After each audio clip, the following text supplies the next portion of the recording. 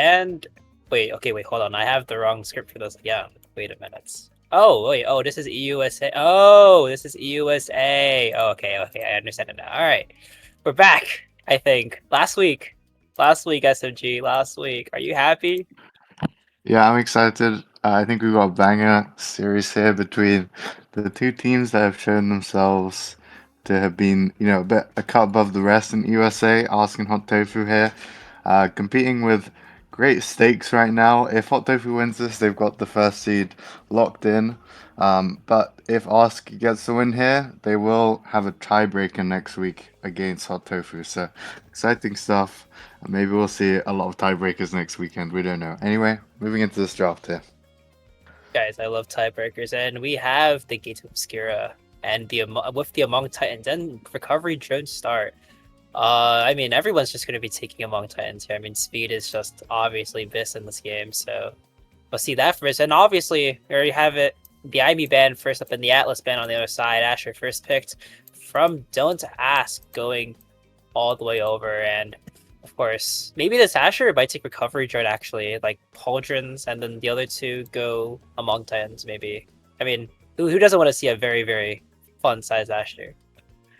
Yeah, I definitely think that could be an angle for one of the forwards if, the other team goes something like X as well, or even, the Dubu Brawler maybe, although I think he likes speed quite a lot.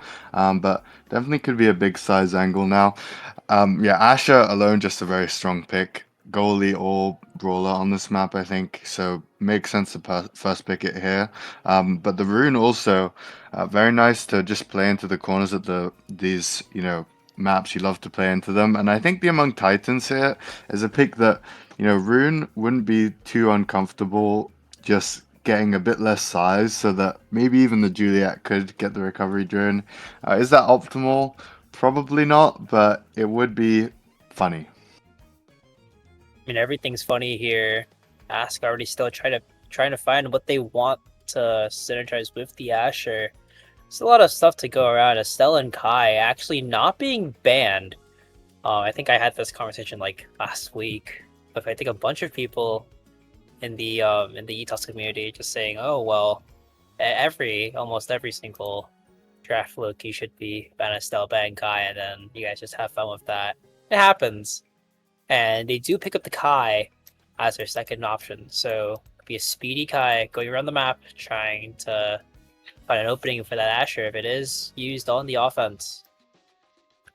Yeah, I think the Kai makes a lot of sense considering these players. Shen just very much known for playing the Kai, and the Dubu as well. I mean, I, I I don't think they'll do it, but it would be quite funny if this Kai went solo among Titans here.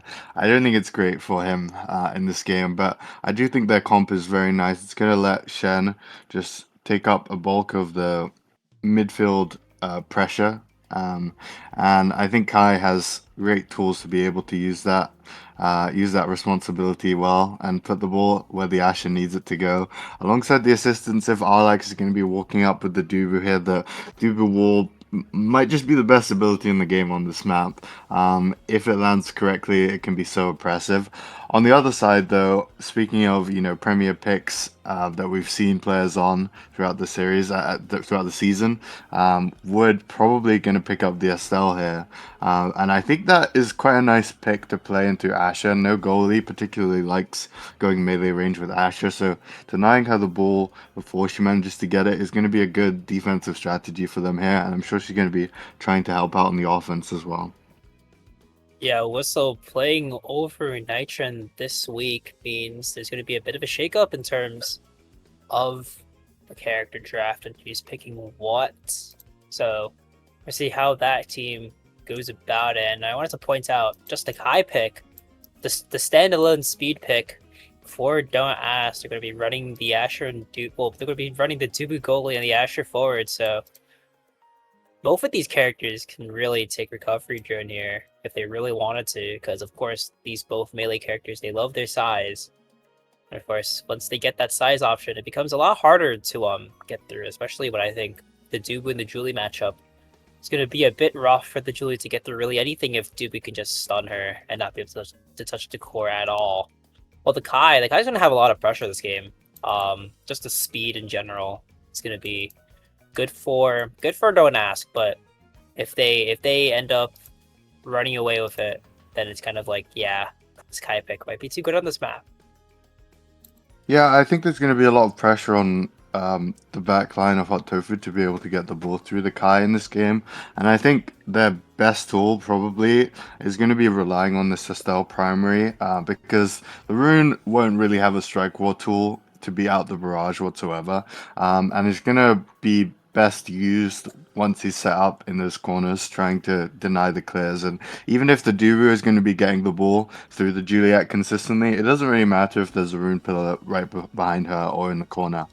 So yeah, I think there's a lot of strategy necessary, I'd say, for the backline for Tofu here to try and play through the Kai. But that being said, there's also, a lot of pressure to deny the passes that I'm sure Whistle and Wood are going to go for here to try and deny the more melee comp that Ask are going for here. Even the Kai, Barrage is, at long range is not a great interception tool, and you can kind of wait out a Giga.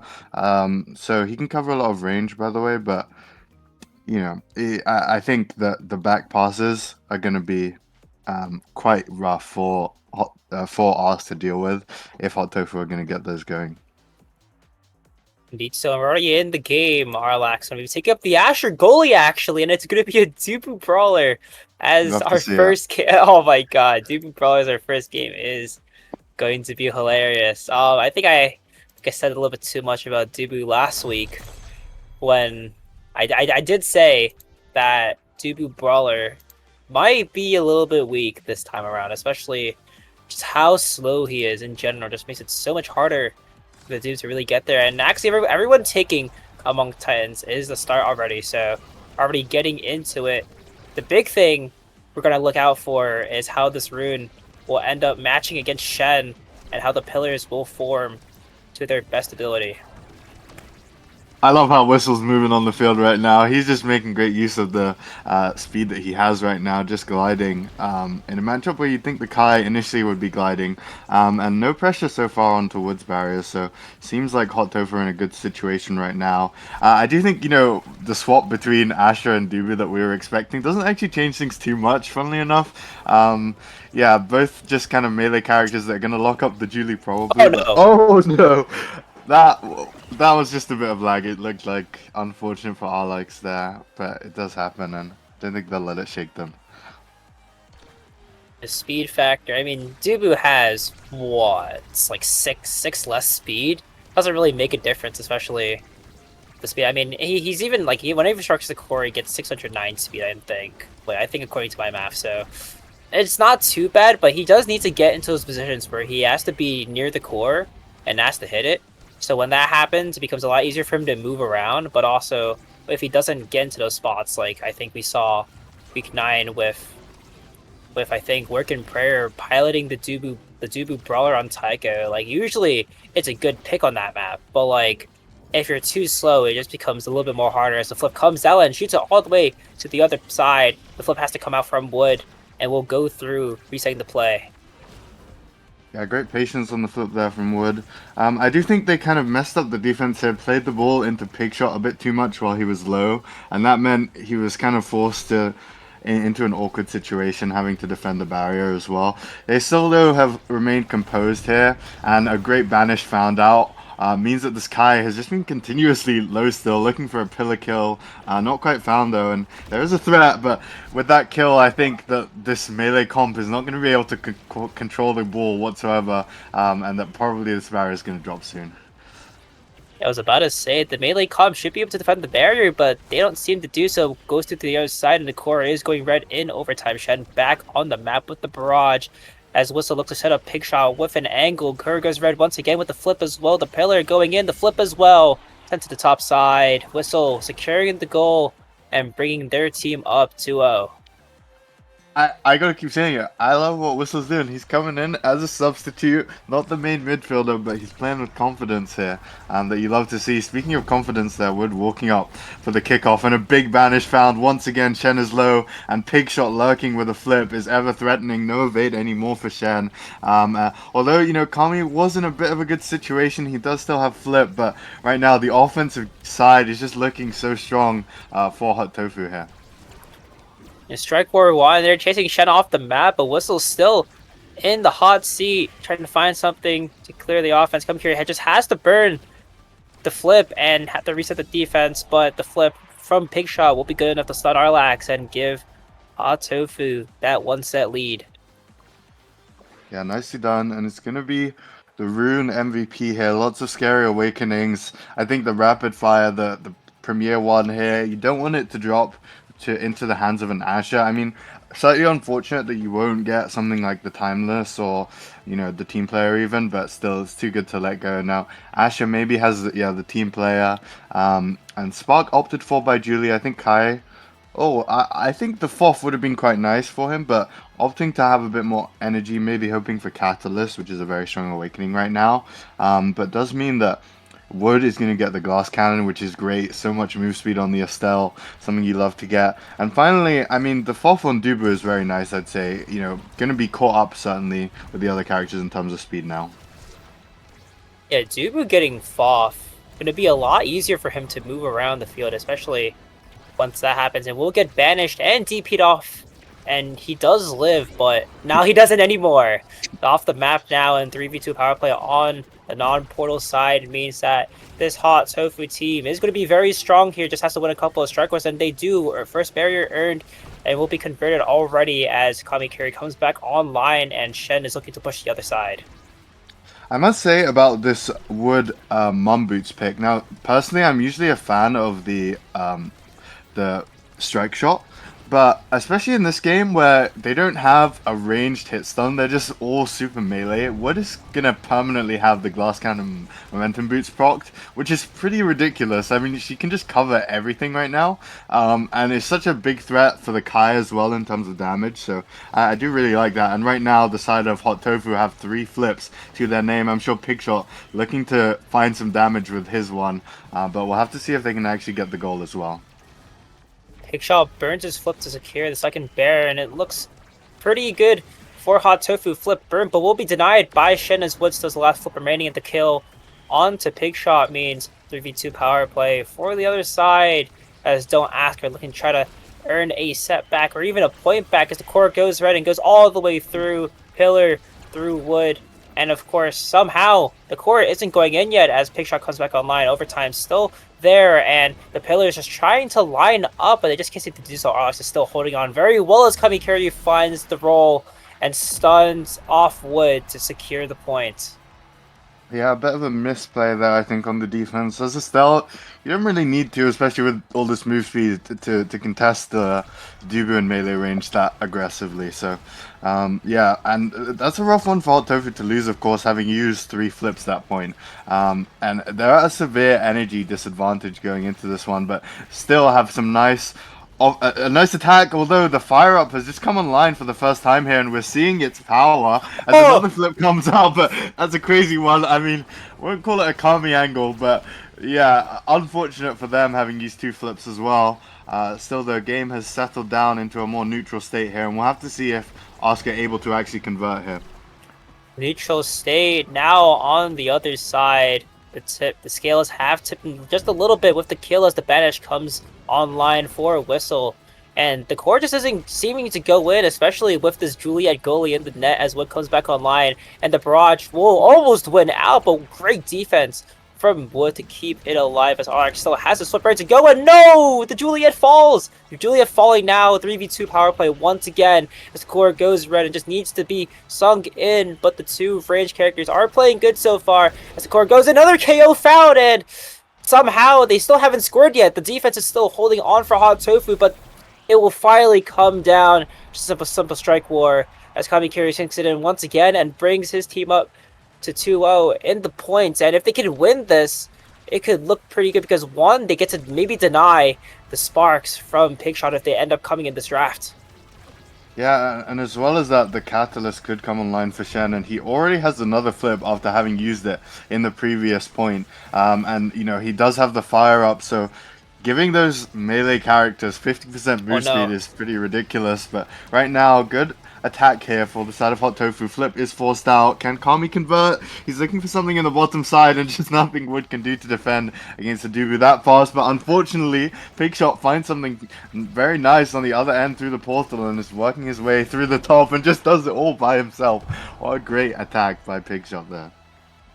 Guys, Baller indeed gets it done, and just the synergy from Whistle and Pigshot is proving to be a tough challenge for Arlax. Just moving around the Asher, especially the Ruse gliding this fast. I mean, what he has 500 move speed, just base. So he is one fast critter, and even though at five like, he has 582 move speed when he crosses the midfield line as well, so he's just able to get anywhere and be able to rotate for a pick shot as pick shot earns second barrier as well. I mean, he is putting on a masterclass on the Juliet with the pass back around, and Kami Kiri just can't seem to get a hold of the core. I mean, he has to just touch the core because once he doesn't, he's kind of just useless for the play because he has about 650 move speed when he's able to touch the core, but somehow Whistle still manages to find it and bring it to a .5.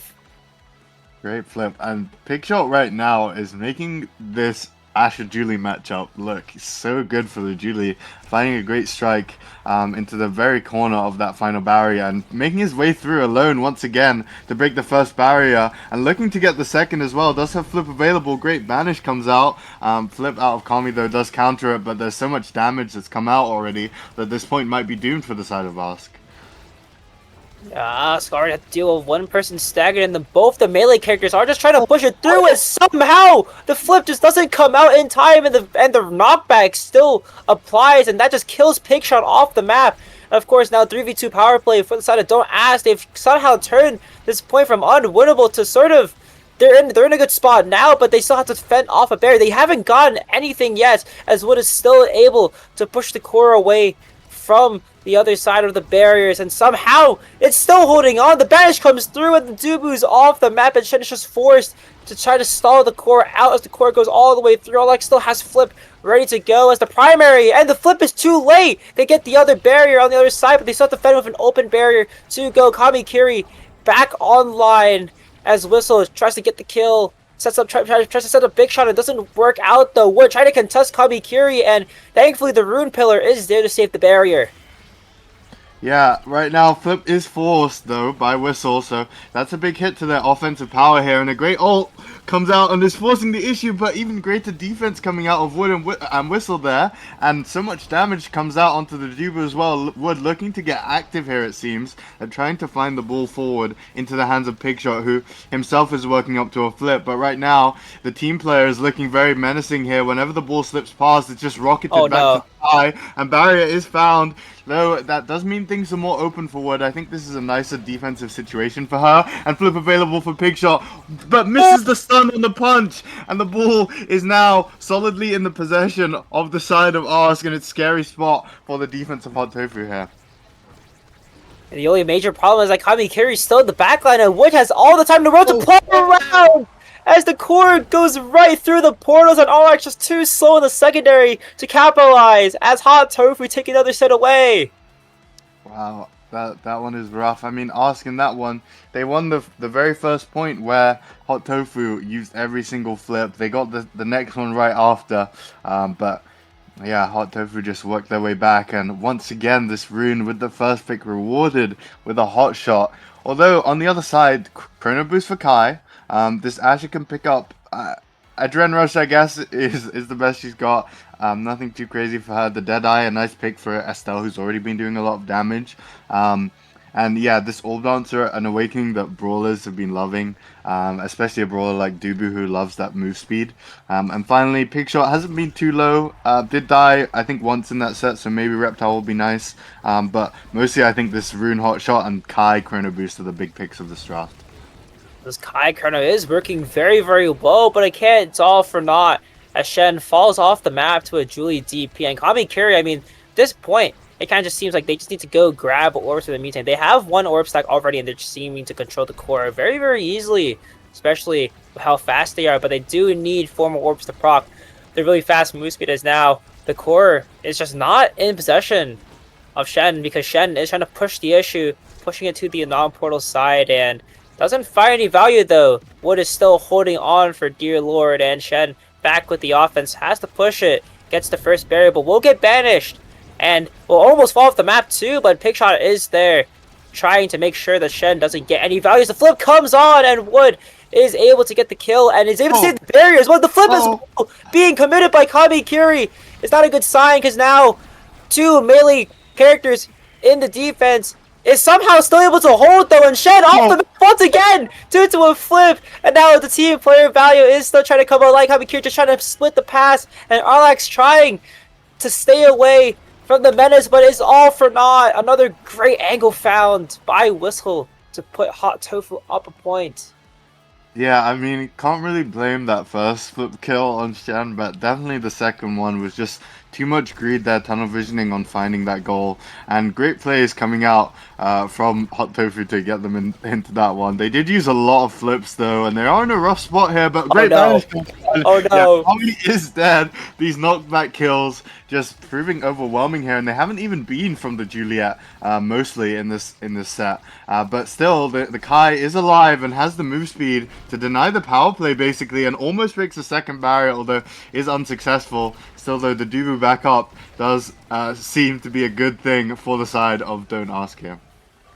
800 move speed for this guy is very scary, but look how Wilson's trying another triple banish from them, and now the tofu just isn't seeming to come out to Kami Kiri's way because now it's just still stuck in the opposite side, and Arlax just isn't able to flip for the barrier, and even though the barrier is gone from both sides and the flip is good, Shen's able to control and convert it to make sure that Don't Ask is still in this game, and they're trying to breathe, but it could be drowned out as soon as Pigshot is able to just get in the face of Arlax. Yeah, I mean, of course it's nice that you scored a goal, but you've kind of lost a big amount of value that you would have gotten off of Fire Up, I think. Which is kind of unfortunate. And another kill found here by Pigshot onto the Dubu this time. Although Arlax gonna use the split to deny the power play a bit. Does mean that there's no energy on their side anymore, and we're shown that as the rune banish comes out onto Shen. They're trying to work their way up the top side here. Ultimate does come out, but it's kind of shutting them in here, unfortunately, and barrier drops as well. And Wood has all her cards on the table, I think, here. Has the flip still. So I doubt they're really going to lose the barrier. And once again, kill found and a goal. So much value from the flip. Nicely done by Wood. Yeah, just being able to have the glass cannon up almost permanently means that they're just able to have like 129 power for Wood. And it just makes sense that should just kill instantly. And of course, another kill found. They're on their last legs now, and Hot Tofu are just vying to put it in and sink the goal home to bring themselves up in the series as the double banish again comes through, as Wilson's doing an amazing job just controlling the core, making sure it doesn't go away. The core does leak out just for a little bit and returns to the portal side, but the portal still is found, and even Whistle is playing extremely high up, and even though the flip is taken away from them, they're still able to win the strike war, and now open barrier for the Asher just isn't a good sign for Arlax, as now he just has to deal with all this move speed, and even though Kami Kiri's cooking on the other side, the core will still end up going to the bottom pillar, as now Pigshot will find another kill, another power play, ready to go as the banish is almost good, and now Wood left to defend, but Shen is just too fast. Yeah, I mean, I'm uncertain about that defensive attempt there. I didn't think Wood had to go through the portal. But anyway, I mean, good for Ask to get back into this, but the problem for them has been kind of structural. I think that the one-off points where the enemy team griefs probably is not going to be enough here. Flip once again comes out of Arlax forced so soon when he still has his barriers, and Great Pillar means that the second one drops as well as the Tofu Fortress dropping. So yeah, not much left here for the side of Ask, and a Great Pillar just completely reading Alex's mind there from Whistle. And yeah, rather dominant performance. I mean, Ask, they did win two goals in 2 of these final sets, but still felt like Hot Tofu had complete control of the game the whole time. just a move speed from all three of the members of Hot Tofu. I mean, what they had kind of a bit like base 500 speed, I think, for all three of them, even without the glass cannon. I mean, the glass cannon definitely helped a lot, especially for Wood, especially when the doobie just can't get in to the face of the Estelle. And of course, Estelle still a great character against melee characters because one, you're able to just completely deny them as soon as they get even close to the core. But also with the move speed now, it just becomes so much easier to not even contest and just wait for Kami to make a move. And when the core slows down and Kami doesn't really have a lot of options, you're able to cover most of those, and it just leads to the Estelle just having so much value over the Dubu that it just becomes unwinnable in some scenarios unless you're just sitting on top of the Estelle and trying everything in your power to make sure that they don't get the core at all. But Hot Tofu taking the first map is going to be good for them because now they're going to be going on to the Clarion Test Chamber. And the Clarion Test Chamber, in fact, do you think it's a good map for Hot to try to take this 2-0? Yeah, I definitely think it is. It's a map that they've shown to be comfortable on. A map where, another map where Wood can whip out the Estelle that she just showed herself to be very confident on, and a lot of picks are very annoying to deal with as well. The Juliet, the Asher, even the X if he wants, very strong on that map. As well as Whistle's Pool. I mean, the Rune, I think, is super good on that map, and he could just play it again. Was certainly very confident on it in this one. I do think that somewhat Ask were just playing into this Rune pillar a bit too much in the corners. I think at a certain point you have to say, hey, we're Asher, Dubu, Kai. We have really good strike wall tools. Let's force it through anywhere other than where there's a big Rune pillar that it's impossible to beat. Let's just play it through one of them because, we have the tools to do it. But yeah, instead they were in the rapid fire hotshot Rune hell basically, and you just can't get it through where Rune isn't going to let you. But I also think that Ask definitely have good chances on this map as well. I think it's a map that both of these teams throughout the season have shown to be very good at.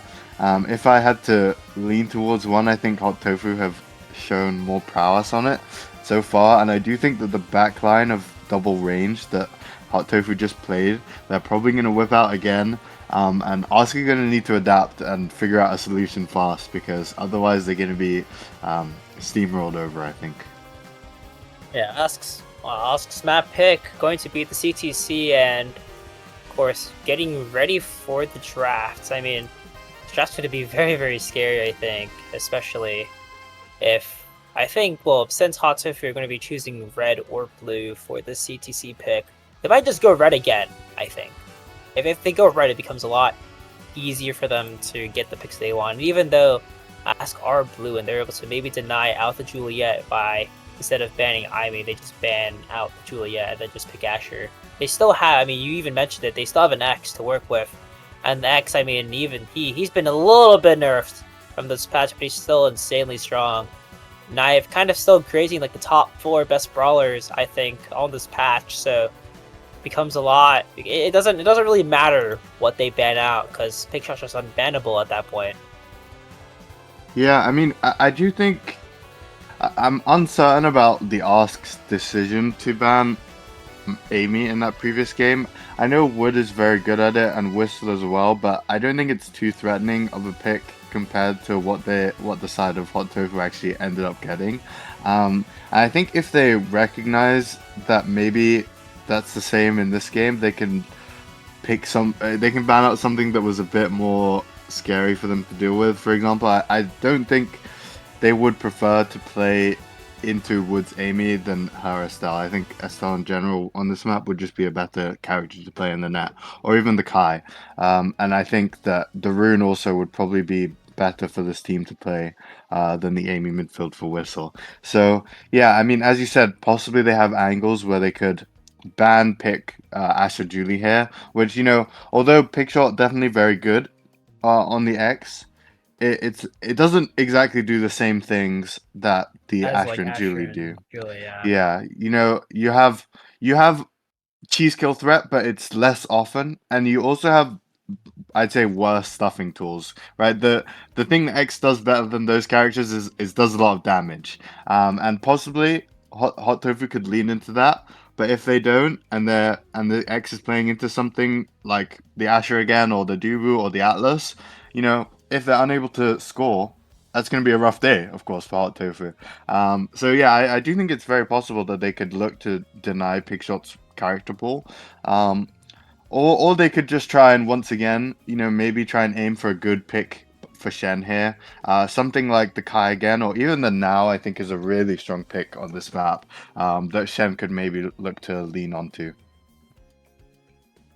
It definitely so. I think we're still waiting, and obviously with Nitron not being here and Whistle actually taking over, I mean the synergy from either side really, like on the defense and on the offense, is kind of just working very well. I mean, it's kind of in part to like on the defense at least, it's kind of in part because Wood was just able to keep their space against the Dubu, and being able to move around the map that quickly just means that you're just unable to, or at least the Dubu is just unable to really get into the face and be able to really deploy the Tofu wall in correct positions to where it becomes a lot harder for them to really maneuver around. But still, even on the defense, it just seems that no matter what, they're completely in sync, and being able to coordinate that well on defense as a sub is just very, very valuable.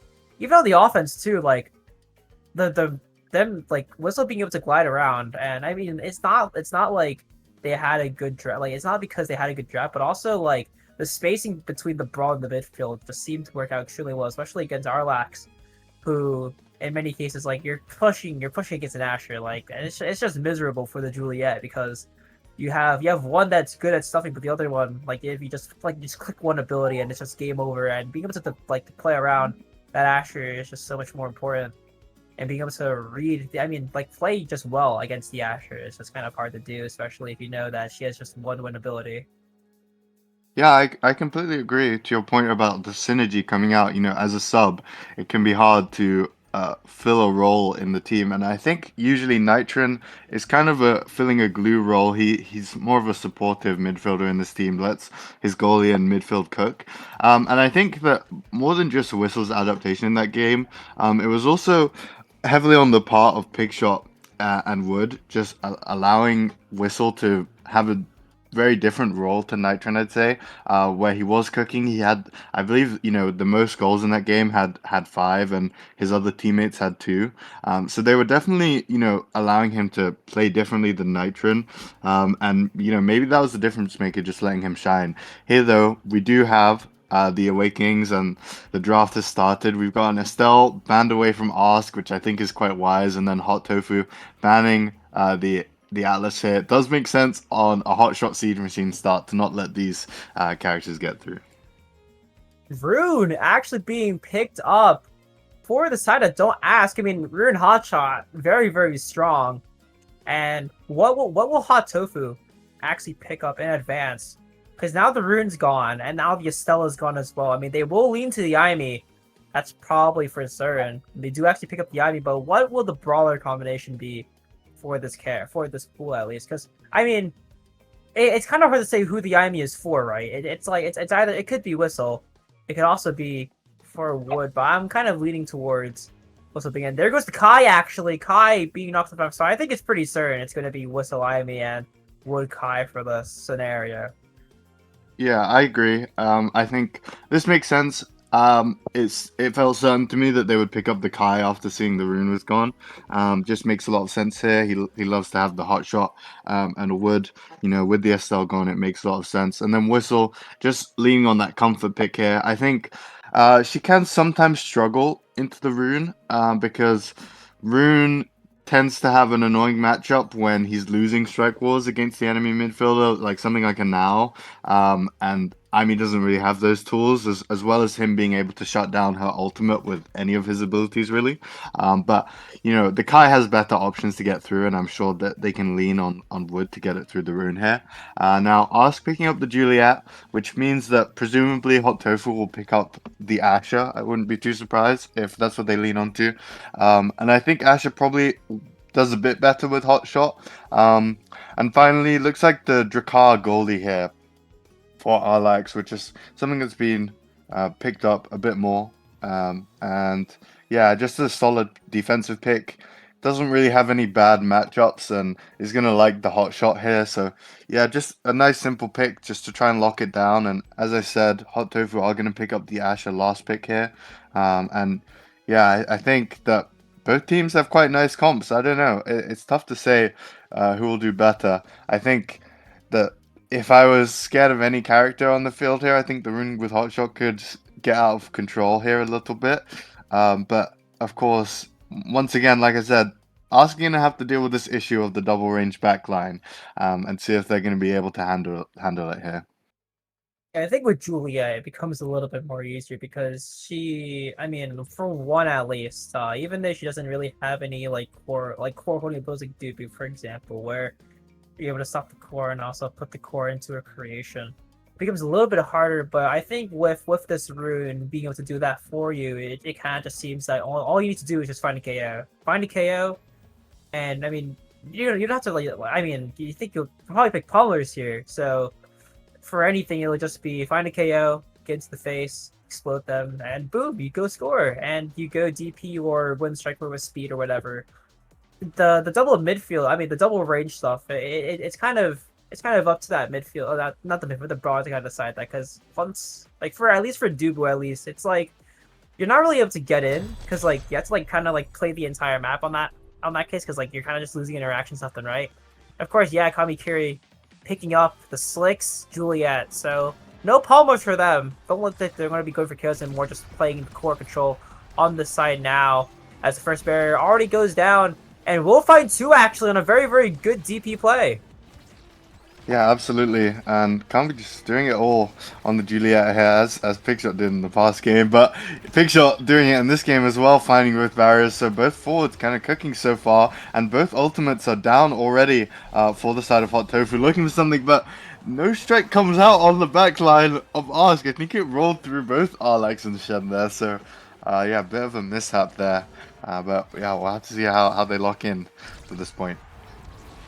Yeah, against this Drakkar, especially for Whistle and Pig Shot, I mean, yeah, the core can get out of hand sometimes if you end up missing abilities like that, but the way that they're holding the core, I mean, their core holding abilities in one line is going to be very, very strong for them, especially as soon as you're able to get the pass splitter and just really a Niami ability down.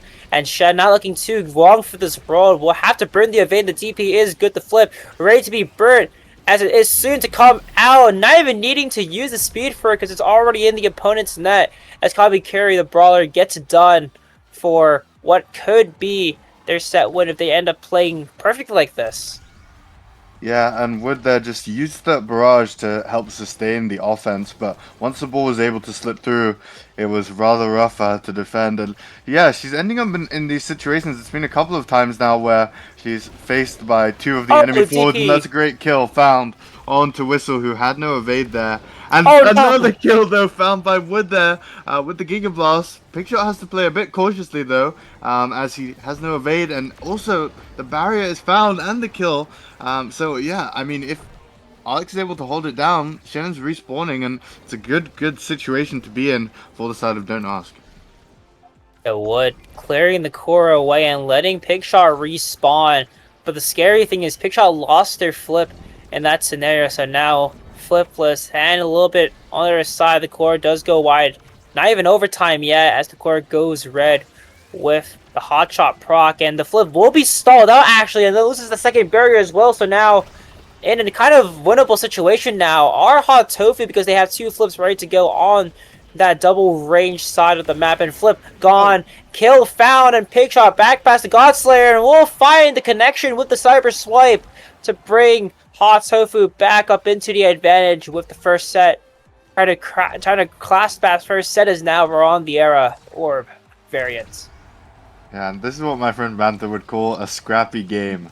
Yes, kills coming out left and right. You'd love to see it. I think if one of these teams is able to stabilize, it could secure the game for them. But so far, it's looking like everyone's in this. Kill attempt comes out, but actually, Shen takes payback for that try and finds the kill onto the midfielder of Hot Tofu here. They're looking for an offense, but so much pressure coming out by Pigshot in the midfield here. But it's just Arlex finding the strike ball with his direct shotguns, and Carmen Curie able to secure that with the punch. I was gonna mention it. Yeah, just the Jakar shotgun against the Asher. I mean, yeah, they have good stuffing abilities, but only when they actually set up properly.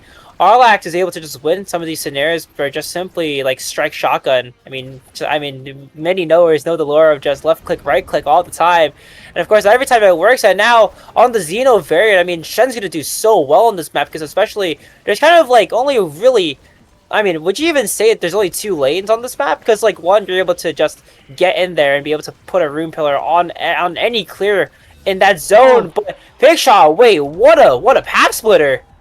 yeah, crazy. I mean, to answer your question, it does feel very often like the game can be forced into those edge lanes. Often just because of the nature of how goalies like to clear to the corners a lot, and those tend to be there. But also, with the Juliet in the game, the Kai in the game, the Rune in the game, they just want people to go in there and compete with their abilities, compete with their dash punches. And I think that's a misstep there by Whistle here, leaving the Ooh. Catalyst, which I think is a pretty crazy awakening currently, over to the Juliet here, as well as the team player dropping for this goalie of Arlax is a big pickup as well. Now, Wood once again gonna be rewarded with the glass cannon. Definitely an awakening that suits her playstyle here, and Shen gonna pick up this Mega Infuse Accelerator. Could come back to bite him, but if they're unable to convert the damage onto him, it could be very nice. Now, speaking of damage, kill found onto the goalie of Arlax here, and everything turning out for the side of Hot Tofu right now.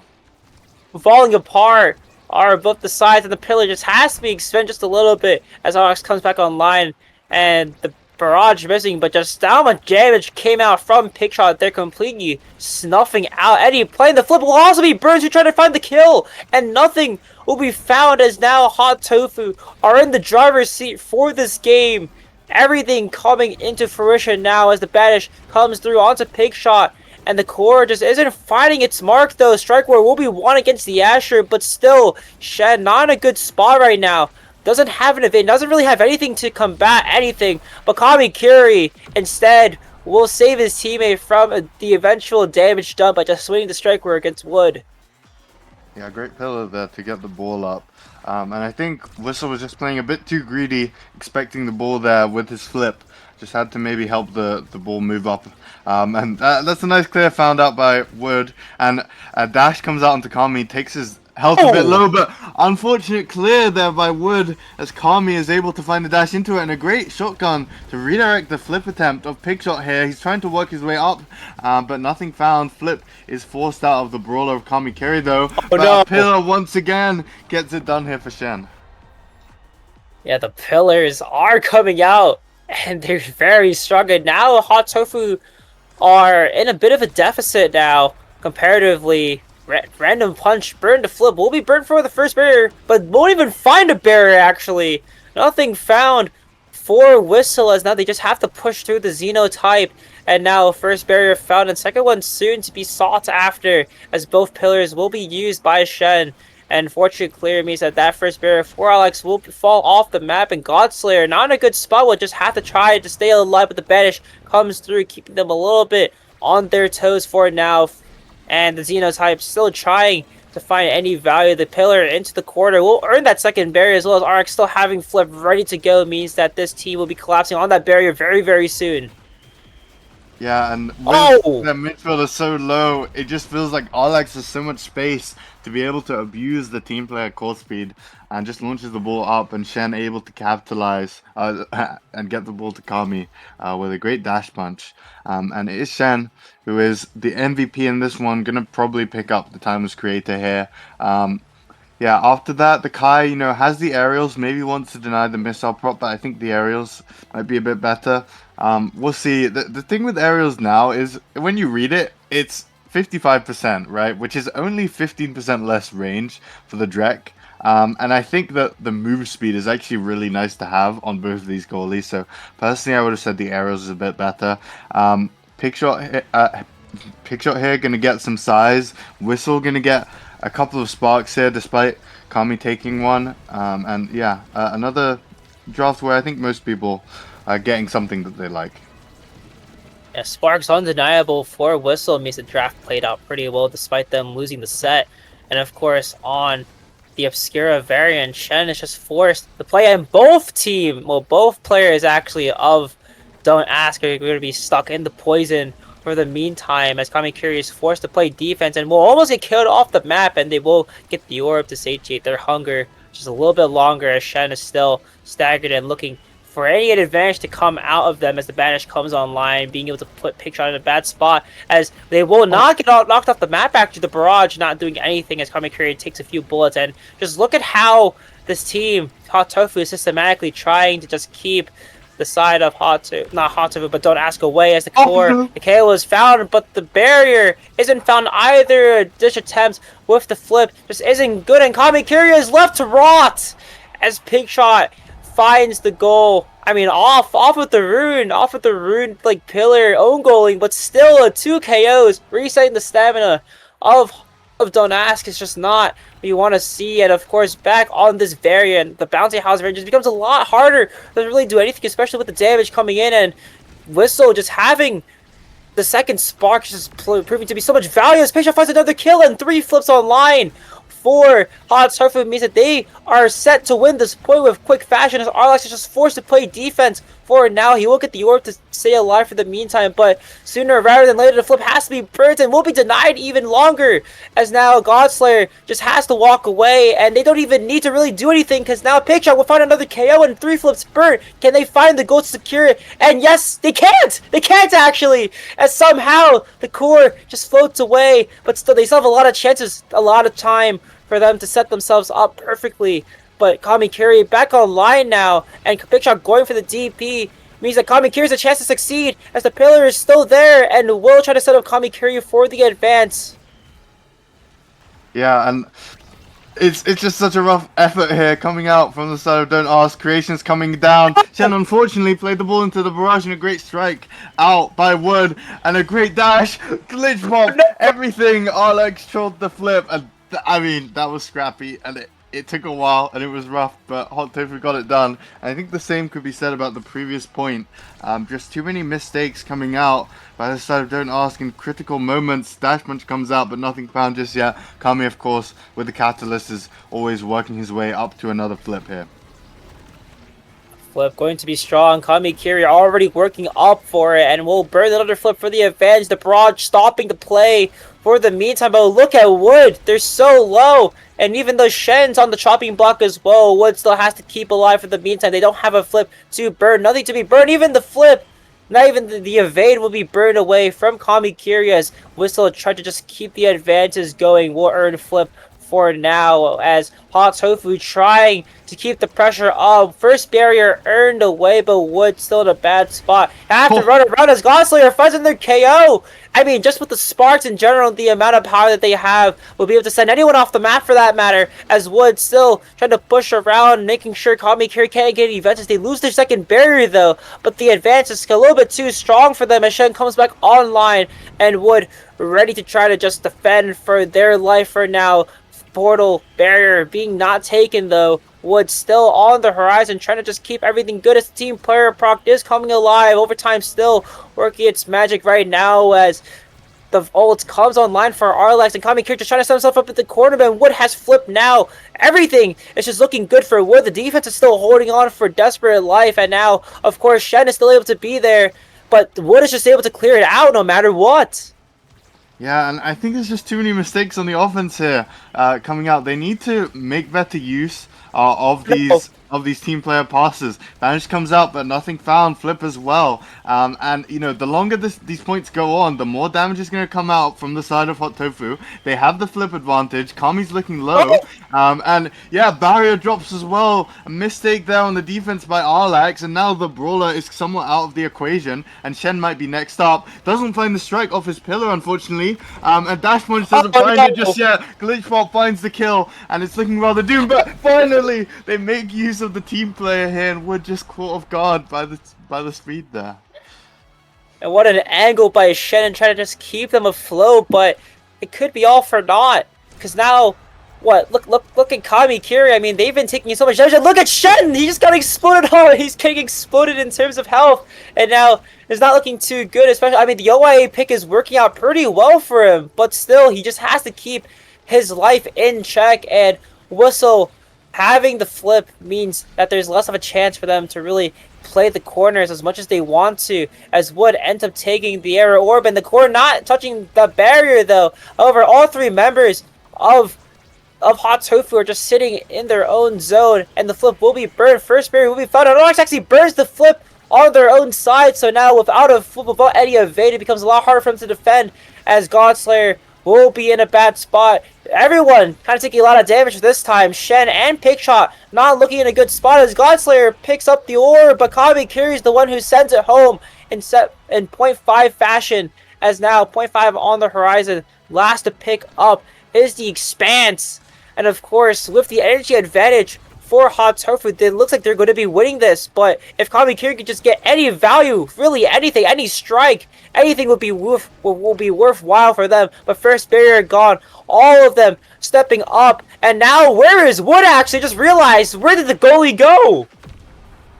Yeah, we're just walking up too aggressively there, and the rune is a nightmare to deal with on this map. They have to rotate the ball away from the pillars while the expanse is popped, but it's just very hard with Kami just covering the outclear. And I mean, that set was not pretty from either team, but Oh no, Chrono eventually Boost. It's fine. the victor was the side of Don't Ask. And they are rewarded with this rapid fire for the rune here. Extra special and chrono boost though dropping. I mean, nothing much that Shen could do about that one, but certainly big spikes for the side of Hot Tofu right now. And Kamikiri with the last pick here. I mean, explosive entrance, something that a lot of Julies do like to pick up, and I think it could be quite nice into the backline here, trying to play for the outclears against him. We'll have to see. I mean, what we've seen so far is that either one of these teams can win by just playing better right now. Oh no, losing to the Yaimi turret is not good for Ox, as now both barriers are gone. Passing back, trying to find Shen with the team player passes just isn't working out. First barrier will be earned, and the glitch pop DP won't be found though. As Kamikiri and Shen, they're looking to take it home now. What a pillar by Shen to completely read Wood's mind and send it to the bottom corner. And now this rune, I mean, both runes in both games had Hot Shot and Rapid Fire. So now, I mean, this might be very strong for them, especially if they're earning barriers like that. One barrier gone for Wood on the Expanse as Arlax just tried to defend as best as he can, but this time around, I think that they're doing a lot better compared to what happened in the previous game. And now DP isn't good, but they're still putting a lot of pressure onto Wood, as now Wood just has to try to keep themselves away and not face the music, but the barrier is gone, and now the goal is open. Any strike can win it home, as now Kamikiri just fishing for something, fishing for anything really, as just look at Don't Ask. I mean, they have two flips ready to go. Flip will be burnt, but will be denied completely, and Godslayer is looking to be KO, just has to back away for the orb, and the pillars just are trying to keep them away from the music. Flip gone, flip evaded, and kill found, as Pigshot still trying to defend against everything else, as the pebbles are good. Kami carries off the core for a second, but it still is good, as match point for Don't Ask is on the horizon now. Yeah, and this map once again looking miserable to play versus this rune who has more mobility, or at least effective mobility, with being able to just instantly go to either side, as well as just shutting down the lanes. That, I mean, I think Hot Tofu are not doing the best job though right now of shutting down the rune pillars and trying to deny them, and that's certainly what they need to do. And they're just getting hit by every pillar basically. And Shen as well picks up the size, has the banish, but is evaded out by Wood, and he did mistakenly hit the ball as well, so wasn't unable to make the play. But great kill comes out once again by Whistle, who's been fishing for these all day long. But still, they have to move the ball through the midfield, which might be an easier task with this rune taken off the map now. At 1v3, Frost just a little bit certain the flip will come out. And now Kamikiri just looking to pick up the pieces, and we'll actually have flip for this time. So now, with the flip ready to go. Oh my god, what the heck? Oh no, wait, it's okay, it's fine. It's fine. Nothing ever happens. Shen actually picking up the last goal to bring the series tied up, and we're going to the Taiko Temple as our last map.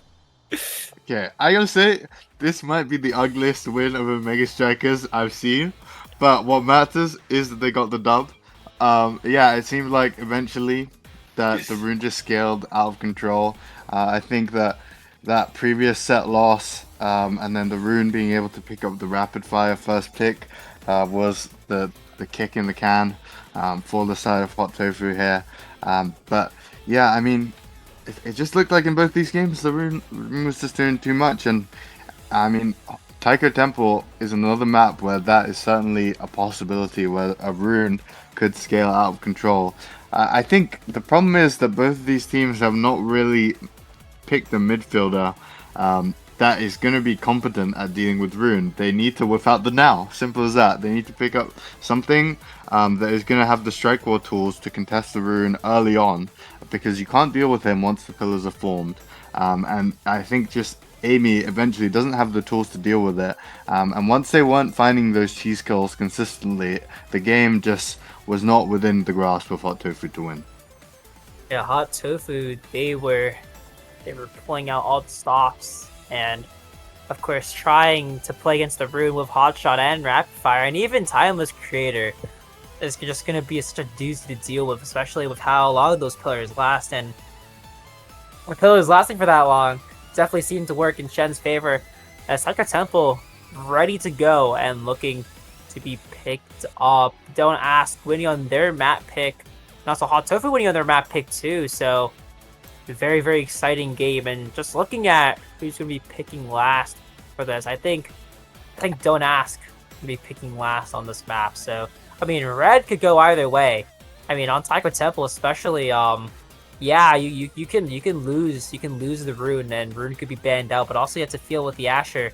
If they go red side, then Hot Tofu have a chance to pick up the Asher, but the Duba could come out advanced as well. I mean, it doesn't really matter what you pick up, because I think one melee character is just going to go over the other. I mean, if they pick Asher, then Dubu or Atlas might come out. The Atlas ban, though, for Hot Tofu actually could work out here, because now Ox will be forced to play Dubu. And I mean, the matchup for Dubu Asher is still pretty solid, I think, for both sides. I mean, for either side, really, as long as you're able to just control the core better and make sure the core stays in the brawler's control, or in the goalie's control, in fact. It just becomes a lot easier for either team to get there and push the core around. But it kind of depends on the midfield, actually, don't you think? Like, the midfield, I mean, the midfield matchup is going to be very strong either side if they end up picking what they want. I mean, both sides can tell, both sides have shown that they can play Rune to a good enough level to where they can win games, but will the Rune be banned out this game? Yeah, I mean, speaking of bans, I think that the adaptation that Ask made to ban out the Estelle in this game was actually pretty critical, because in the style that Hot Tofu typically plays, Wood is playing more aggressively on this Kai, and Nitron is taking a more supportive role. That means if Wood is punished, then Nitron's going to be there to cover something more often.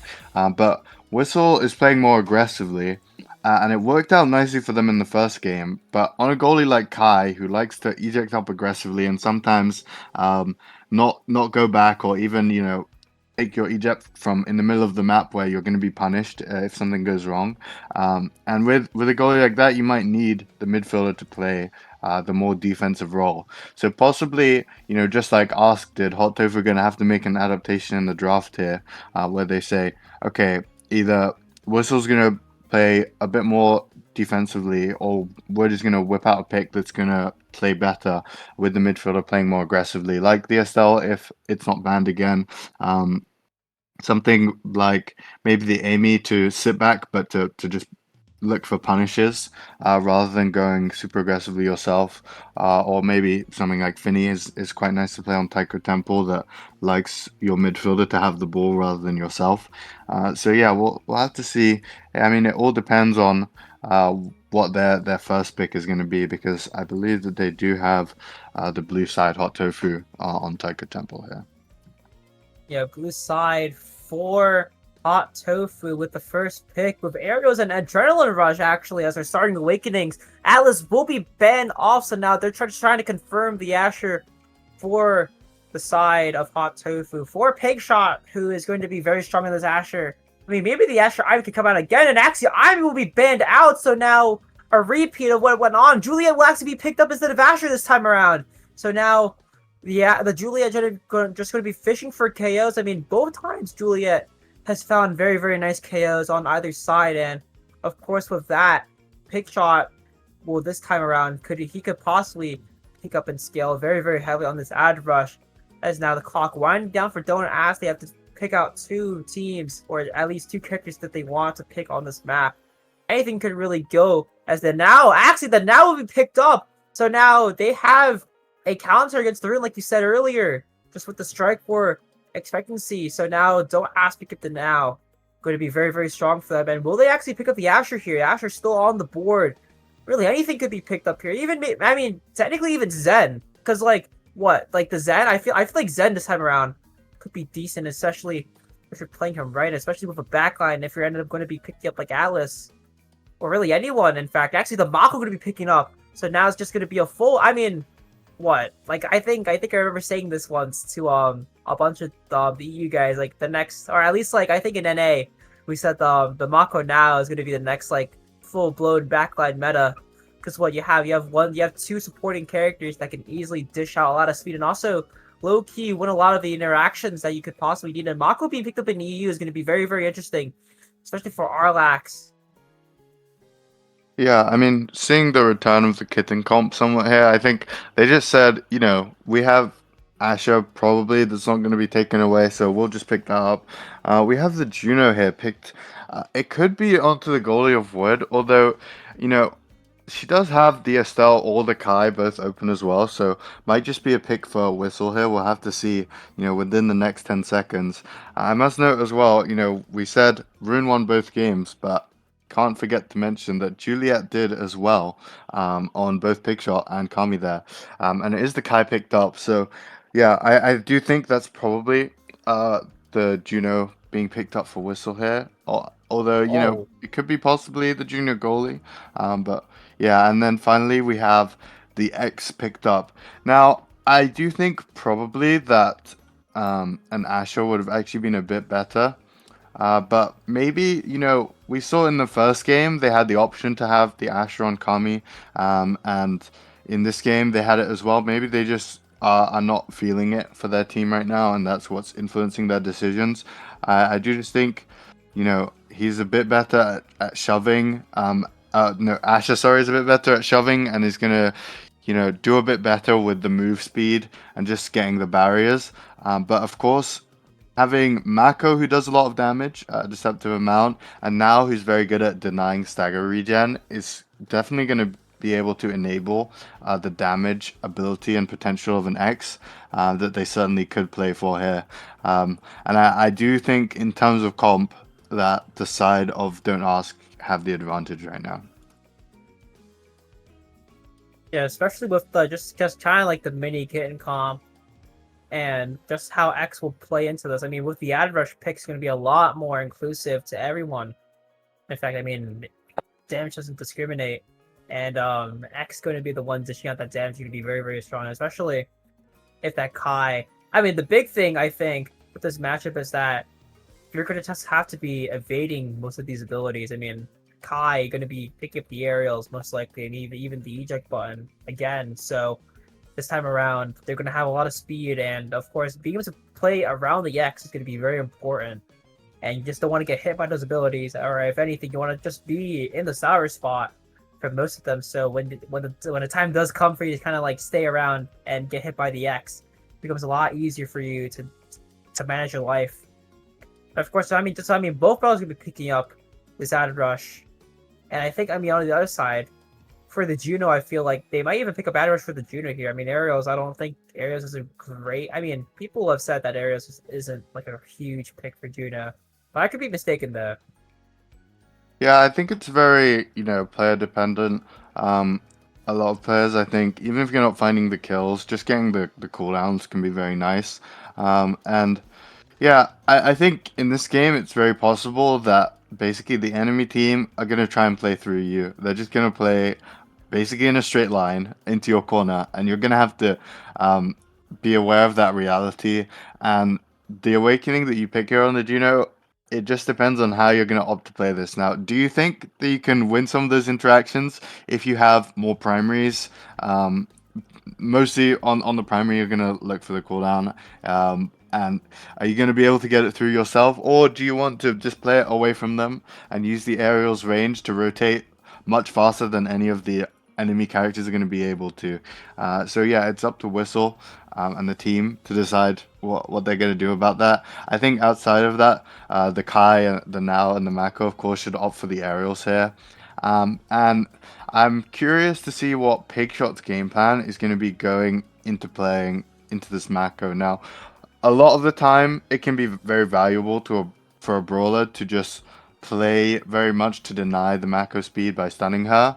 But, you know, if Pigshot isn't there, the Now X frontline just might be very threatening by themselves. And even after, the secondary is cancelled, there's a bit of a linger that might be the end of this backline. Yeah, the passes in between the midfielder and the goalie that are very common on Taiko Temple might be hard to do against an X that's moving up Mach 12, just running to cover the out clear or anywhere. But we'll have to see how Hot Tofu can play it. I'm sure, they have the cooldowns to be able to try and force it through the out clear. They have the Junior Primary, the Kai Primary, and Giga Blast. But yeah, I do think still, if Ask are solid, they have a good formation. Just playing some nice, beautiful corner offense, I think that they certainly have the advantage. And Hot Tofu are going to have to do a lot of work in this game to get the win. Yeah, this team comp, we're going to be starting out now as Juno will be going over to the Whistle. So Whistle now is trying, but I think the glue is going to be on to Juno, making sure that they win the interactions properly and be able to set up Pigshot. And of course, with this time around, X Mako now going to be the last standing hope for Don't Ask as we head into the last match. And Juno has to pick up the arrows this time. Going to be a lot of an easier rotate option for the Juno, as now they look like they're going to be playing for the more retake. The other barrier option is now Core goes onto the bottom side. Everything starting out very, very strong. One barrier being burnt away. And just the Mako taking up the strike shot. I was gonna ask, do you think that Mako eject button is BIS, or do you think it's like kind of like niche? Because like you get a lot more options if you have like a dash awakening, but also like eject button just not that strong on Mako. Yeah, I think maybe there's a game where it's good. Maybe we saw it whipped out in USA previously by Aegis, but I do think especially into like Juno can be nice to just have a strike shot to deny something like her jump. Is quite good. So yeah, I do think keep it nice and simple. But not simple. There was that Giga Blast save, nice one out by Wood, and Pigshot threatening here, both kill wise and score wise in the open net, having the flip. And Shen's has popped quite early, I'd say. Yeah, flip just has to be popped just in case Pigshot got into the corner and was able to force it through. As the Pigshot again, flip being taken from Kamikuri, but Pigshot still has his flip ready to go.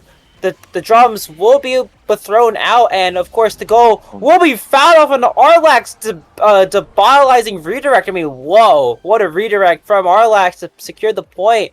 And Pigshot still having flip though, a little bit unnecessary, but it's still fine because they have the energy advantage ready to go for the second point. Yeah, and Julie at level 2 with a flip has the threat of the ult dash punch flip, but won't matter if the defense is just getting fried here. Pigshot is lurking still, covering that out clear, but Whistle is dashed out of position a bit there. Fortunately, Wood is able to find the clear to the bottom side, and a bit of a misstep there by Arlax. Gives the ball into the hands of Whistle, who looked for something there. Flip forced out, though, by Pigshot, and so much damage has come out onto him. And Shen is lurking threateningly on the offense. Yeah, Shen being able to really TP anywhere across the map with the ult. It's not too good, but the core flip, not the core flip, but the strike shot being missed by Ox will lose that second Baron. The slime will slow him down just by enough. Maybe eject was the pick. Yeah. Oh no, and unfortunately, with that, the energy advantage doesn't really shift anywhere. Godslayer still has a flip ready to go. And one Baron, two Barons will actually be found to make double very, very easily. Will be found as both Barons from the other side will also find two, as everything just seems to be going back to scrappiness for both sides. As now the goalies just have to try to defend as best as possible against the front line of the other side. And Kamikuri is still pushing the core forward very, very easily. means that Shen just has to walk back just a little bit longer. The flip coming out for Shen in the meantime possibly could be good, as Arlax will pop his flip first, and Pickshot still in the corner just trying to do everything he can. The Giga Blast actually is good. What a great save by Wood to keep the play alive, and getting in there is Godslayer as the Juno slide redirects it straight through Arlax. I mean, that was a great play by Whistle, by the way. He was low, but he flung his body on the line to deny the Mako primary from being able to stop Pickshot's dribble there. So great play and awareness there out by Whistle, and a great Giga Blast save, of course, by Wood to keep them in that game. And they've been doing a good job, I think, so far of playing through this X, who you certainly want to play for more than you want to play through now, who's just going to have 2 strike wall tools permanently, basically. And yeah, once she gets her hands on the ball, we saw what she could do. Ult was popped by Kami, so, you know, that's one thing gone, but he does still have flip to his name. Yeah, the energy advantage still for Hot Tofu, actually. I mean, they don't have a flip ready to go, but they're about to build one soon enough, as soon as Kamikiri went for the dash, he had to immediately evade, so now energy advantage definitely on the side of Hot Tofu, ready to win this point with 2 flips ready to go, and Godslayer getting very aggressive into the corner. Flip will be burnt for Pickshot to control the core into the bottom side, as Pickshot still has the flip ready to go. The Mako baby cage won't find any value, though, as Kamikiri still is extremely slow and just unable to really do anything. The X-Max just has to be popped, and Wood is still able to steer clear away from the KO, as now Don't Ask in a bit of a predicament, a little bit of a pickle, in fact, as Alex just has to burn the flip, and the DP, the ult still is good, and even the DP burn onto Arlax too, and now the speed is good for it. Now the speed is able to be retained, and Wood being not in a good spot. One barrier found for Wood, as Kamikiri just tries to find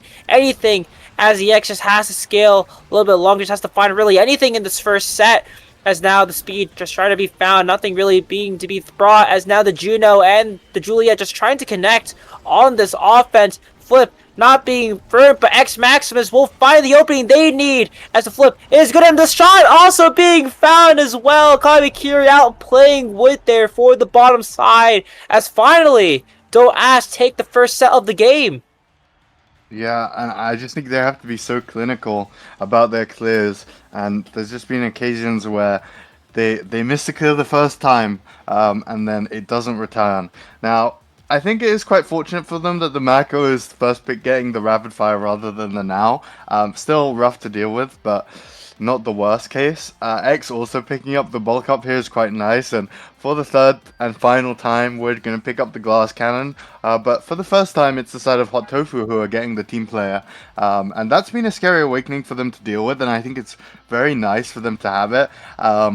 Playing into this comp and having that power spike in the open nets. And finally, Shen and Pigshot. Oh, what a kill! Spark and Size Retro, respectively. Yeah, nice kill found. Yeah, beautiful kill from Kamikiri, and the X is just doing a lot of pressure. And of course, just look how the damage is just working out for either side. Kamikiri still alive and healthy, especially with the now backline. And of course, with that damage, they're able to kind of put Hot Tofu in really bad spots. I mean, Pickshot still pushing the core forward, and the DP just isn't good, though. Ox is able to save a lot of his abilities for the defense, and not really needing to really do anything else, as Pickshot and a lot of these abilities are still coming out still well. Carlax just unable to react to most of those, and Kamikiri bursting for a second barrier too means that Pickshot, with the redirect bounce from the Juno, will be able to set it through and burn his own flip as well. Yeah, great one found. And it looks like just the offense of both teams is so destructive and violent that the goalies aren't able to handle it. Nice strike shot saves Arlax from a potential first barrier loss, but Wood can't say the same, as hers first does drop.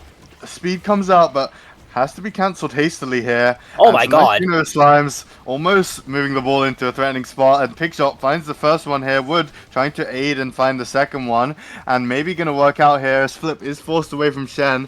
Flip is ult as well, wasted kind of by Kami there, so nice spot cooldown wise, but bad spot in terms of Wood being solo on the defense once again. Oh no, no flip!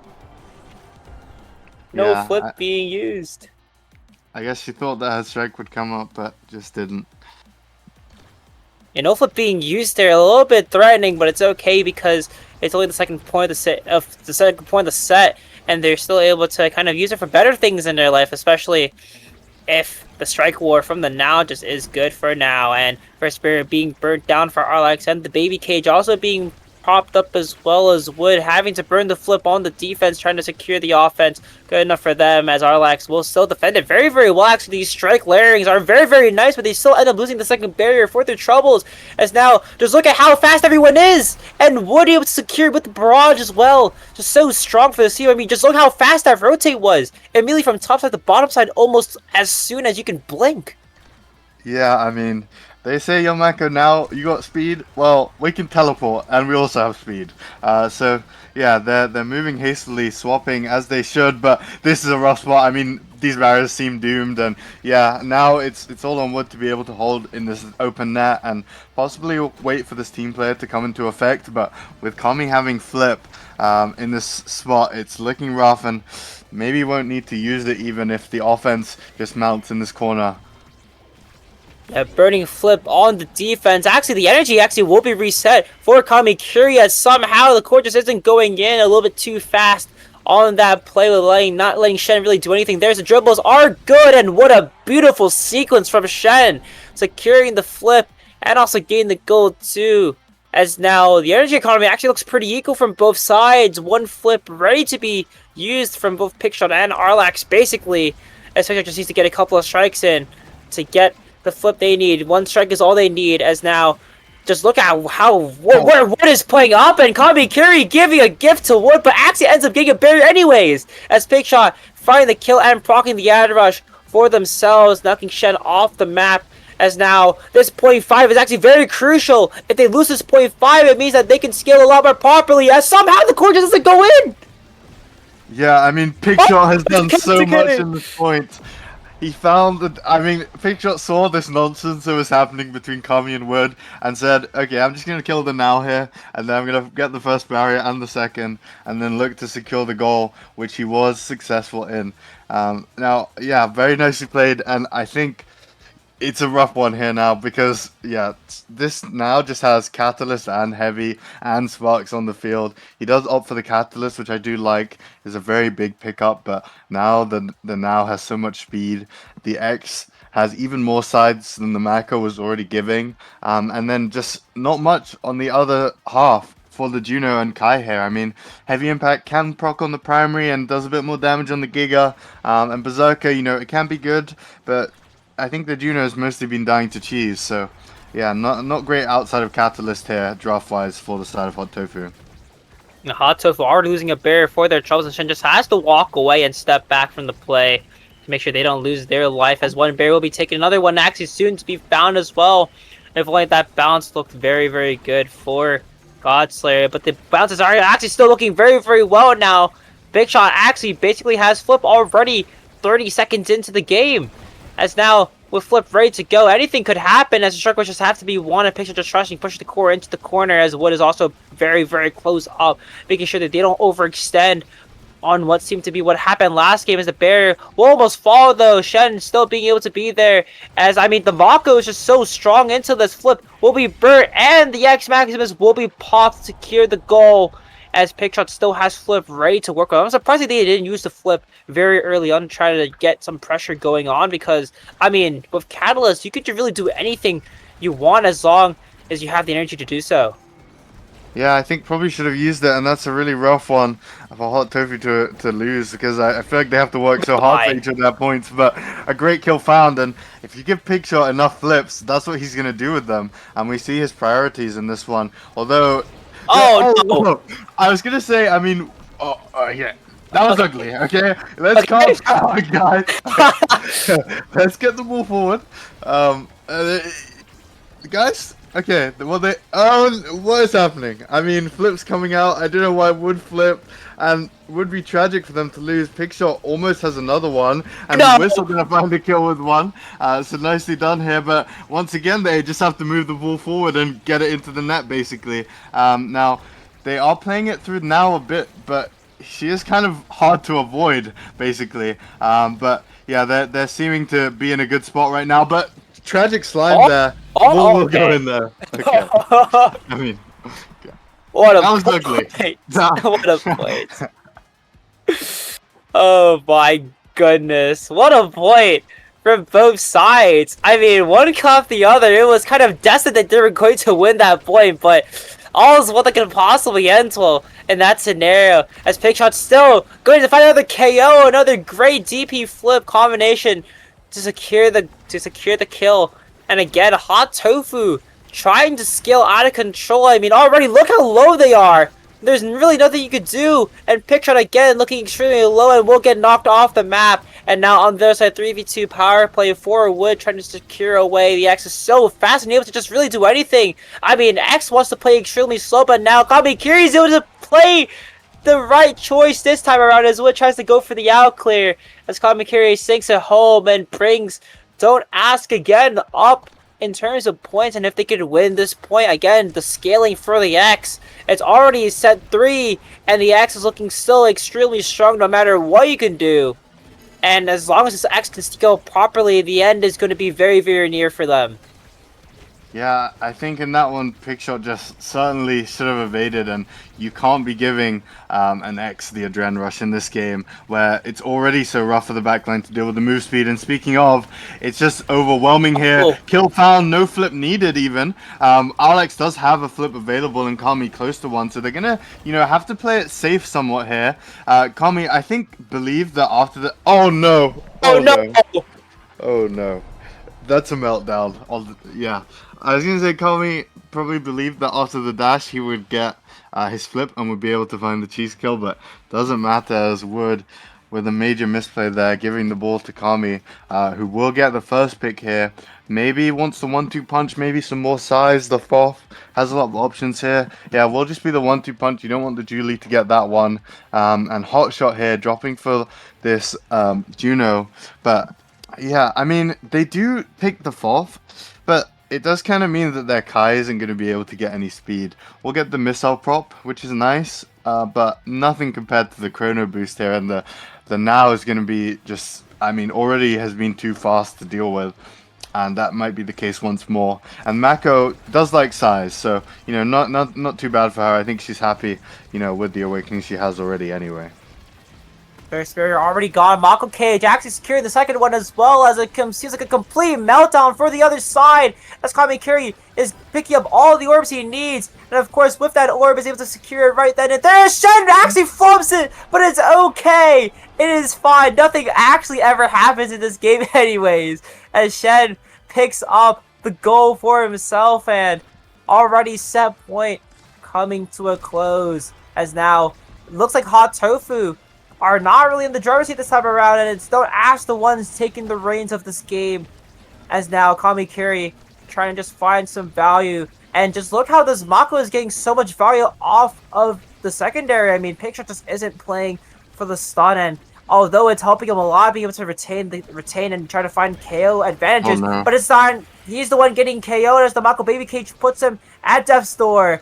As Kamikiri looking to rotate as quickly as possible. I mean, just look how fast the rotates are for this team as well. I mean, with the now having 2 dash awakenings, it becomes so much more easier for them to really do anything. The Giga Blast securing the stall just for a little bit longer for Pigshot to get into position to possibly win an interaction, but still Kamikiri is still as fast as ever, being able to rotate extremely quickly, and just strike which just has to be won from Shen. And Shen's doing a really good job actually winning those interactions. Baby Cage again comes out, trapping the Juno from really doing anything, as the Pigshot is just having to play the backline. He's in the midfield most of the time, and it allows him to do much. The team player proc is worth it, and overtime already sinking in means that Juno's going to be a lot more dangerous time around. Both flips being burnt, and now Shen having an advantage to come into this. The KO actually not going to be found as well, so now a DP gone, a lot of abilities gone for Hot Tofu, as Wood just desperately trying to defend against this. Has a flip ready to go, will burn the flip, and now Arlax, they have complete control, but Godslayer with the speed is still looking strong. The team player practice has to be worth it, as the flip is burnt as well into straight to the slime, but Shen is able to be there for the out clear, set up match point for Don't Ask. Yeah, and Hot Tofu just, I don't know, it feels like they've lost their step. and they're not finding the clears at the right times, and they're playing greedily. Oh, And KO. speaking of greedily, Shen too aggressive there. Nice evade coming out by pick shot means he won't be feeding another Adren Rush proc, and they do finally start converting on these power plays. Okay. And unfortunate bounce there that Alex probably didn't seem to read means that Hot Tofu are still in this one, but I think pick shot's going to need a lot more of those to get them back into this game. Indeed so, and now Shen has to be on his toes a little bit longer now, as the core just has to go around. Great play, great setup by Shen to secure that first barrier, and the second one falls as well. It could be matched, and it could be lights out as soon as it came to be, as now a pig shot trying to just do everything he can. The Giga Blast is good, but sometimes you might not need to ask, as now the flip being burned. Nothing is stopping Kamikiri and Shen from picking it up. Flip being burnt as well, as Kamikiri has the X Maximus, and you do not need to ask about what happened this game. Nothing ever happens, and sometimes it's better just to keep your mouth shut and let the game do the talking, as Don't Ask win this series 2-1 and basically secure the #1 seed. Well, that means that they are in a tiebreaker. Not quite yet #1 seed, because they're at a 1-1 score right now, as Hot Tofu did win the first series, but that's certainly a good step for them, and does mean that next week they're going to be right back here on the tiebreaker block, facing up against Hot Tofu once again. And this was a scrappy game. It went the distance, and yeah, both teams, I think there was a lot of crazy plays, a lot of mistakes here coming out from both teams, I must say. But at the end of the day, I just feel like this Ask comp just seemed so impossible to play into. Felt like Hot Tofu had to bank on the miracle kills coming out, and yeah, eventually they didn't drop fast enough, and that was what sealed the deal for Ask here. Now, for those tiebreakers, maybe we'll see Nitron back, and that could shake things up. But I do think Whistle played well in this series. It just wasn't enough for them to overcome this Ask team. And yeah, that's been it for USA today. But we'll be back soon with more EUSL games. But we'll be going to a break right now. But we'll be back soon.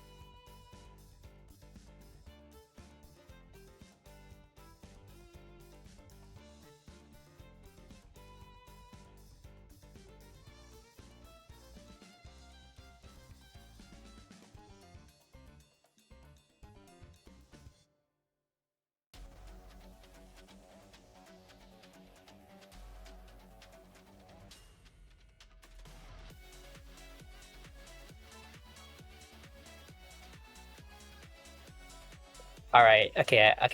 We're good. It's fine. All right. So, hi, we're back. We're freaking back, guys. After a really interesting EUSA game, now we're going to be in for a bit of a doozy now with Turkey's Cats and Wildcards playing this one out. I mean, it seems like there's no implications on the line, but indeed there are a lot of things happening with this game, especially one.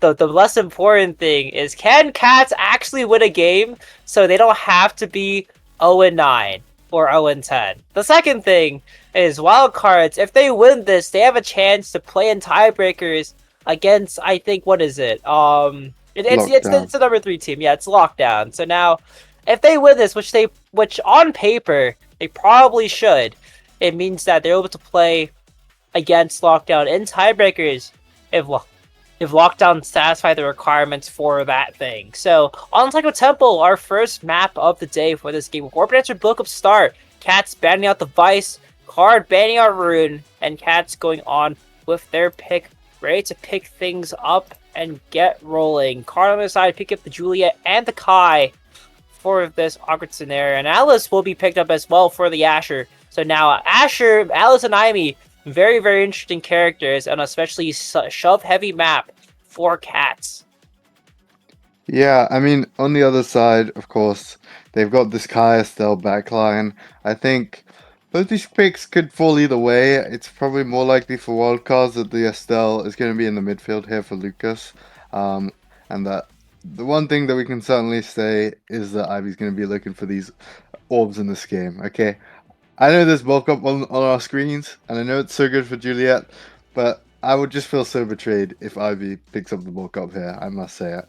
But yeah, as you said, Cats certainly have a good comp here, and they have angles in this game. The Asher, so potent, and can definitely be breaking barriers against this Kai in the backline.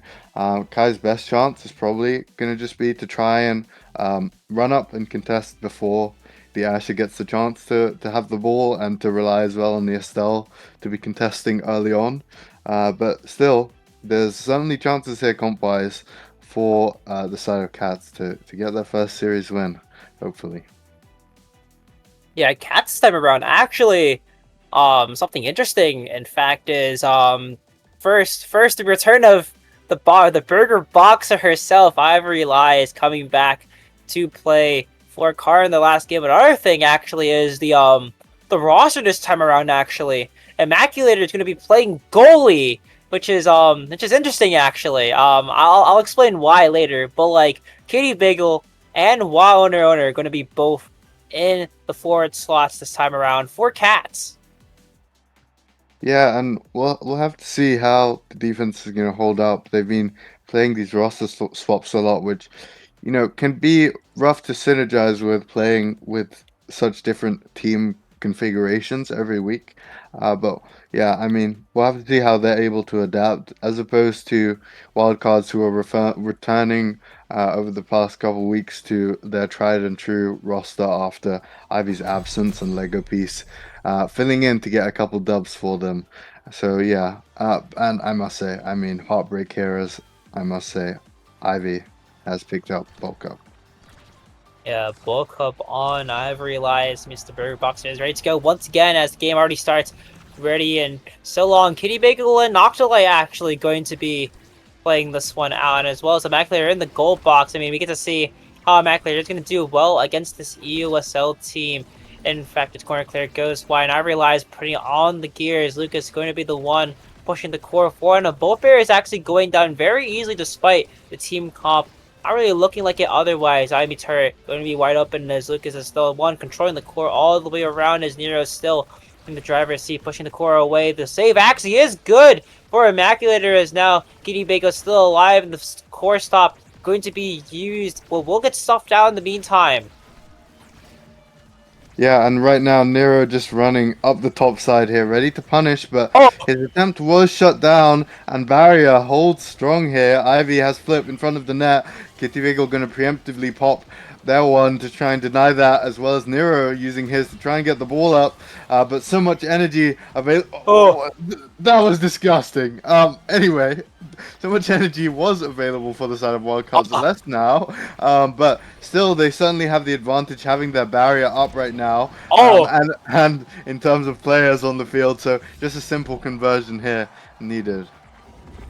Today has to be weird, bro. Like, something's going on today. I don't know what's going on, but kill after kill and interesting plays after interesting plays. I'll say that much on stream too. So you guys get to bear the witness of interesting things going on as well. Alrighty, the first point looking very awkward. Burger Boxer missing their DP and Kitty Biggle, the one going to be pushing up by themselves into the top corner of their core, is actually saved by Nero, and Immaculator is still doing a very good job on the defense despite losing the first point. I mean, to be fair, I'm the one who might have taught him how to play goalie for a little bit, so he's kind of learning from the guy who doesn't play goalie a lot, as now the person off the map is going to be Noctilite. So now 3v2 power play for the Wildcards at the end of taking the second barrier, as well as Immaculator is still the one going to be pushed around just a little bit. Bounces are not going to be good for Nero, because the bounces are too fast from the Kai, able to catch up, and the kill being found for Noctilite is going to set themselves up for another power play. Nero has the speed ready to go, and the flip will be good as Immaculator has to just walk all the way around to get the orb. And the passes just still aren't good, as Noctilite will end up securing the goal onto Nero. And hey, Cats are in this one. They find the kill over onto Lucas in the back of their net. And they've still got this energy advantage here, having their midfielder available with a flip. They've got to use it wisely, though, to make worth of it. And Ivy looking to deny that flip just from pumping damage into this midfielder here. Now, I think Kitty Bagel could have just gone for the orb there, as Ivy had used her cooldowns, but going to try and play it safe here, trying to evade, and miscommunication there coming out from Nero and Ivy does mean that Kitty Bagel will live, but their barriers will not do the same. Although a flip blown here by Ivy means that, you know, with Kitty Bagel possibly getting the orb. Oh, no, it's okay. Yeah. Immaculator's flip comes out with a whiff as well. Yeah, chaos at that point. But to be fair, it kind of benefits them, because they actually don't kill Kitty Big, which means that the energy just won't be reset. I swear, these things sometimes happen. And of course, with the energy reset, and I realized a little bit laggy on the play means that the first barrier for Nero will fall, and Kitty Bagel is still winning a lot of these interactions against Ivory Last. The flip has to be burned, and Immaculator unable to save it, though, as Noctilite will find the kill onto Lucas. So now 3v2 power play, and Kitty Bagel we're in getting the second barrier as well, means that this offense is looking very strong for the side of Turkey's Cats, because as long as Immaculator can just hold it down against these situations, it becomes a lot easier for them, and especially with the Orb Dancer, the speed from the Atlas is able to outspeed the Juliet and put themselves in good scenarios. The Atlas res will come out, and Ivory Lies still fighting this 1v2 battle, and somehow not really winning it, but it's okay because the core goes all the way around as Lucas tries to set up Ivory Lies for this goal. The flip won't come out for the KO, but the DP will. Flip finally going through for the goal now, as Ivory Lies secures it and wins the first set for Wildcards. Yeah, just clinical there. I think Ivy was maybe the only person in that set who didn't troll her flip. I might be wrong on that, though. I saw a lot of interesting flips coming out. And speaking of flips, I'm pretty confident that Lucas is just going to take Catalyst here. I know they're a team. Whoa, we're giving Catalyst. Okay, he takes the heavy impact. I'm not so sure about that one. I know they're a team that loves the Catalyst, but it's just dropped to Ivy. In lieu of getting 1-2 on Atlas and peak performance. I mean, it's a bit of scaling together, but they don't really scale off each other too much. And yeah, I guess you want to deny the KO threat of this Juliet, but just means that I think this draft of Wildcards is rather dominant here. And speaking of dominance, already a kill found, making use of the Deadeye is Nero. Indeed so. I mean, Catalyst falling over to Ivory Lies. It's going to be a bit of a doozy, especially if Ivory likes to pick up those just anything. I mean, they like to hit a lot. So Kitty Big are going to be under a lot of pressure to really do anything, as the goal will be not secured, actually. The play going a little bit awry, but it doesn't matter. The KO being found onto Noctilite will secure themselves a 3v2 power play as they just need to stall out for a little bit while longer. Kitty Bagel and Immaculator pushing up to play with their food as Noctilite comes back online. And of course, Lucas getting a lot of value off of the heavy impact, just being able to do consecutive amounts of damage to everyone as the Giga Blast goes wide, the core just ends up falling away. As Immaculator is still very, very strong, actually. I mean, he has all 5 orb stacks, and he hasn't been killed once, and also the flip is good as well. I mean, he's playing a very good defense, but Ivory Lies could send the deal right here, but the core still just isn't finding the mark. Yeah, and speaking of finding the mark, the combination of creations coming out here, and a great strike found on the defense there to stall and hold off that flip, but it's just unable to make their way onto the offense. The suffocating attack of the wildcards there was too much for the defense, and does mean that yet another goal scored for Ivy. Ivory Lies just putting on the Burger Boxer momentum, putting themselves in a very good spot right now. But instead, it's Kitty Bagel who finds the KO. And unfortunately for them, 3v2 power play now for Turkey and Cats. I mean, they've been putting up a fight so far, despite the not good on paper team, the not good on player team comp. But it's okay for now, because once Ivory Lies comes back, it becomes a little bit easier for wildcards to actually hold up to this offense. First barrier found, and Nero speeding away. Let that goalie fly as he picked another orb on the mid line, and it's still going strong still.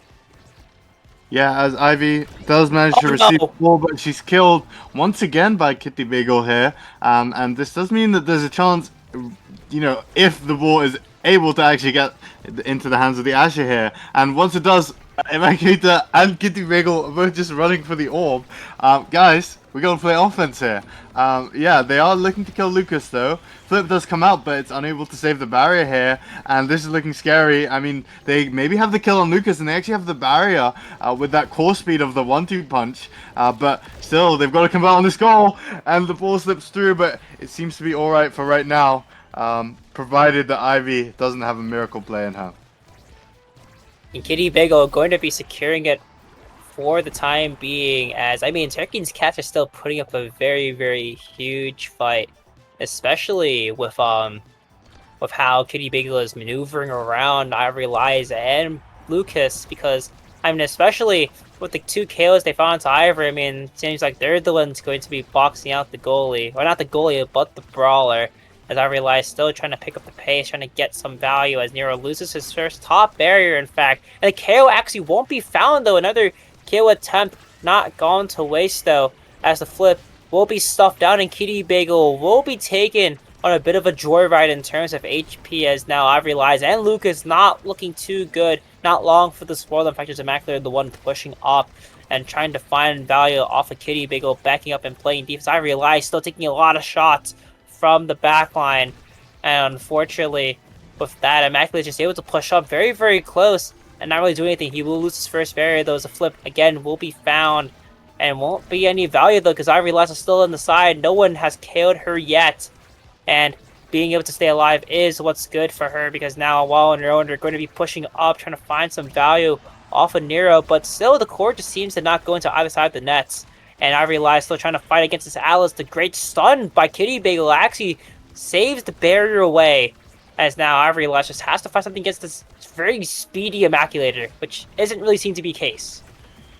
Yeah, and it just turns out the ball is slipping by. Ivy still looking worse for wear here, but does have the flip available, and is just going to capitalize on that one moment where the ball fell into her hands and take them once again to 1 point away from winning the set here. And yeah, even though they were pumping damage, they weren't able to convert on the kill. And if you're pumping damage into a player who has Catalyst and you're not giving a kill, you're just giving energy to them.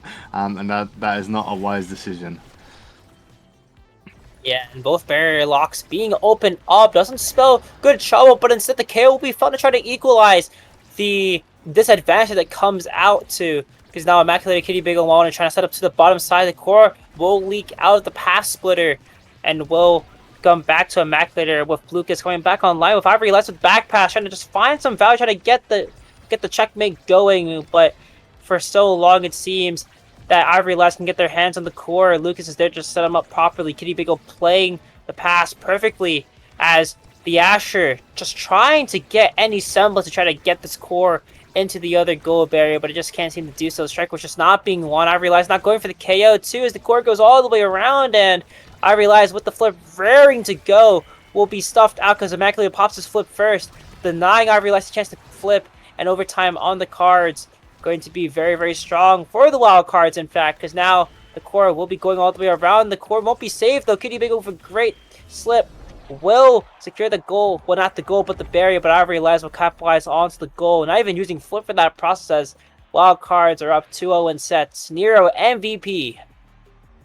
Yeah, and just a mistaken strike there on the back line. And it's Nero, as you said, with the MVP. It has maybe the glass cannon here.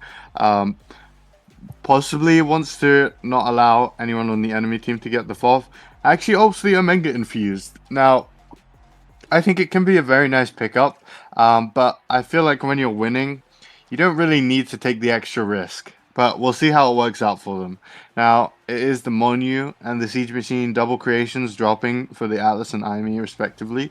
But a little more damage for the Sestel, who already has the bulk up the heavy, and now the Stinger. And then some move speed falling for this Juliet here. Going to be just a nice boon for her. Even I realized just sitting on top of Kitty Big, making sure they can't really go anywhere, as the orb will also be denied away from Immaculator. 2 orbs actually being denied, and the gold barrier as well being taken away. As wildcards looking to set themselves up again for success. A little bit of miscommunication on the offense, though. The core sliding right to Immaculator, though. A little bit tricky, but it's fine. Yeah, they're just letting Nero get away with too many outclears, I feel. He's just slipping it past this Asher. And it's just, you know, they aren't able to get consistent setups, but when they do, he's finding the clears. Speaking of a setup, Ivy had one and found a kill from it, but still wasn't able to find the goal. Although they are, of course, in this power play. If provided Nero gets the ball up, I think that this point is handily in the side in favor of wildcards here. Oh no, I feel like this is kind of just a clip farm moment. I mean, they definitely could have easily scored as soon as they wanted to, but the clip farm a little bit too strong for the other side. Is now Lucas trying to find a kill onto Noctilite. Won't actually find it though. Noctilite will pop their own flip, and yeah, you were talking earlier about the out clears. I mean, the Asher can do well as long as they're just positioned in the level setup, but the level setup just isn't good enough. I feel like Kitty Bagel is playing the other, like they're playing the other way around. It feels like, because once the Asher gets into position, they're just not like stepping into the out clear and letting Kitty Bagel handle the corner. Instead, it's the other way around where the Asher just stays in the corner, and then the out clear will be countered by hitting Bagel. But instead, it's a punish completely with Noctilite falling off the map and another power play being made, because now on the long corner, transition to the short corner now are Ivory Lies and Lucas trying to find the barrier for themselves, though. Nothing foul as the core goes red and goes right back to Lucas. The flip actually being Birch trying to secure it, but now they have all the time in the world. Nothing to be found, though, as Immaculator still has a lot of pressure to work around. Ivory Lies still sending the core red as it goes all the way around, still being managed to be kept in the opposing side's goal arc, but once the core slips out, it is game over for them, because Nero loses his barrier as well as the core goes all the way around. I'm just losing my words because there's so much going on right now. The core is still going red, and Immaculator is still holding on, though. Ivory Lies just isn't able to get the core on our hands, and Kitty Bagel is the one secure on the other side. Yeah, I mean, great defense there by Cats. I don't know, it felt like the offense of Wildcard was just trying to throw it forward to Ivy, but she didn't seem to have cooldowns and had, you know, 2 people to strike wall there, so maybe not the wisest decision. And then a great dash was able to counter the Giga Blast of Nero to put the ball into the net. Also finding a double barrier here for Cats and keeping their life importantly after that dash punch. Immaculator walking up aggressively, but Ivy has a flip, doesn't have the dash punch currently, but, you know, definitely a scary punish could be found. And yeah, it's just the double barrier, and you know, once the ball is able to move up to Ivy, the core just might go in the net. Same can be said though about the Sachet. Oh my god. Okay. Okay, 2 flips being burnt for the side of Turkey's Cats, because now Ivy just has to wait. Good patience for them, and the third one will actually come out and won't find the barrier though. So now Nero in a little bit of a breather now because he doesn't have to deal with 3 flips. Is now going to be dealing with Ivory Lie. Is trying to just because here the goal. It's like that one gift like Brawler. You better go score. And right now Ivory Lie is just trying to put on the Jets, trying to make sure that the core goes in, and eventually it does. Yeah. Yeah, just misstep there by Mankid. They had a lot of speed, but wasn't able to use it to cover. And that was a lot of chaos on that point. I certainly a misused flip there on the offense I saw. I'm not sure if anyone else spotted that one, but it did happen. Kill attempt came out, but was kind of shut down by both the Atlas special and the Amy turret there. But Ivy still was able to retain her flip after that one, so I'm sure going to be a big threat to the barrier here. An unfortunate clear right into the SL beam sets her up for a nice situation where she can just look for pauses here. Doesn't use flip though, but might not matter as kill is found. And yeah, with 2 flips on the field and 1 point away from getting this set and this first game, Wildcard certainly in a winning position there and take this one quite handily despite the many incidents in this game. Oh my god! What a game! I can't. Oh, that was indeed funny. I mean, EUSL regular season is going off with a bang, certainly. All the teams showing up for some content here. That's what we can say. Yeah, but yeah, I mean, Cats kept that one somewhat close. A few of those sets felt like it was within their reach to win. Just weren't quite converting enough, weren't moving the ball forward, and eventually and inevitably cards got the better of them. But there is still at least another game to be played for them, and it will be played on their map choice of Amy Zap, where, you know, maybe the chaos and the kills might lean in their favor on this one, so we'll have to see. Yeah. I mean, the KOs actually came for both teams, really. I mean, no matter what, it just seemed like any team could really find the kills that they need to get the goal in the net. I mean, again, I wanted to talk about, I mean, I think I mentioned this last time I casted a cards game, where just how Lucas was playing the interactions. I mean, for one, he's an assist farmer, let's be clear. A lot of the times, I mean, I kind of saw him just shoot for the score. Well, not the score, but he shot for the pass rather than the score. And it happens sometimes. But even though it happens where like Balls is just going for the assist, it just seems like he's always a part of the play no matter what.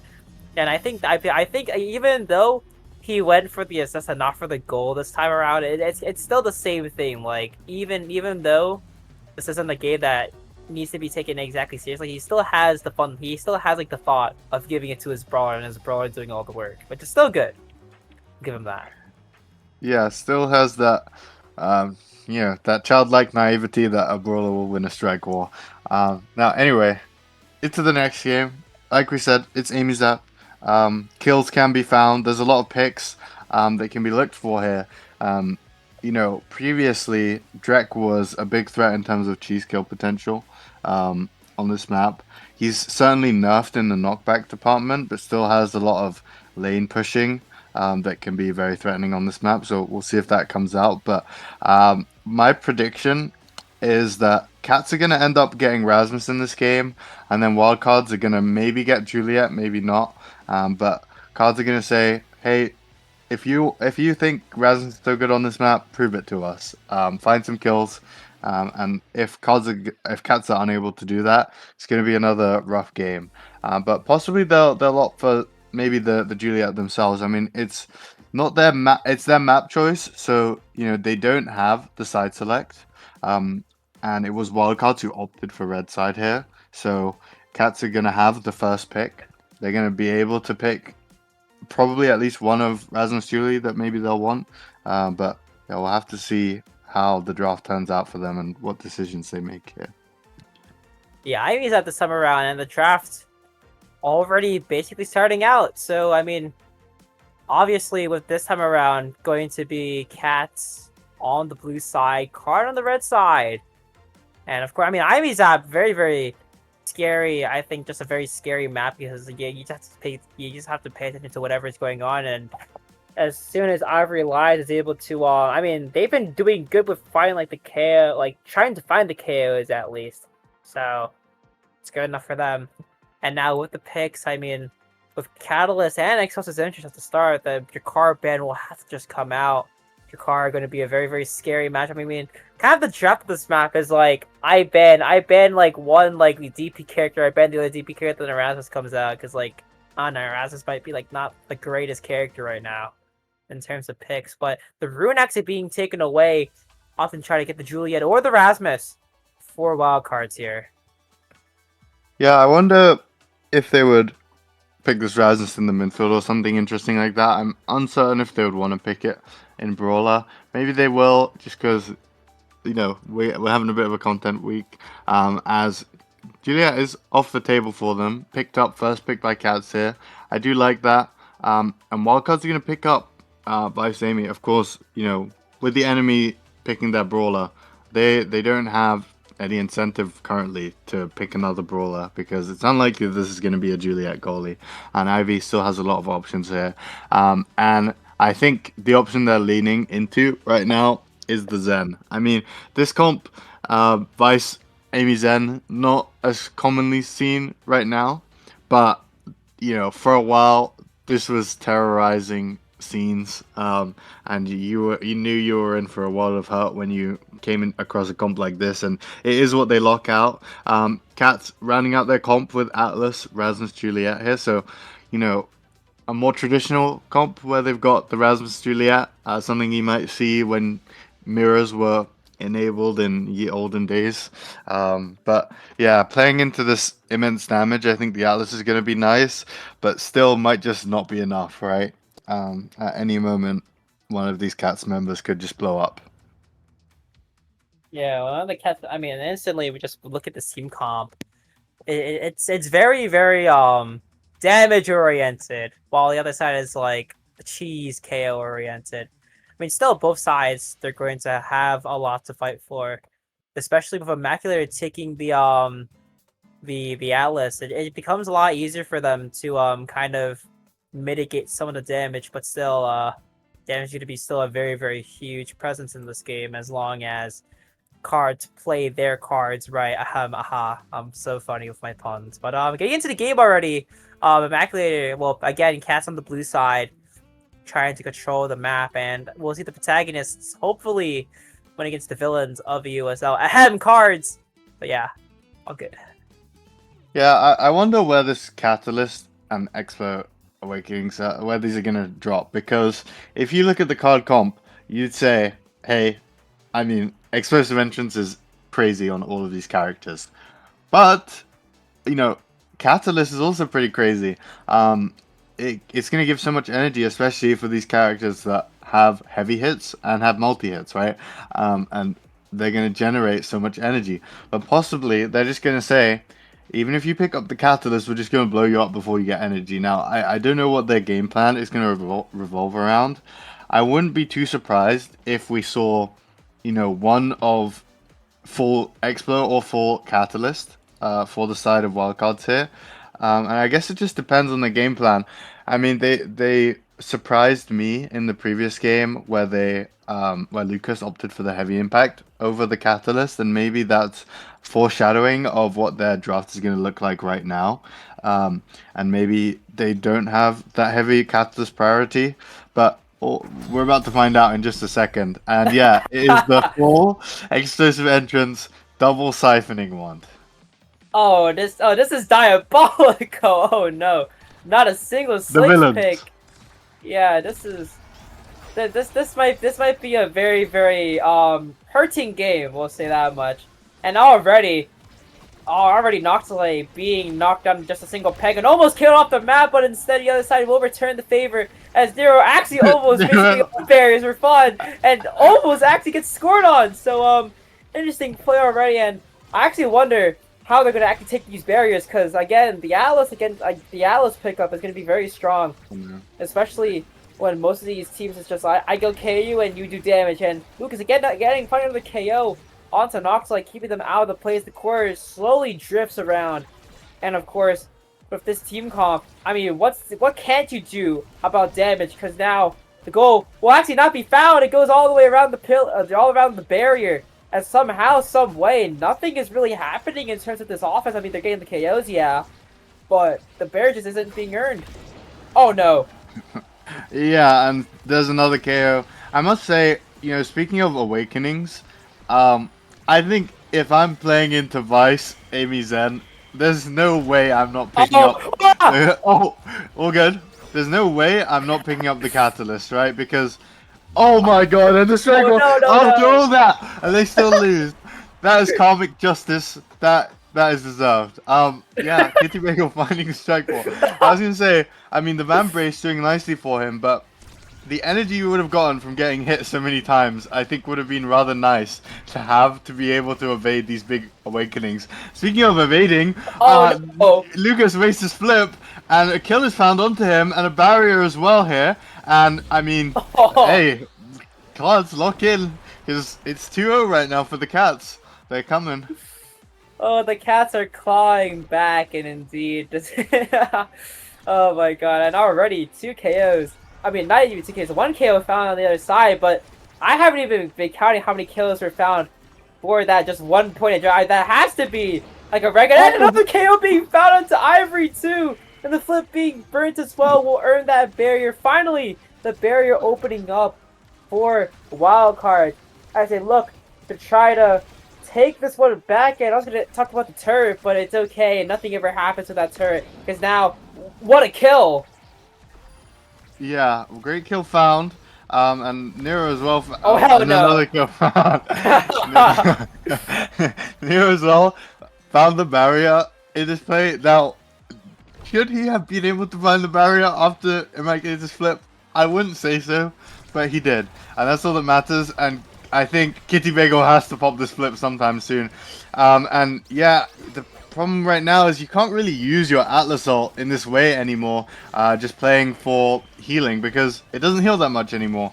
You have to play for that perfect timing, which is very hard, but it's just not going to be good enough into all this damage if you're just not finding the reses, right? And Kitty Bagel, I think, is going to be begging for the ball. Of course, Van Brace healing on the ball is a bit nerfed right now. Doing about half the healing, and as we see there, the healing on the players is very much buffed. Angle attempted by Immaculator around the barrier wasn't found, and the ball is pushed up here. Kitty Bagel still low, is saved, but might not matter as Ivy mounting an offense here. And this game is so chaotic. There's so many things happening on the screen at all times. One person staggered over there, ball's over here. But yeah, another goal found by Cards. Yeah, Wildcards. I mean, after hearing the you better lock in, they're finally locking in, and another KO kind of to satisfy that requirement. As now Immaculator is still forced to do things. I mean, somehow it's just not going in. He's still saving a blood. He didn't even use flip for that. He actually used his flip to try to get the offense going. But Ivory lets so there to KO back with the hook. Oh my god. that flip when. That was the Immaculator's flip that scored. I'm pretty sure. I think no one else struck it. Am I wrong? It bounced and just rolled all the way in. Yeah, all good. Something's happened. We see here there is rapid fire, and yeah, the Zen just not gonna let any funny business happen. Is timeless and extra special traded here? I think maybe as Atlas in this game, you might have just wanted the extra special. Possibly just wanting to let it drop to the Rasmus, but still, I think it's annoying for the Amy to get it, and also just such a big healing power spike. But as well as healing, 2 healing awakenings going in terms of Reptile and Tempo Swing here for the Cats. Now, is not gonna get enough strikes to get value from it, possibly not, but in theory, it's good. Oh, great heal comes out. Oh, W res from the Immaculator himself, keeping his teammate alive. But yeah, the barrier just isn't being found. I mean, no matter what happens, it's like, oh, what a pass! Oh, what a great pass! And I was gonna say earlier, like just the passes in general, and just how Immaculator is playing this defense. I mean, even though it might not look he's doing too good because he's losing a lot of these points, he's still actually holding up very well, and somehow the offense just isn't finding the mark, and it just looks like they're just going for KOs now, just straight up. It's just KO fest. Yeah, I mean, basically, I I think that with the Vambrace and Pummelers, even though the enemy team has Wand, right, they're just so slow in the power play, and cards are so good at keeping possession of the ball, and they're just passing to each other, finding the angles, and the damage is not helping because in a game where nobody has any move speed whatsoever, if it's a 2v3, of course, and no one has move speed, the three players are just going to win. You can't catch the core. And that's what's happening right now to, I mean, Noctilite specifically, but the side of Cats in general here. Oh? Barrier being taken away as Kitty Bigelow looks to try to even the playing field just by scoring. And Noctilite still on the chopping block, it feels like. No actual abilities though, and they will just get shot off the map instantly. The Hes isn't good, but the hook is found as well, evening out the power play.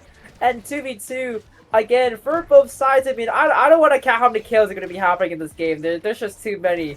And of course, already coming out, Wild Order back on the field. And the flip will be burnt by Kitty Bagel, and they will get sent really far. And even the KO presence is being known. KO found and gold barrier taken. But the KO again traded away as I realize still fighting for it. Loses the strike war to the Atlas primary. All they need to do is just keep control of the core. Yeah, I mean, the story of this Pummelers, though, unfortunately, is that the condition for getting the speed is being in a player advantage. Now, you know, even if you find a kill, if your teammate has already been killed, it's a 2v2. So it's going to be quite hard for Noctilite to proc the Pummeler speed. Now, speaking of, they find a kill actually, and means that Noctilite has the move speed right now, finally. But still, they've got to get the ball moving and shaking. They've got to get it up into his hands. Oh, no. And unfortunately, Lucas is finding the kill, finding the pass, another one. Actually, not even a pass, just a straight shot to the top side by Zentaro here. Yeah, and obviously this game is going to shambles very, very quickly. And Cards are already taking a 2-0 lead very early on to the game as the barrier is found. Kitty Bagel just has to try to play this defense, but the hook not going where they want to. I realize it's not even going to take the strike for actually, just looking to try to just deal damage only in this game. The pass coming wide, the passes just keep on coming, the gift keeps on giving for our realize, and even though they're not scoring, they're still making a lot of impact. It's KO found, and Lucas with the strike against the Maculator somehow with the Supernova. Yeah, Immaculate just shooting it into the Supernova, unfortunately. Maybe if he had a primary or something, could have been a fine play, but for right now, it is Lucas rewarded here with the first pick. I don't know, I mean, maybe he'll let the missile prop to the Atlas drop. It could, maybe Nero's going to be the one to deny it, but right now, the Stinger is going to invalidate the bulk up and the Reptile Remedy somewhat on the forwards of Cats here. Missile prop is denied, which means that Immaculate is going to have a very large secondary here with Monu and Timeless. Zentaro are going to pick up the glass cannon here, so more shaking and shimmying available to Ivy here, and if she's not getting hit, it's going to be rather scary having all this power and a speedy Zentaro chasing after you. But yeah, I as well as I'm not sure about this this built different pickup, because you're just a bigger hitbox now, buddy, and you're just going to get shot. So yeah, I'll have to see. Good offense right now though for Cats. Wait, I was gonna talk about how I realized low-key diffed Noctilite just a little bit with just the evade in general, because I mean they just evaded like three abilities by just walking around the Juliet. And now of course Kitty Bagel not in a good spot. The core drifts all the way around, but Nero does save it just in case the core ever ended up in that spot, as Wild Order is still in a bad spot. Immaculate trying to just get the core flip out, and Noctilite still on the card of the chopping block. The flip will be burnt, and we'll go all the way down to Ivory Lies, but the core just isn't finding its mark. Both teams are like low-key having trouble scoring even though the KOs are being found. I mean, on one side, I feel like Wildcard just tries to go for the KOs. I mean, it's kind of just a, I want a KO, I don't care anymore, because they're already up 2 sets. But Ivory Lies not in a good spot. They just have to play around, have to burn the flip for the offense, and Ivory Lies to take the free shot to the top corner to secure the goal. Yeah, they found the setup. The pass was not covered, and you've got to be so locked in with your positioning when you've got no move speed on a forward or midfield character. And Ivy instantly, with an aggressive attempt at the barrier there, was shut down though by some nice strikes, but the damage might have been done. Nice Oh, clear on the no. barrier, but unfortunately for them, the res doesn't come out, which means that, not a full heal onto this Juliet will recover enough HP to be serviceable here, and enough HP to make a successful attempt on the barrier right there. And damage is actually coming out onto Kitty Bagel, possibly the wrong target though, as, does have the bulk up and the van brace available. Oh, goodbye. It's Oh, there's not one killed. KO. There's one KO and the goal is found. Even the own goal, in fact, actually being put into play. And I realized, the wiggle onto the side, straight up demolition derby. Before I realized the Burger Box are putting all the work, and they already have 3 flips ready to go. Even the pass pin comes out, and of course that happens sometimes where you're just not there to pick up the barrier, but still a long, hard-fought game ready to be coming in now. As I realize it ends up to gain the barrier. Lucas putting all the work. 3 flips going barred. 1 flip, 2 flip, 3 flip birds, all in favor of wild cards. 1 fish, 2 fish, red fish, blue fish. That's just how the game goes. Yeah, these flip reliant bastards. What can they do without flips, okay? Should have picked Catalyst. Yeah, speaking of Catalyst, I still think that Cats would have had much better chances. 1, if they had picked some speed into all this damage, would have been quite nice. And 2, if they had Catalyst when they were getting hit by all this. But they didn't seem to want that, and just tried to play it straight. I think in the first set, it was looking so good for them. They scored the first 2 goals, but those are the only goals they scored in this final game, unfortunately for them. And yeah, Cards just showing dominance here over the course of this series. And yeah, once again, Cats just on the receiving end of a heavy damage comp. Unfortunately to round out their season at 0-10, but valiant efforts in many games for them. So yeah, hopefully we'll see them again in EUSL. It's been a blast with them. But Cards, vying to end up in a tiebreaker, I believe, for 3rd place. What they need now would be for I believe Vast to beat Lockdown, and then they would end up in a tiebreaker situation against Lockdown next week. So yeah, we'll have to see about that. But any final words from you, Kurikin, on this cast?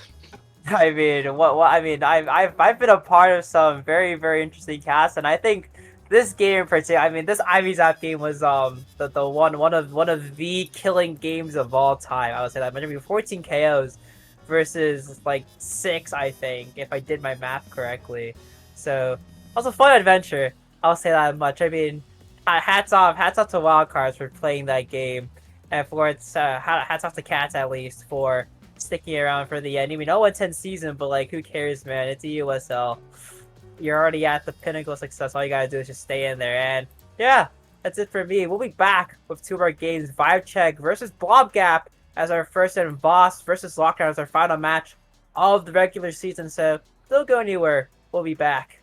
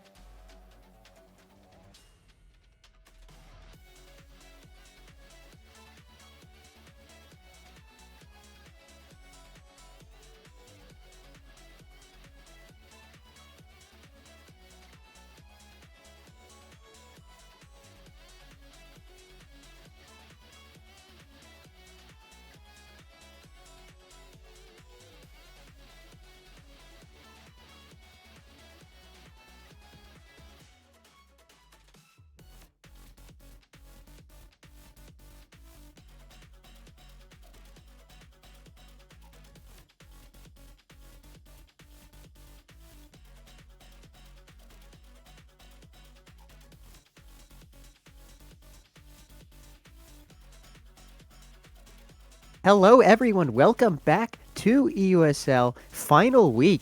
And there's a couple really high stakes games coming out of the woodwork here. Playoff seeding has been decided for a while. No, the teams that are in playoffs have been decided for a hot minute now. But now there's a lot of seeding to play for. There's a lot of really crazy permutations we've been provided, notably from this series. If Blobgap is able to get the W here, they'll be able to secure either first or second place in the seeding. But if Vibe manages to get the win, then it creates all sorts of like hell and havoc and tiebreakers. So that's what we got in store for this particular series. Yeah, it's promising to be it's well, maybe not promising, but it's hopefully that it's hoping that it'll be a wild one here. I've always liked, honestly, several of these teams here that's going to have to involve themselves. Blobgap and Vibe in particular, I always enjoy seeing them. So it's going to be interesting to see what they pull out this week, in particular, because the teams have already been locked in.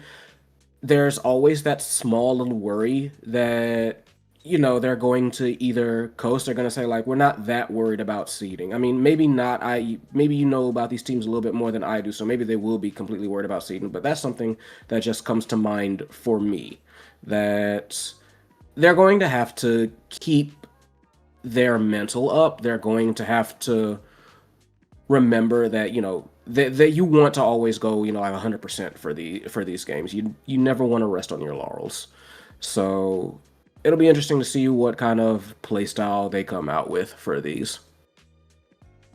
I think seeding, it's obviously a little less important than a traditional sport. Home field advantage does not exist, but I think the automatic coin flip win is not something to be understated.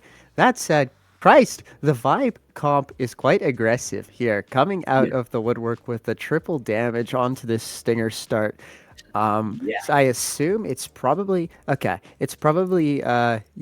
on the X4, then SMG on the Fini midfield, and a tie in between the sticks on the goalie Vice, and then Blobgap.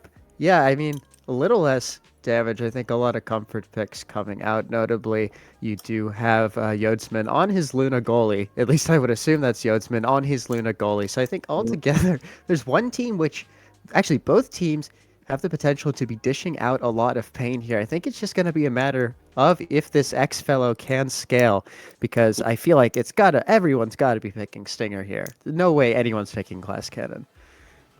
Yeah, no, I actually agree with you. Both of these teams are very much teams that are just looking to dish out like a lot of damage. It's going to be a bit of a slugfest here, and looking at them, I genuinely do think that is going to be kind of like the win condition. Like, can X stay in the game long enough to scale? Because once X does, Vibe wins outright, I think. But if X is not allowed to play the game, then Blobgap has a chance.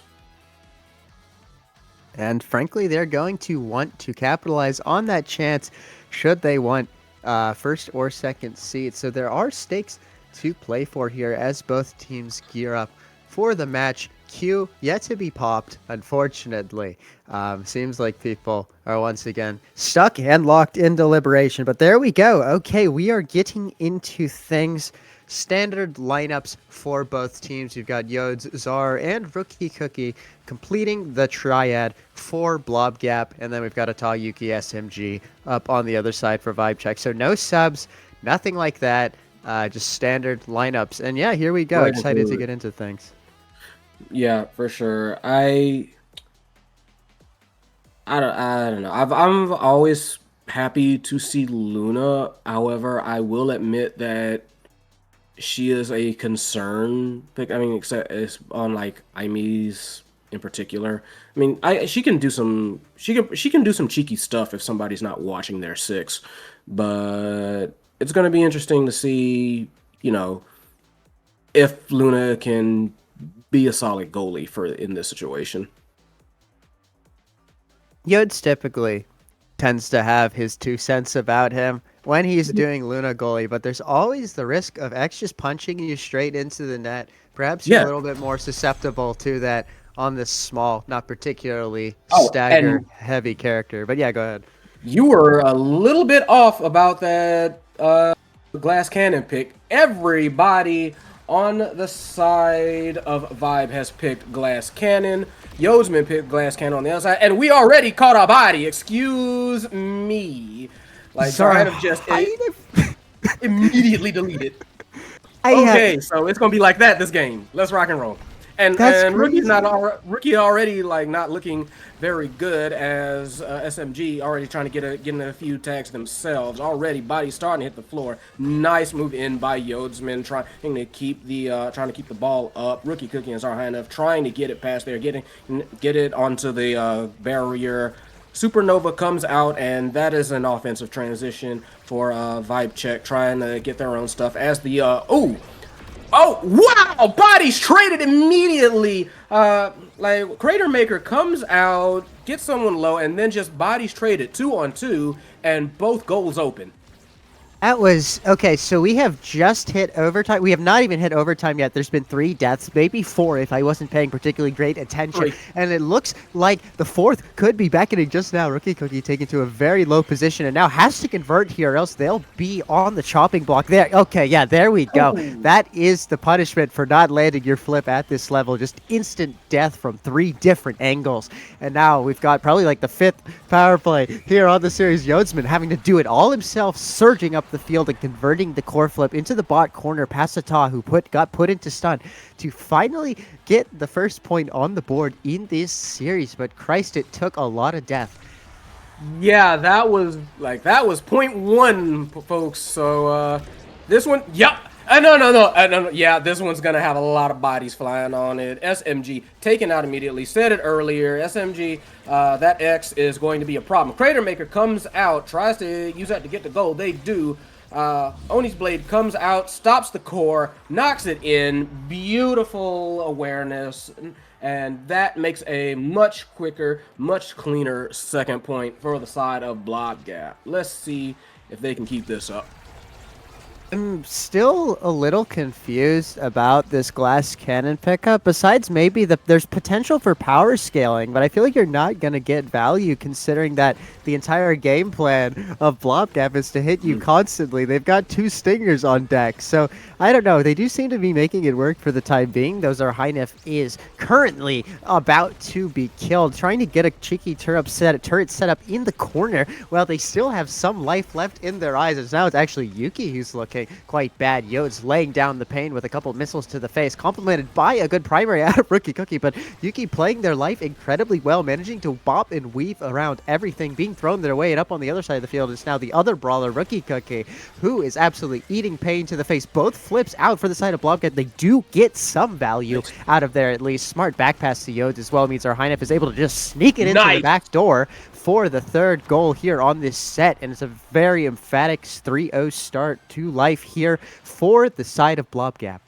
Yeah, honestly, very nice positioning of both Crater Maker and Turret coming out to basically just make sure, no, you cannot get to this core. You try and you die. And Luna, yeah, Yodsman getting the first slot pick immediately goes for the dead eye. That's going to be beautiful. However, that rapid fire, I think, from Finney is going to be noticeable. A lot of good picks coming out for everyone, it seems here. Those first 3 in particular are worrisome. Spark of Strength, though, going to X. Pick 1, draft 1. So that's something you're going to want to keep an eye on.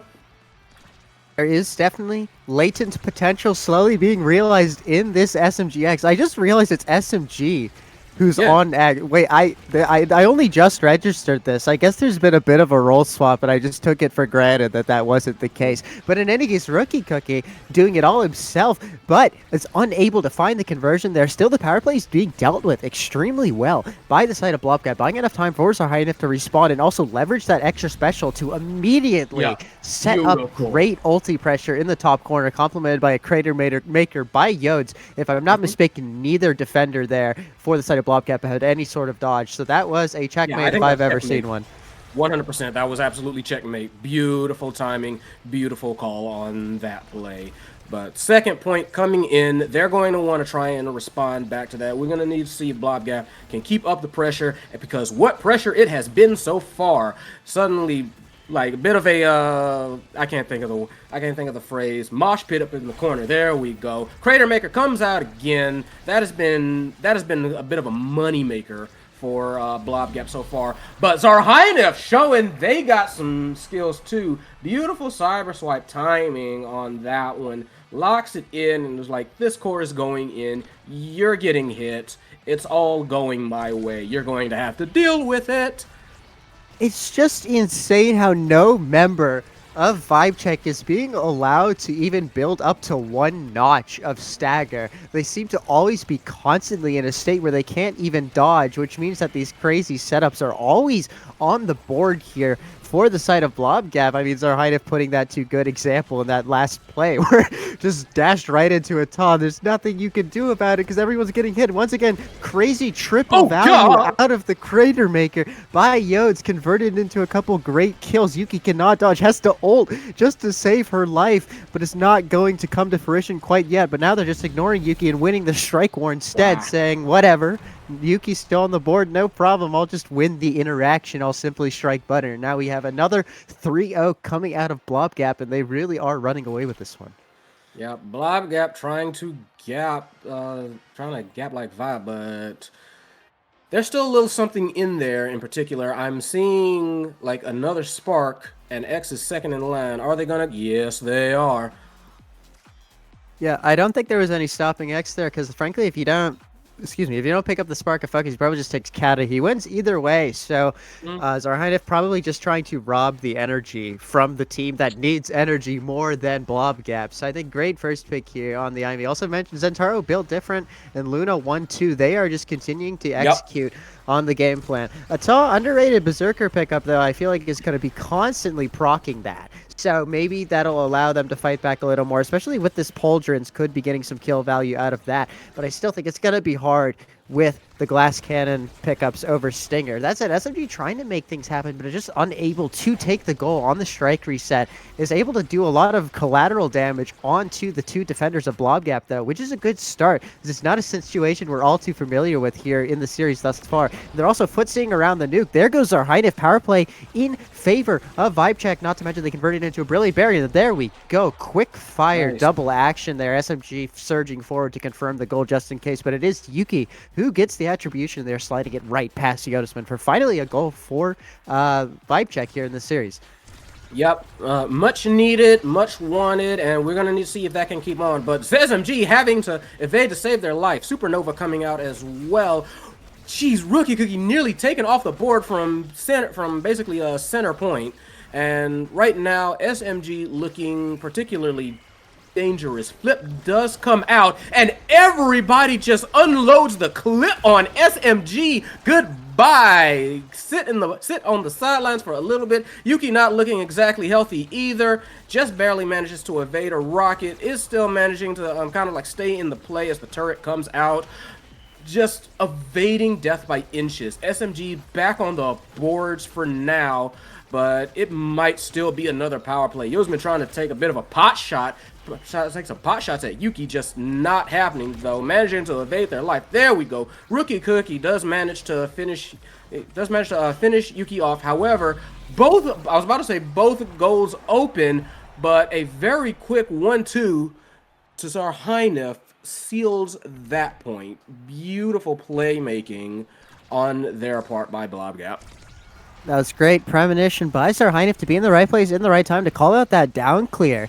Did not think Ata was going to corner it and got incredible value out of that prediction. Now Yodes is called out there by a great big finish coming out of Ata to rob his barrier blind as he was trying to do the opposite up the other end of the field. In any case, another great nuke. Yodes has been holding that ult for those really good opportunities to just get triple damage onto everyone, but it's actually the triple damage coming out onto the side of Blobgap, and it's just gonna get worse because Yodes now has no dodge. He's having to nuke SMG in the face to try to buy him some time, and ult. Oh, what the hell? Wow. Okay, that was almost a really cool sequence, but he just about whiffed the redirect coming off of the nuke. Was playing some incredible footsie efficiency around the damage and almost did something cool. But yeah, the directionality on that follow-up clear, not quite it. Yeah, tried it, but not quite there. They're going to have to like try for something else. Nearly had it. Oh, Zarhainef going down center point, just fall down the hole. Vengeance taken, however. Rookie Cookie with the equalizer. There they go. Zarhainef right back into it. And now power play on the side of Blob Gap. Gonna see if they can take advantage. Cyber Swipe kind of misses. SMG not looking healthy at all. Ata looking a little bit suspect as well. There goes SMG. Supernova coming out, trying to save their life. Again, Yuki, Rookie Cookie not looking too healthy. As I try to chase him down, try to finish that one. Zarhainef tries to move in, though. Flip comes out to save their life, as well as Big Crater Maker as well. A lot of good plays, a lot of good maneuvering. By the side of Blob Gap, Yosman comes in from way downtown to make this power play happen, but Yuki and SMG putting on a defense masterclass, not wanting to go down when they could be having this set. So we need to see if that defense can hold out. Oh, Zarhainef punished several times over for not flipping on the previous power play, held on to the flip and wasn't even able to blow it to save his life, and now he's dead and the power play swings in favor of Vibecheck. That said, Yotes putting in an incredible individual performance in between the sticks, not to mention surging up the field and converting up the other end. Great play by the Luna Blob Gap goalie to put the side of Blob Gap on match point here in game 1 of the series. Man, this is proving to be a fast one. Yeah, no, Yosman definitely unafraid to take things into their own hands if necessary, and proving all the better for the team for it. So need to see if they can finish things off here. And now yet again, Yosman moving up, and that gets the barrier. This could be it. Rookie Cookie does have a flip to burn. Ata burns theirs, does get the barrier, trying to see if they can keep themselves alive. Nope, there he goes, dashes out, flip comes out, punches it in for the secure, for the victory. That is Blob Gap with a 3 and out there. Beautiful play by them. Were aggressive from word go and just did not let up on the throttle. I'm mashing the stats screen. I'm curious to see how many kills that 12-minute game had. Okay, so actually identical kills on either side. So maybe the glass cannon didn't come to bite the side of Vibecheck as much as I would have figured. But yeah, so that is 8 kills apiece, so making a total of 16 on a 12-minute game, including 30-second intermissions. I mean, that is insane efficiency and output from both teams. This was basically a power play every single point, if not multiple power plays per point. So huge damage gain. Both teams understood the assignment insofar as the starting awakenings were concerned. But yeah, ultimately, Blob Gap getting it done here, converting on their setups a little more clinically. Not to mention, I think you just got a lot more offensive value out of each member of the team. Yodes having more goal contributions from goalie than I think the entirety of Vibecheck combined. So they just seem to be getting the better of those offensive opportunities and converting on the power play a lot more efficiently. Yeah, no, that was the case. At the very least, like even goal contribution for compared to like the whole of Vibecheck. So honestly, just a very good playing out of Blob Gap. They take the first one easily. Vibecheck needs to kind of figure out what's been their problem and need to see if this second game can go any better. See what they did, what they may have did wrong, what might be mitigated, what might be adjusted. Maybe, I mean, I feel like half of it's just not dying. Granted, that's very hard to do given the setup, but I think historically, I think they've been more of a core control-y team, so they've kind of had that aspect of their game plan robbed from them by that initial. I mean, it's Ivy Zap for one, so you just die for fun on that map, irrespective of starting awakenings. And then not to mention the Stinger start. The Stinger, which was graciously picked up by all 3 members of their adversaries, meaning that the pain was coming out thick and fast from day one. But sure, I highly doubt another game like that's going to happen. I feel like it will probably be a bit more cagey going into the second series. But Blob Gap, I think, demonstrating that they are, to a certain extent, hungry for this seeding. They don't want to have to wake up next weekend and play a tiebreaker. They just want to get straight into the swing of things. So we'll see if they're going to be able to land the plane here on Night Market. I think it's another map that Blob Gap has seen success on. I think it's harder to call out an eject button goalie in this confined space. So I think, it's pretty good on this map.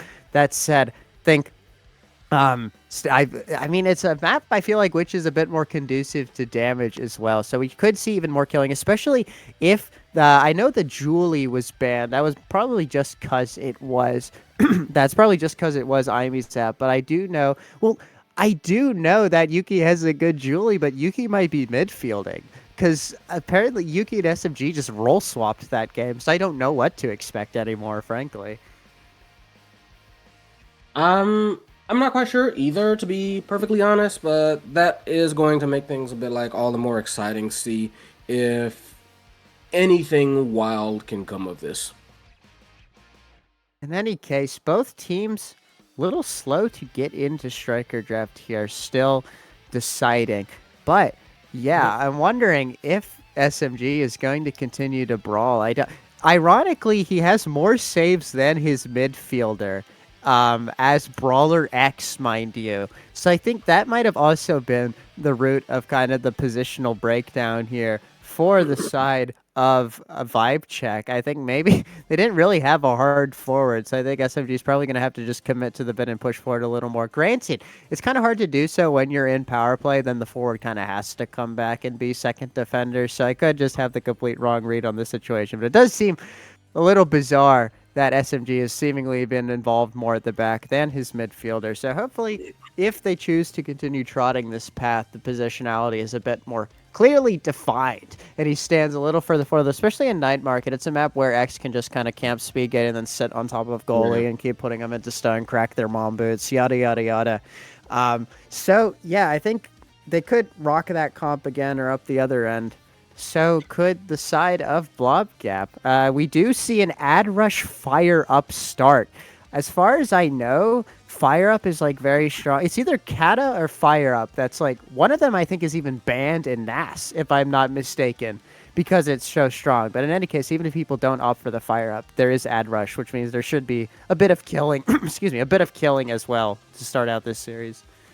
No, yeah, Yet again, I agree with all of that as we start getting into the weeds here with the bans. Drekar first being banned out, second one being Blobgap saying no Atlas. Honestly, on Night Market, understandable, especially with like you said, like you mentioned, these awakenings. No reses, please. Thank you. For sure, I think definitely denying the Ata Atlas there, which could also be an indication of what Blob are planning to do, similar to what they were doing in the last series. Probably just going to lay down a lot of paint. We do see, presumably, that is Yuki, or maybe, no, it's got to be SMG. SMG loves a good Zentaro. I think SMG is committing to the bit and staying hard forward here for the second game in the series. So we'll see how Blobgap responds, taking a bit of time to lock in the picks here, going right down to the wire with their first one, probably deliberating very heavily, but they do opt for the Julie onto, presumably that would be Rookie Cookies' Julie, unless they're doing some double brawler shenanigans, but we'll see who will complement them in the midfield and or goal imminently once they decide to lock in their second pick. Yeah, I definitely feel like with the Juliet, that's, well, maybe I'm wrong, but I feel like it's an indicator. I feel like it's an indicator that, like Blob liked what happened last time. I mean, Estelle coming up. Estelle's Estelle. Estelle can kind of do anything. So I'm not really seeing that as kind of like a refutation. Yeah, I honestly don't know whether that's Yodes on the Estelle, because he has been known to pull out from time to time, or alternatively, if that's Czar on the Estelle. I guess we'll need a bit more context with that final pick. Vibe, Nabal in their court, I think Yeah, I think this Julie with Ad Rush provided once again there's not a quadruple fire, sextuple fire up start, which is always in the cards. Gonna be a bit troublesome. But Vibe Check responding with okay. Now I'm almost certain that it's SMG on the Centauro. I think he did that last week actually, or if I'm not mistaken, he did it at some point where he was Zentaro with OIA, and then he did some crazy work, but I don't remember that exactly. But in any case, yeah, we're also seeing the Vice and the Asher. My best guess it would be a Taw on the Asher, but for all I know, they're doing double Brawler, and then we have a Vice in between the sticks. Really, that's a bit in flux. What is a bit more certain is now I'm almost certain it's Yodes on the Estelle. I do not think he has an IME, and conversely, Zarhynef has a very strong IME. So I think that's probably going to be the orientation of those two vis-a-vis Blob Gap here in the second game. Yeah, so we are about ready to go. It's going to be a fun one. I like the very lineups here. I like the switch up. I think on Night Market of all places, I'll be honest. I'm expecting a lot out of like the Asher pick in particular. Just I'm getting that, no pun intended, vibe. So gonna need to see if that proves correctly. Meanwhile, like Vice and Zentaro, we've seen how effective Zentaro can be, especially if you can't escape from him all that easily. So it's going to be on Blobgap to adjust to these picks and see if they can continue their winning ways.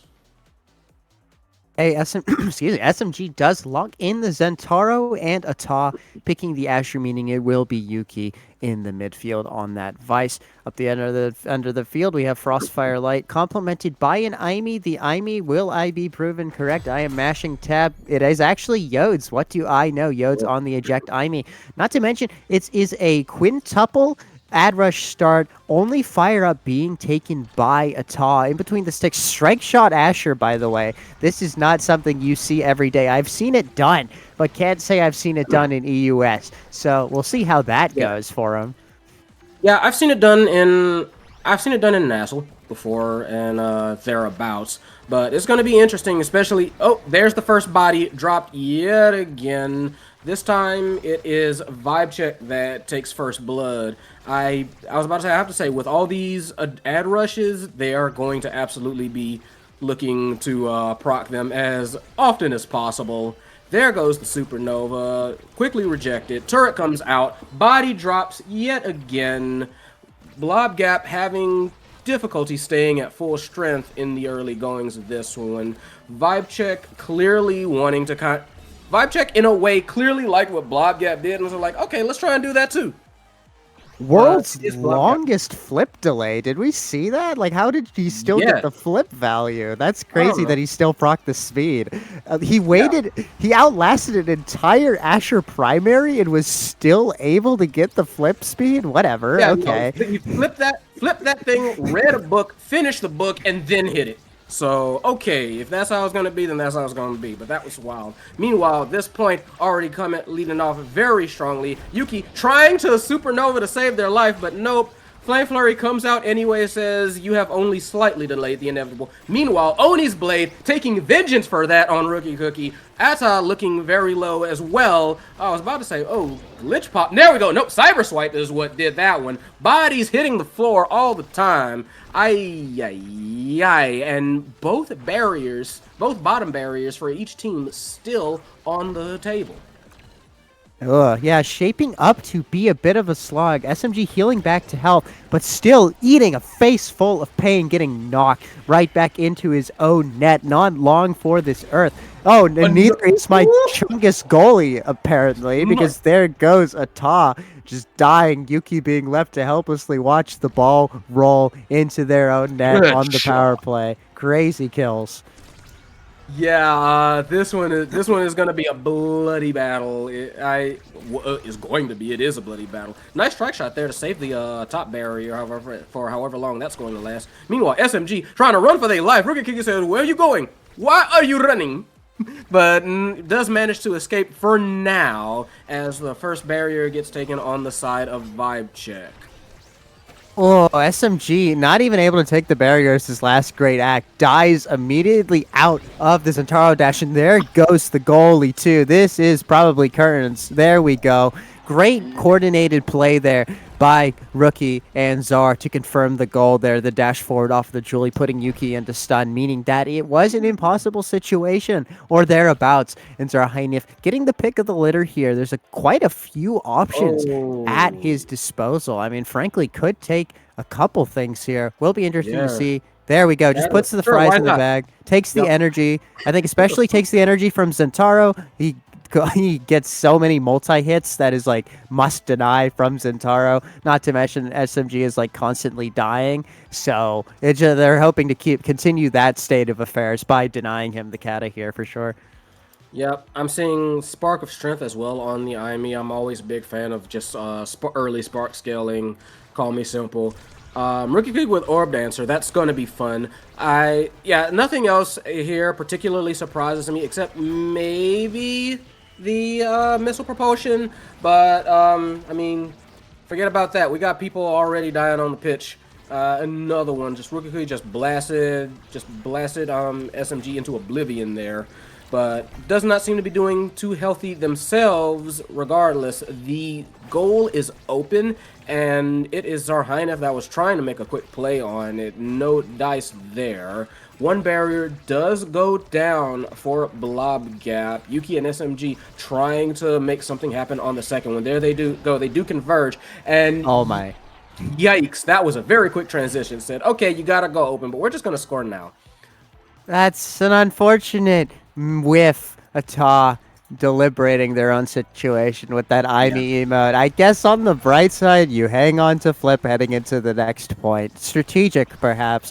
In any case, might have to use Flip soon if they want to keep this top barrier. The offense was set up pretty precariously there, but yeah, ultimately the Storm is able to be weathered. The side of VibeCheck now looking to work the ball forward, but it's beaten right back into their pleading faces. They lose their first barrier, and now Crazy Julie v Asher hijinks. Ultimately, Asher coming up the better and also stacking some residual damage onto Rookie Cookie, who's not looking too hot. Does stall for long enough for the ARB to come up, and they take that graciously. Also running back into the goal arc to heal back to full. Invites Yuki into the goal arc, though, looking to feed it into SMG, who is like a couple strikes away from Flip. He might soon become public enemy number one if he continues to stay on the board here. But in the meantime, is not unable to get the strikes in question. Is continually just slightly out of reach. They're doing a great job keeping this ball away from him. I mean, he's just not allowed to touch core. And up the other end of the field, Rookie Cookie touching core, brilliantly getting the gate open. But this could be a conversion by SMG. Instead, he misses, and then Yuki gets, Ata gets punished. Right, immediately punished by a great beam out of Zarheinef reading the frontal pass through Yuki. And wow, man, that's an unfortunate sequence there. Yeah, it feels like for both of these last 2 points, Blob Gap has kind of taken what should have been an offensive push for VibeCheck and just said, no, we scored now. And that was it as far as those points concerned. Blob Gap just very good with identifying moments to act so far and taking full advantage of it. Turret coming out as well. Flip goes out. Nice defense from Ata. That was a very dicey situation. Meanwhile, Yuki looking very... Wow. I don't know how Yuki survived that. Somehow does. It's hanging on by a thread. Rookie Cookie not even playing the ball, instead playing the man, trying to get this Vice off of the field. But Yuki doing a great job to just stutter stop up in and around this speed gate and slowly build back to stagger. It's going to need like 20 more seconds to be back into commission, though. And that time is not afforded to him. Instantly dies in the midst of defending, knocked in the back of the goal line. Great patience by Ata, though, to continue to buy the team some time here on defense. SMG coming back and winning a couple key interactions up in the top corner of the arc to keep things going, but the flip has to be burned by Ata, meaning there's no stun to play into this Juliet. Has to force the issue early, dashes into the Julie, gets the ball forward, but once again SMG a little slow, a little wayward with the conversion, but still the holds are there. This brawler could maybe have a bit more time, but no. Zarheinef dumping the full kit onto Yuki, who's unable to dodge or find the correct clear, meaning that it's another 3-0 here for the side of Blob Gap, and they're looking to take this series 2-0 unless things change. Yeah, no, I would say like like Yuki did dodge, but the core was coming their way. So at that point, there was nothing else they could do for it. Zarheinif, like you said, with the mag dump on them and just like was trying to like save their life apparently or something like that. But either way, we've got Awakenings coming out here. That rapid fire is going to be nasty with how they've been playing. I don't like the Demolitionist either. Chrono Boost, cool. I don't dislike what Blob Gap has. I mean, I don't dislike, excuse me, what Vibe Check has, but what Blob Gap has is just very scary.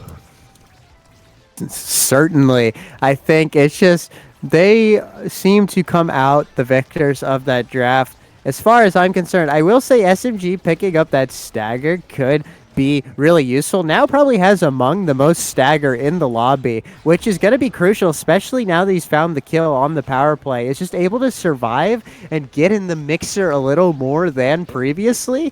That doesn't mean if you're just going to lose the strike interaction into Yodsmith, it's not going to come up trumps for you. But, you know, it's all good. They finally get it off of some chaos bouncing off of the median there. The gate is open. SMG now looking to threaten, but Zarheinif can't be slept on, has the flip, but is trying to, it's SMG doing everything in his power to force it out of him, dumping some abilities onto him. And there we go. The flip is out. And there we go. Another flip is out. SMG finding the top corner. Zarheinif out in La La Land getting orbs, meaning Yodes does not have someone else in net to help deal with that situation. And I think, yeah, I mean, without saying this is a tipping point, my SMG being allowed to live could definitely help the side of Vibe Check a lot more in this series. Yeah, they're already feeling a lot. You can kind of, I kind of see them feeling like a lot more confident in that. Like you said, it was absolutely SMG just being able to actually play the game that has given them a bit of a lease on life. Goal open. SMG nearly deflects the pass. Excuse me. But it is still an offensive flurry. Nice. SMG kind of shakes them out their shoes. Zarheinif went further down and was like, you're going to shoot it down. No. SMG switches it up on him. Top corner. 2 points. And what is looking like a fairly positive comeback for Vibe Check, no caster curse.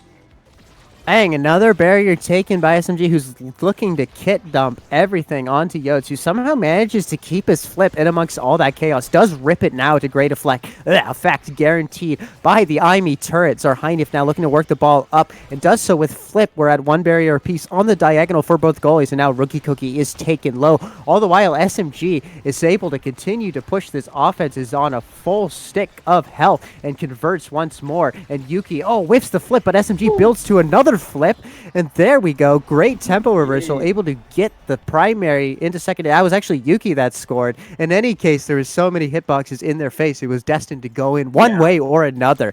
And here we go. SMG is pick of the litter here, might look to take the peak here to complement the build different and really put the nail in the coffin of the dying issue. But we'll see. Could also just opt for hard damage here. Is looking to be a bit deliberative and perhaps let some of these awakenings trickle down to his teammates before he makes the decision. Does opt for the 1-2 though, which I think is going to be good. Continues to allow this team to find their newfound sense of damage. That said, built diff Julie is also going to be pretty scary to that effect for the side of Blob Gap. Yeah, no, I'm liking all of these. Yuki, like, getting a little bit of extra speed, so it's a bit of a spark tonight there. I'm liking like the peak performance, like you said, the built different in particular, and SMG who has been really cooking now that they can actually live to cook. So gonna need to see just how well Blob Gap can kind of like deal with this kind of new, somewhat revitalized Vibe Check team, if they can at all. And it's not looking fantastic at first blush.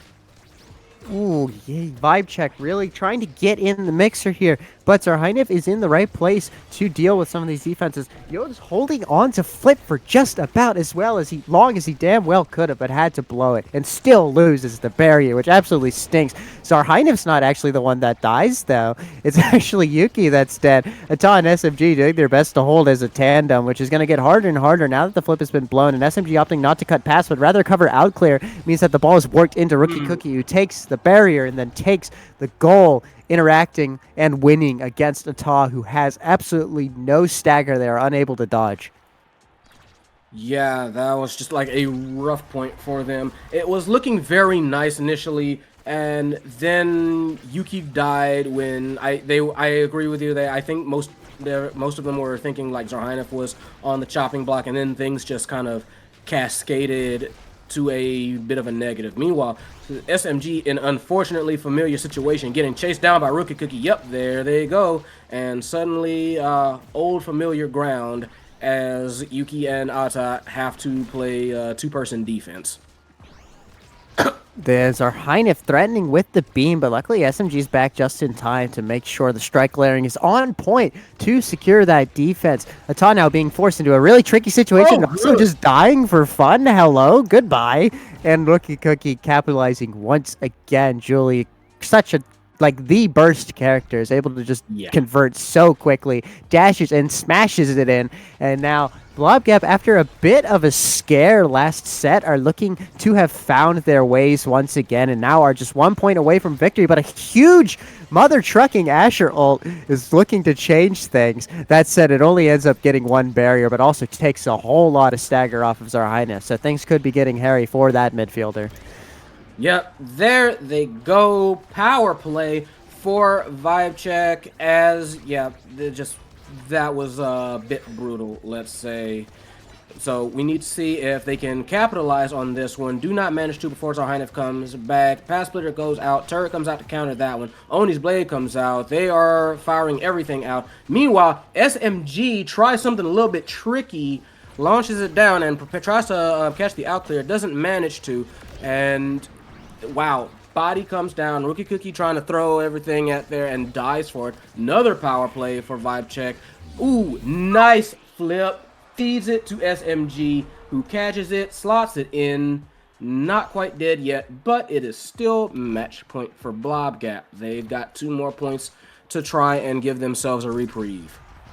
SMG has somehow clawed and fought his way up to the Omega ranking from being the lowest level dude in the lobby because he was just dying constantly. It just goes to show, I think, emblematic of the tempo swing embodied by the fact that this brawler can just survive. I guess on the other side of that coin, Yuki is now dead as hell, is continually eating damage in the name of defending these barriers, and that endeavor is not even fully realized. And this is match point. This is curtains.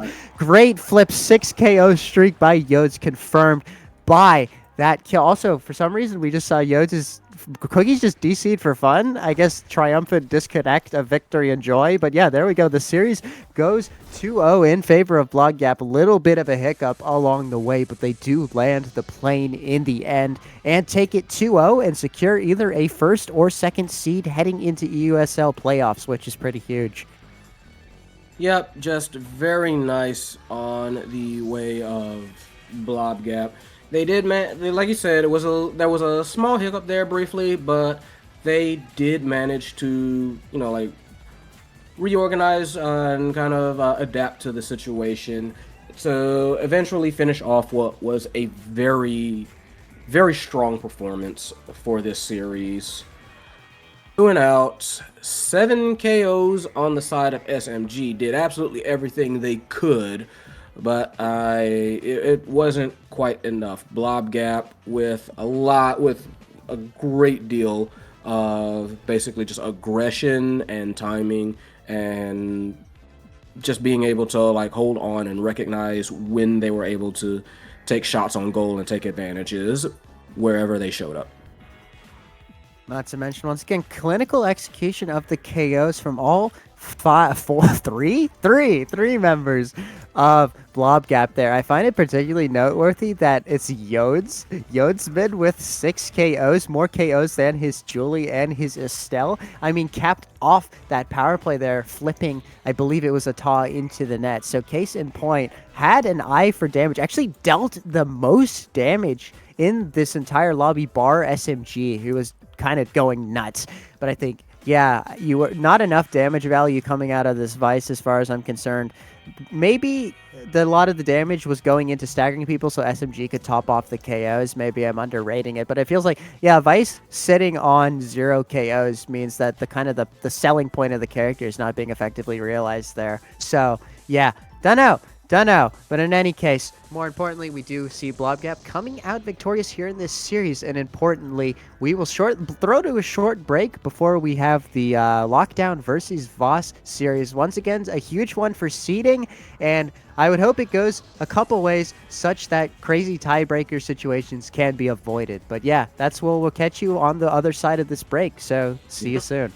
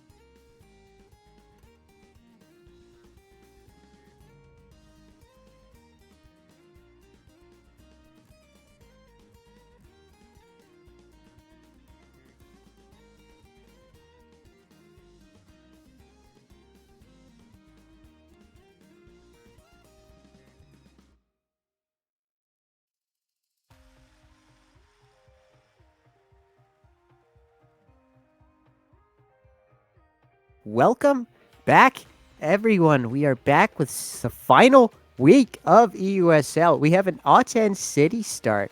Heavy Impact and Manu, go figure, the Octi is banned out of Voss. Scythen has himself a good Octavia, but more importantly, I'm just going to read these tiebreaker scenarios verbatim. There was no way I could have possibly memorized these, but there's a lot of crazy permutations that can happen given the outcome of these series.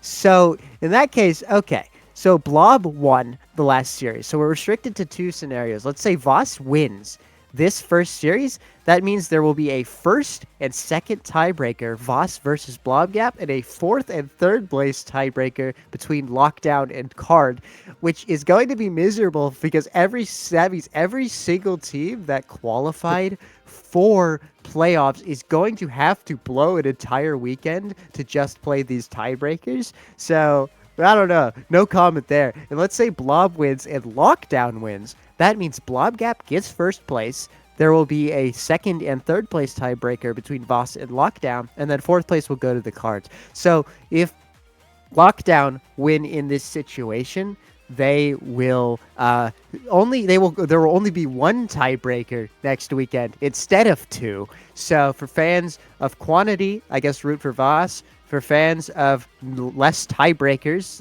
root for Lockdown. But yeah, so that's the situation on the ground as we have it. Is my okay? There's the drafter broke for a second, but okay, looks like we're getting into the draft as well. Yeah, no, we have got the draft has been going on. Octavia and Kai have both been banned. A little bit of shame about that because I always love to see Octavia. But first on the block for Vass is Zentaro. Meanwhile, Lockdown has taken Now and Drakkar. Now and Drakkar, that is pretty stereotypical. Though I almost think it might be Sloth now. I guess we'll see. He does have a Now in his pocket, and I think especially now that the Atlas is gone, who knows? Because I know it's definitely Scythen on the Drak. Like that is like whatever. Like that is such an easy call to make. But it might be Sloth on the Now. I think that'll definitely I'll be a little more certain of that permutation once Lockdown locks in their final pick. Also, man, yeah, we do have Alex putting the fries in the bag, locking in the Atlas as I assume the goalie. I think okay. Is this What? There's a couple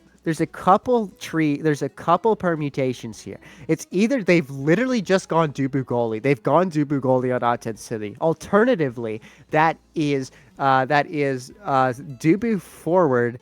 Then we have, I would assume, Dubu forward, then some combination of Geo and Scythen split between the Drek and the Now.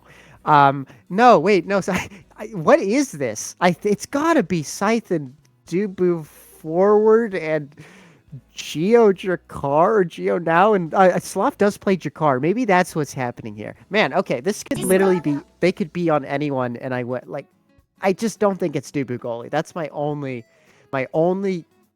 assertion here that I can make with some confidence. I don't think it's going to be Dubu goalie. Possibly not. I mean, Aten City, I don't know. I don't really see Aten City a lot in general, so it's hard to make any kind of like guesses on that front about what the effectiveness of Dubu. But I don't know. I don't see that either. But we will find out very shortly, especially with this start that we have. Like I said, like Heavy Impact, Monumentalist. I can see several people of either side. I can see that being split. At least Voss is making my life easy. This is obviously going to be Alves, or God, as he is known in-game, on his patented Zentaro, Venom Yami in support on the Sistel midfield, and then we do have Alex on the Atlas, but I'm so confused about this Lockdown lineup. Sloth could be, I don't believe it's Dubu goalie. I'm ready to be proven wrong, but I feel like it's either Sloth has done Drek. I think he's even done Drek in EUSL. So that's always in the cards. And then that would leave Geo to be on the now, which once again Geo has done in a couple series this season, which would leave, Dubu to be incredibly immobile on an open map. But if you can feed that core into corner and the hamster has his wall, it is curtains. So I don't know, like, it could work. This is just so bizarre to me. But yeah, man, this is not what I had in my Auten City bingo card, to say the least. Oh, jeez, sorry, I didn't see that. Sure. Okay, bit of. Oh, wait, he just Sorry. got. Okay, there's a bit of chaos behind the scenes. Okay, so the casters have been given lobby owner, so the casters now have to transfer lobby owner to someone else. I will give it to Alves. Alves, I trust you. There you go, Alves. You can pop the queue whenever you're ready, man. I'll give Sorry it to about God. that. Okay. Okay, money. Okay. What do you mean? I gave it to Alves. It's on Alves. I see it on Alves. I gave Alves lobby owner on everything. On my bloodline, I do not have lobby owner anymore. Okay, so it's on Alves to pop the queue whenever he so feels. Okay, there we go. There we go. Cash money. We are getting into business here. Bit of a hiccup to start things off here, but now that the owners are properly in place, we should be able to get things going. The queue has been popped. Heavy impact money. I mean, like, I feel like I think the Dubu high key takes heavy impact here. Just kills people for fun. That'd be fun. That'd be a little bit of whimsy here. Just by the book, I feel like one of these comps is looking a lot more scary on Auten City, but that at this level, you can never be too sure. 100% hit rate on my guesses for the side of Voss here, but more interestingly will be whatever Lockdown decides to pull out of this triad of characters. It's a bit of an eclectic bunch. It's giving solo queue, but this is trio queue, so we'll see if they're able to land the plane here. It is Sloth Dubu goalie. Okay, what do I know? He's going to put in some work. He's going to hold the corner like a beast and then get passed around, but whatever. We'll see how things go. Yep, here we go. First kickoff, and immediately we have like a quick fight around the middle for both sides as they start the very quick feeling out process. This is at City though, so one false move, one mistake, and goal is open very quickly on this very big barrier. Scython looking a little bit low. Meanwhile, Scream Alves, Venom Yami trying to fend off this attempted offensive pressure from Giovanni Scython. Not quite doing it so well. Sloth moving up, got a little bit fresh there. Oni's blade comes out, tries to catch them, but doesn't quite do that. So open goal, and already things are looking a little bit concerning, but they're trying to do their best to fight it off, our lockdown. Sloth has also lost the wall, meaning his best capacity to deny space has been ripped away from him. Defenses could be a bit shaky for the next 30 seconds, but defenses are being undertaken almost entirely by Voss in this particular point in time. Scythen beast moding that flip deny, meaning that neither member of Voss forward duo has energy after both having flip so early on, but Sloth, the flowchart a little off, getting tapped right between his legs by Alves. I guess on the bright side, you hold on to flip coming into this next point, but the first point at least gets on the board for Voss. Yep, Voss takes first one. However, Lockdown, like you said, do have pretty much the entire team with flip, to be frank. Scython about to get that one. Oh, Alves having to flip for their life pretty much. But meanwhile, those flips are dying very fast. So as both teams try to vie for it. Beautiful tofu fortress, pumpkin fortress, if you will, to try and keep things around the midfield. They're definitely going to be a little bit shy about it. Had to flip, missed the hit, did Sloth, and nearly got their own barrier taken on a very casual, just like core hit, but did manage to save it for as long as that lasted. Both goals now open, and it is Voss that are on the offensive, trying to find a way through. Well, we're on the offensive.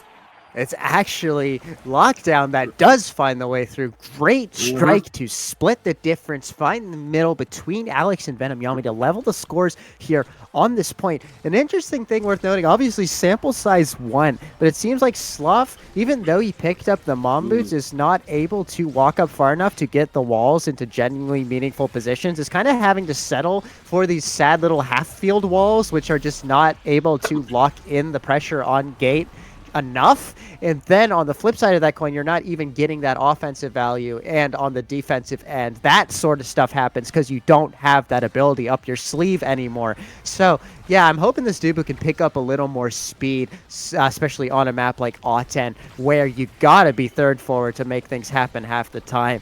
Yeah, in the meantime, though, Sloth has once again lost his barrier, meaning that the side of Lockdown has their backs up against the wall here, especially if they're unable to take the second barrier, which they do. Open barriers, one apiece for each team. Granted, Alex still has secondary up his sleeve, which should make any offense in the interim quite tricky.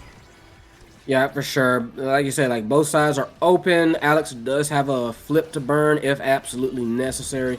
Giovanni does, however, as well. So that's going to have to be something they worry about. Scython with their own flip, however, burned that one pretty fast. Nothing doing though. Scream Elves on the offense manages to get it past the log briefly, but doesn't manage to hold on to it.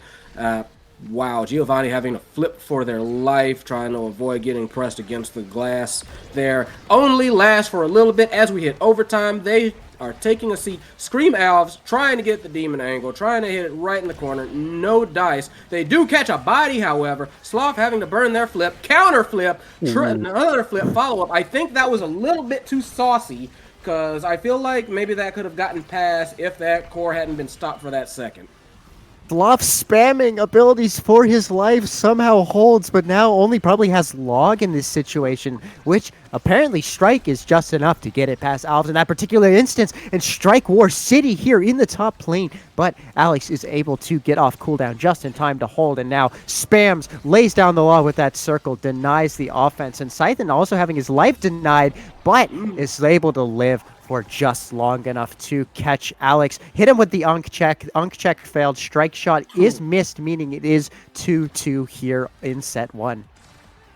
Yeah, gotta say, when these barriers fall, things very clearly turn up. They are both really hustling to try and get these goals. It's fairly easy. It seems like it's not exactly hard to get these barriers down, but once they do, everybody kind of, you have to kind of tighten up.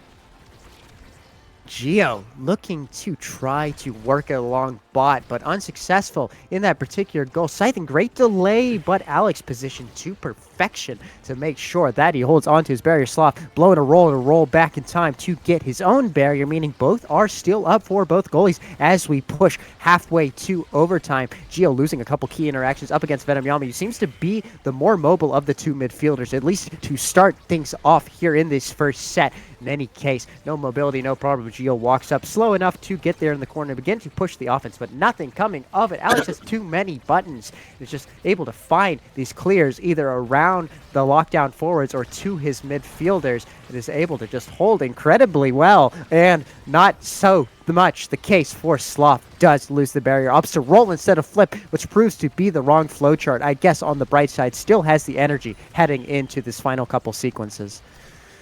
Yeah, definitely going to need it as they try desperately to get the barrier. Scream Elves a little bit off target, burns the flip as well, but they do get the barrier, do lock down. They're going to need to see if they can capitalize on this, see if they can feed it through. Sloth does manage to feed it through the Scython, who does like pop flip, but it is rejected. Alex does make the save. Very nice on that part. Flip comes out from Sloth again, and just nothing quite doing it for it. A long point as we go into overtime. I say that and immediately get cursed because Giovanni feeds the Scython, who basically has open net bottom corner, and they do end up finally taking the. This was the first set, by the way. Yep, that was a crazy first set. on Auten City. Auten City first said it. Everyone is either level 5 or level 6. What the hell is going on? In any case, rapid fire on this now. Cash money. That said, Alex not getting a shabby pickup either. The team player on this Atlas particularly well. And there we go. The mobility, the ice skates are beginning to be laced up for Sloth. Will be able to help push up and assist in the offense. Just a smidgen more. Ad rush on the Zintaro means that if he's able to survive, right now Alves is low-key the one getting killed, but if he's able to continue to survive, it should be easier to confirm these goals with the crazy boost of mobility Alves will get after his kill. So all in all, decent draft for both sides. And there we go, the ad rush already being procced, but I think this is a safe time to pass. Yeah, for sure. That was just like a very quick, very nice kill there. Power play on deck. Scream Alps trying their best to get into like a good position, but not able to before the team gets back up to full. Giovanni and Scython making a play on the goal, and they do manage to finish it off. Giovanni with the feed to Scython, who just unloads the buckshot, pushes the core through for that first goal. Ooh, that was probably the quickest one on the game thus far. Oh, Alex looking to defend, does so. Sloth managing to win that interaction with a lowly log, and Scythe somehow finding a beast strike, tuck it right in the corner up and around Alex, who does still have a full kit, opts to blow a piece of it there with that secondary to get the ball out of dodge for the time being. Also locking the res, meaning that Alves will not have to flip just yet. I think the intention is to get him into an offensive position to do so, but it does not quite come to fruition. Now the energy economy is decidedly slanted in favor of Team Lockdown, as is the personnel economy. 2v3 for the next 8 seconds as the two forwards look to push it into the two defenders of Voss here, and they do get the flips out at a bare minimum, which is not too bad of a return on investment, but it does mean we continue on in this point. No, they do manage to get the barrier, do Voss, and now is their opportunity. Lockdown has had a fierce offensive flurry, but they have finally shown a bit of a crack in the wall there, if only for a moment. Giovanni managing to nice skated around Venom Yami, which gets it up to Scython after the clear, and just flips, punches it in after Alex thinks that, you know, like, thought that the upper end was clear. Scython came out the cut. Nobody could stop that one right then. Man, there are some people who shall not be named, some NA casters who are not a fan of corner flip. But explain that, atheists. What just happened there? Corner flip for the win. Hell yeah, brother. In any case, Sloth looking to hold in his own corner is able to do so. And Alex up the other end does lose barrier and also just kind of gets dog walked there. The ball slow rolls right out of his strike box. Great shot by Scythen. This was definitely this was a divergent set from what we saw in set one. Very quick, dirty, and quick, and wow, adjectives 3-0 in favor of Lockdown. And now Orb Dancer is here. Oh, God. Yeah, that speed is not being taken. Hot Shot is instead taken, which is also speed in its own way, to be fair. It is Atlas who ends up taking the Orb Dancer, which is completely understandable. Catalyst going to the now. Peek onto Dubu. Sloth is even faster. Back of the bus, Venom Yami does pick up the Chrono, which is not to be slept on. Will be able to be in more places at once. Gio gonna just have flip constantly, though. Is already the midfielder is already striking the ball much more than anyone else, and now will have the energy to show for it, which is definitely good on the side of Lockdown on a map like this where flips are so valuable, especially with these orbs. But the Orb Dancer pickup on Alex also has the capacity to do quite scary, but scary as Scythen appearing into the fray and tapping it past Alex, who's unable to react in time. And Lockdown continuing on the warpath here, has gone on an unbroken scoring streak for like 4 or 5 goals at this point. So looking to continue to snowball here. Yeah, that was just very good, like, passing. Giovanni and Scython both getting it just around the opposition like this, and just, like, some great core control here. 1-to-1 to 2, and just, like, being able to connect with their teammates. Meanwhile, though, Scream Out seems to recognize that. Says, nope, get you out of here. If y'all are gonna start making all these, like, fancy passing plays, then I'm gonna just make sure there ain't nobody to pass to. And now it is Vast that are on the offense. Does manage to get a flip, but that is rejected. They do manage to get the barrier nonetheless. Full team back again for lockdown. And now it is Scream Owls that may be paying the price for that, looking very low on health, while Giovanni and Scython look to try and push things upfield with Scython's help. But Scream Owls not dead yet. Nope, that was Venom Yami who gets a face full of buckshot. And now the power play as we go into overtime. Alex having to flip to get it out of dodge, but get it out of dodge they do for a few seconds at the very least. Scython not looking very good, looking very low. Yep, Venom Yami with that quick vengeance just says, nah, we gonna pay you back for that one. So power play on the side of Voss now, trying to figure out how to get it past trying to get it past Sloth, does not manage to. However, like some very strong back and forths here, especially when it comes to like power plays and kills.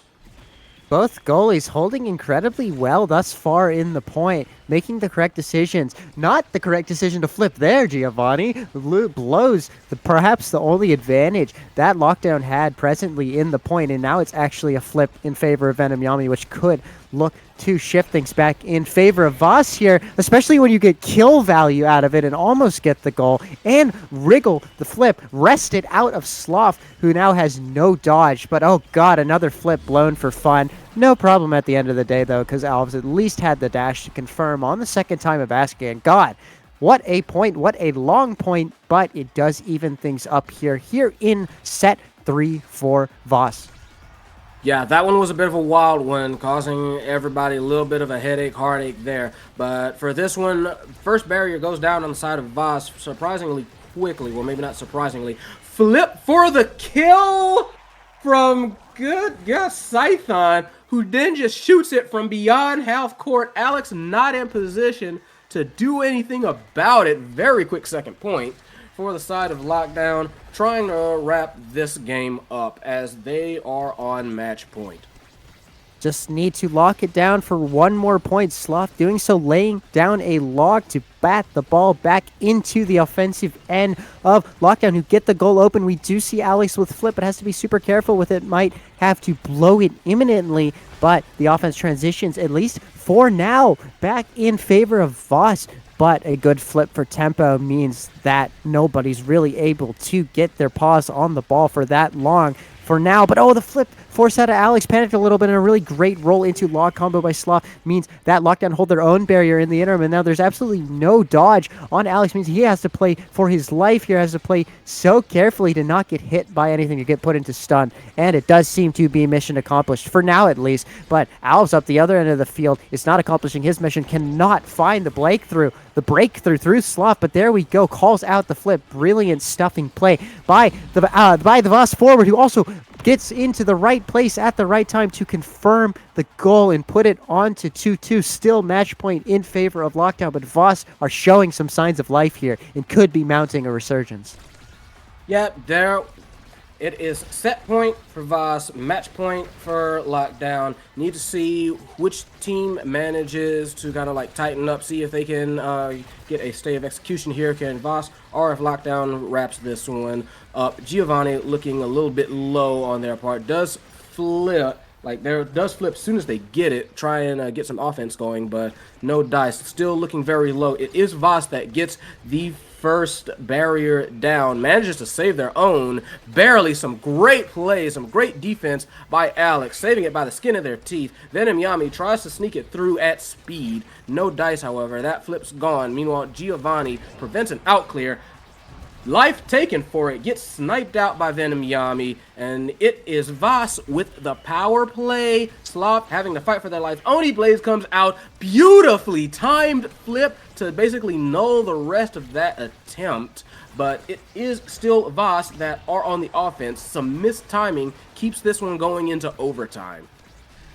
Oh man, two flips on deck for the side of Voss, and there we go. One puts a great effect, not to mention a piercing shot right through the heart of this fat hamster. Puts him into stun and knocks that ball in between the sticks Voss have a set here in this particular game. It's going to be longer than 15 minutes, allegedly. And we do see a spark pickup, second spark pickup for Venom Yami. Not any mobile, unfortunately, but you do get the CDs. But that should mean that we're going to see Sloth pick up the M prop, which is going to be oh so valuable for this particular Dubu. Yeah, the way that Sloth has been playing, they're going to be loving that mispropulsion. Meanwhile, like Among Titans actually is also going to be, I think, very helpful for how this team has been playing. I think that I think that Lockdown has some very good options as well. So both teams getting some solid stuff right there. But Giovanni maybe wishing they had a little bit more stagger at this point. Alex left all by his lonesome to take the 2v1, which just gets worse and worse because now Sloth is finally getting those walls into valuable positions courtesy of his extra speed and his M prop, and it works to great effect in that particular instance. Robs Alex and friends of their barrier, meaning that it is advantage lockdown here in the first point of this fourth set. A lot of ping-ponging happening. They're doing their damn best to keep it away from Scream Alps, threatening with this flip, not to mention trying to threaten the kill there, but the decision making is a little wayward. Sloth flipping for fun, capitalized on brilliantly by Alps, who calls it out with a flip of his own. Flip. God damn, you'd think it's a Christian Minecraft server with how many flips are being said right now, but okay, there we go. At the end of the day, someone does tap it, and Giovanni gets the goal after the great energy expenditure of 2026, and there's not a single person in this lobby who can dodge right now. Nope, so this one might get a little bit bloody. Yep, there we goes. Basically, Giovanni immediately gets sniped out in the basically an alleyway thanks to that Tofu Fortress, so sure. But they do take vengeance on that, and we had a brief 2-on-2 there. Giovanni, however, right back, locked down at full strength, trying to see if they can make anything happen with this, but defense is looking solid enough. I say that and immediately cast a curse. Giovanni catches the attempted out clear, calls that one, says, nah, that book's way too simple. I read those.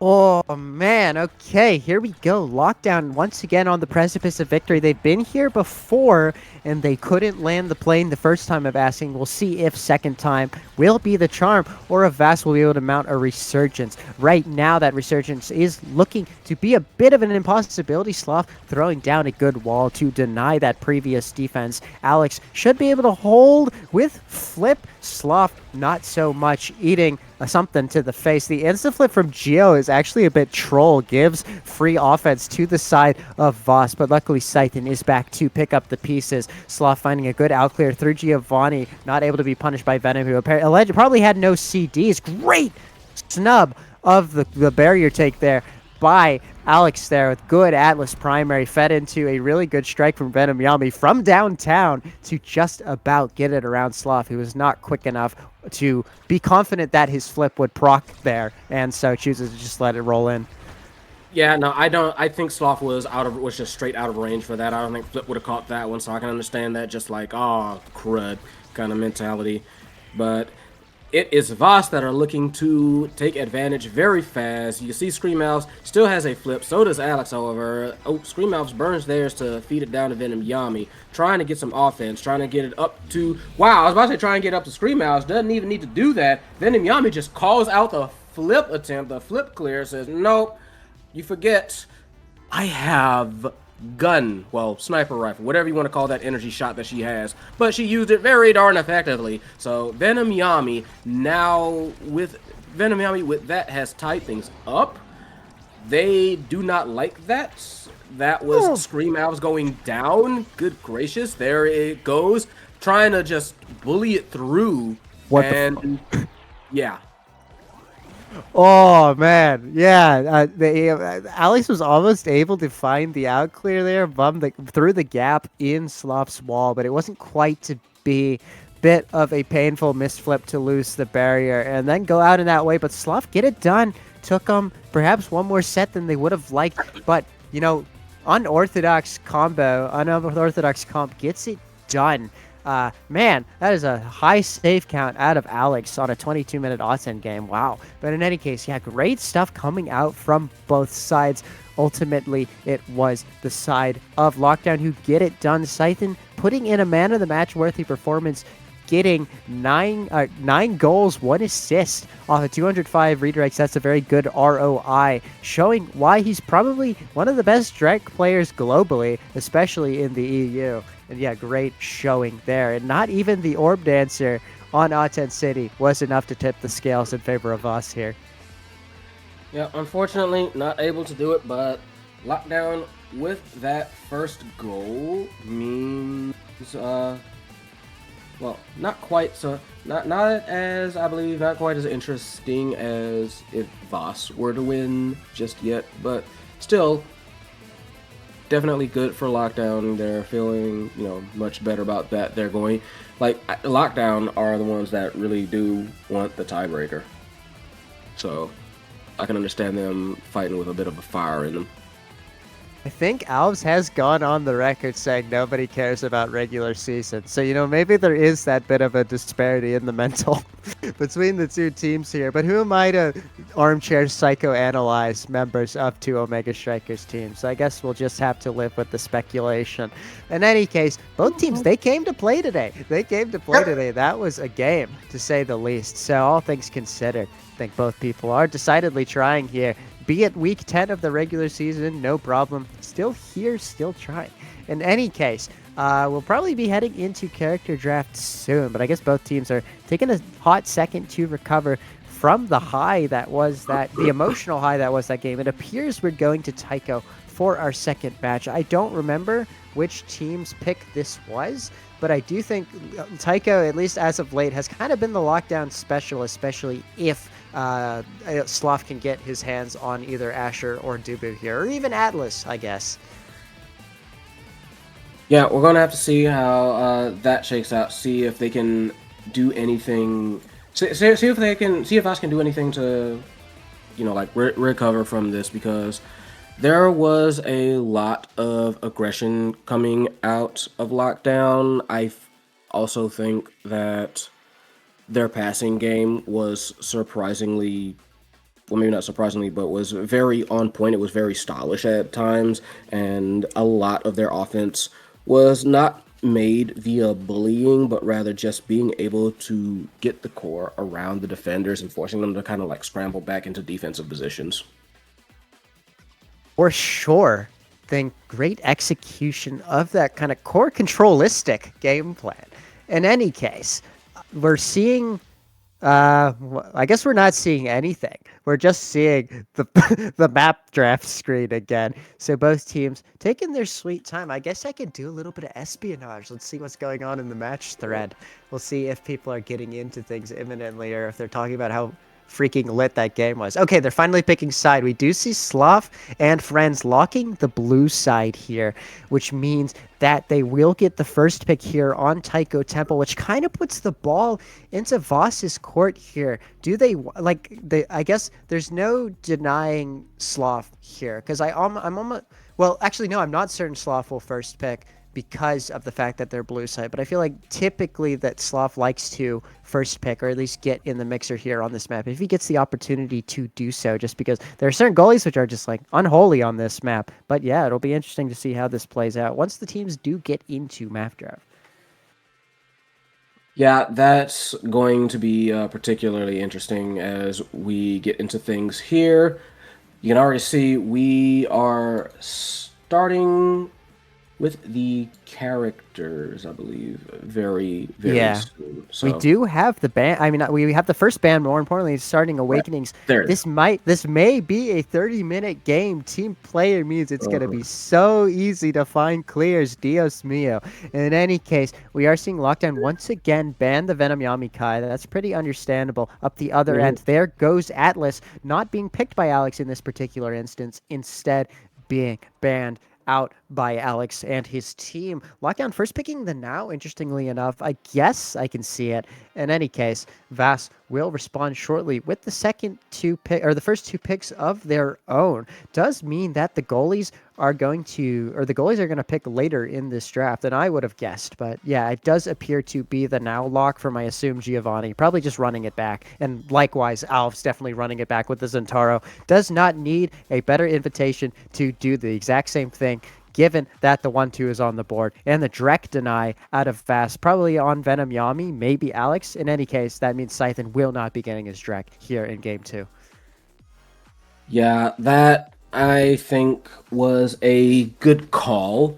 Just, smart drafting, even if it can be like annoying for the players. It's just sometimes you got to play that game.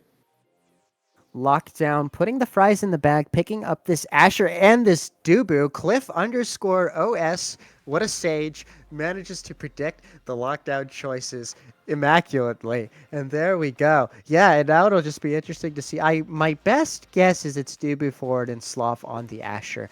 That said, at this point, it could be either or. Nobody really cares. And there we go. It does mean I don't believe.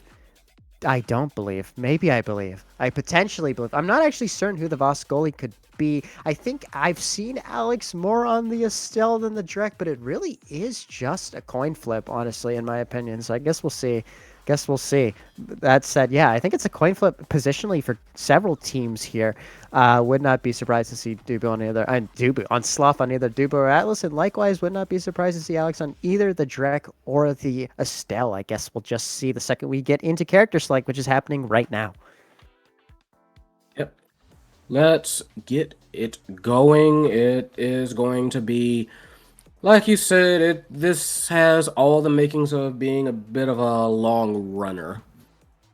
So we're going to see if that prediction holds up, or if, who knows, something happens and we kind of like blitz through it. It's Taiko Temple. I don't like trying to predict Taiko Temple because Taiko Temple is insane. That is where mad people go.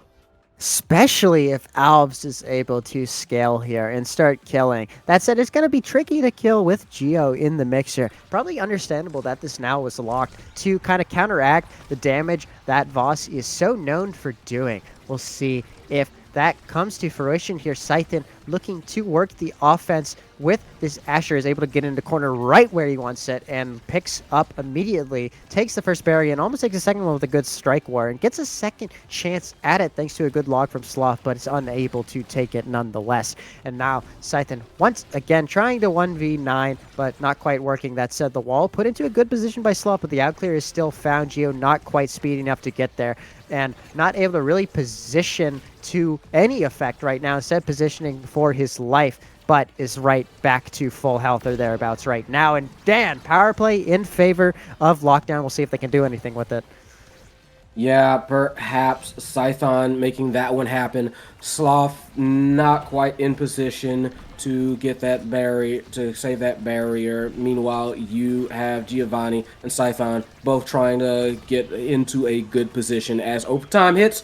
Try and make something happen. Scython trying to slow down the court a little bit, trying to reset positioning for a little while, and does work for a brief period of time, but over time in Taiko Temple, that core is going to be flying pretty much 90% of the time, as you can see here. Good call out on the Estelle primary by Venom Yami, but the angle is such that nothing could really be done with it. Now Geo trying to confirm the goal with a Dorito and the flip, and ultimately it's actually Scythen who gets kicked. He gets shoved by the Estelle beam into the right place at the right time to tap it right past Alex, who presumably had nothing, having used everything to deal with the offense out of Geo. And there we go. First goal on the board. It took some OT core speed shenanigans to finally seal the deal. But yeah, now we're finally in point 2, and Sloth with a full stick of energy, meaning that he'll probably be able to hold for quite a while.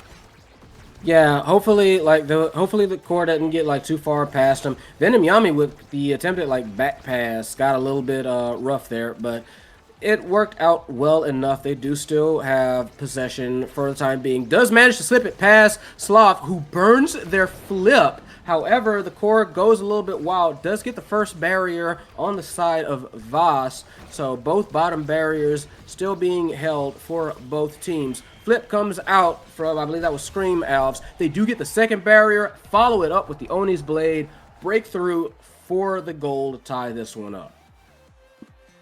Only took 44 seconds in that case, so perhaps a harbinger of things to come. In any case, Scythen looking real scary now that he has a flip. That's it. He has to respect the wall, or he might just have to end up blowing the flip to save his own life. I think that's why we're seeing him drift a little bit more centrally here. Definitely wants to hold on to it for these offenses. He's looking to force right now. Tries to go for the double, perhaps a bit greedy. Snubbed out with just strikes by the side of Voss, meaning not a great return on investment. But still, the two barriers of Voss do eventually fall, meaning that Lockdown is in pole position to take this particular point if they're able to keep doing what they are doing. That said, a bit of bumper chaos means Sloth is incapable of holding that first barrier and almost loses the second one, but is able to roll into Venom Yami, but not quite do enough damage to kill him, meaning that pesky little Estelle is in place to take the second one with a good place hit stun past the Dubu goalie. And now we're open net for both keepers, probably a bit more advantageous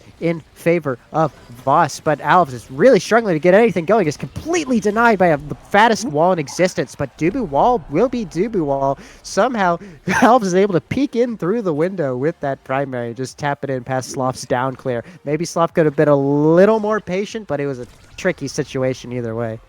Yeah, that was kind of like a wild one. Just that Dubu wall, it comes and goes. So I don't blame him for that one. Meanwhile, what has already went is one barrier on the side of Voss.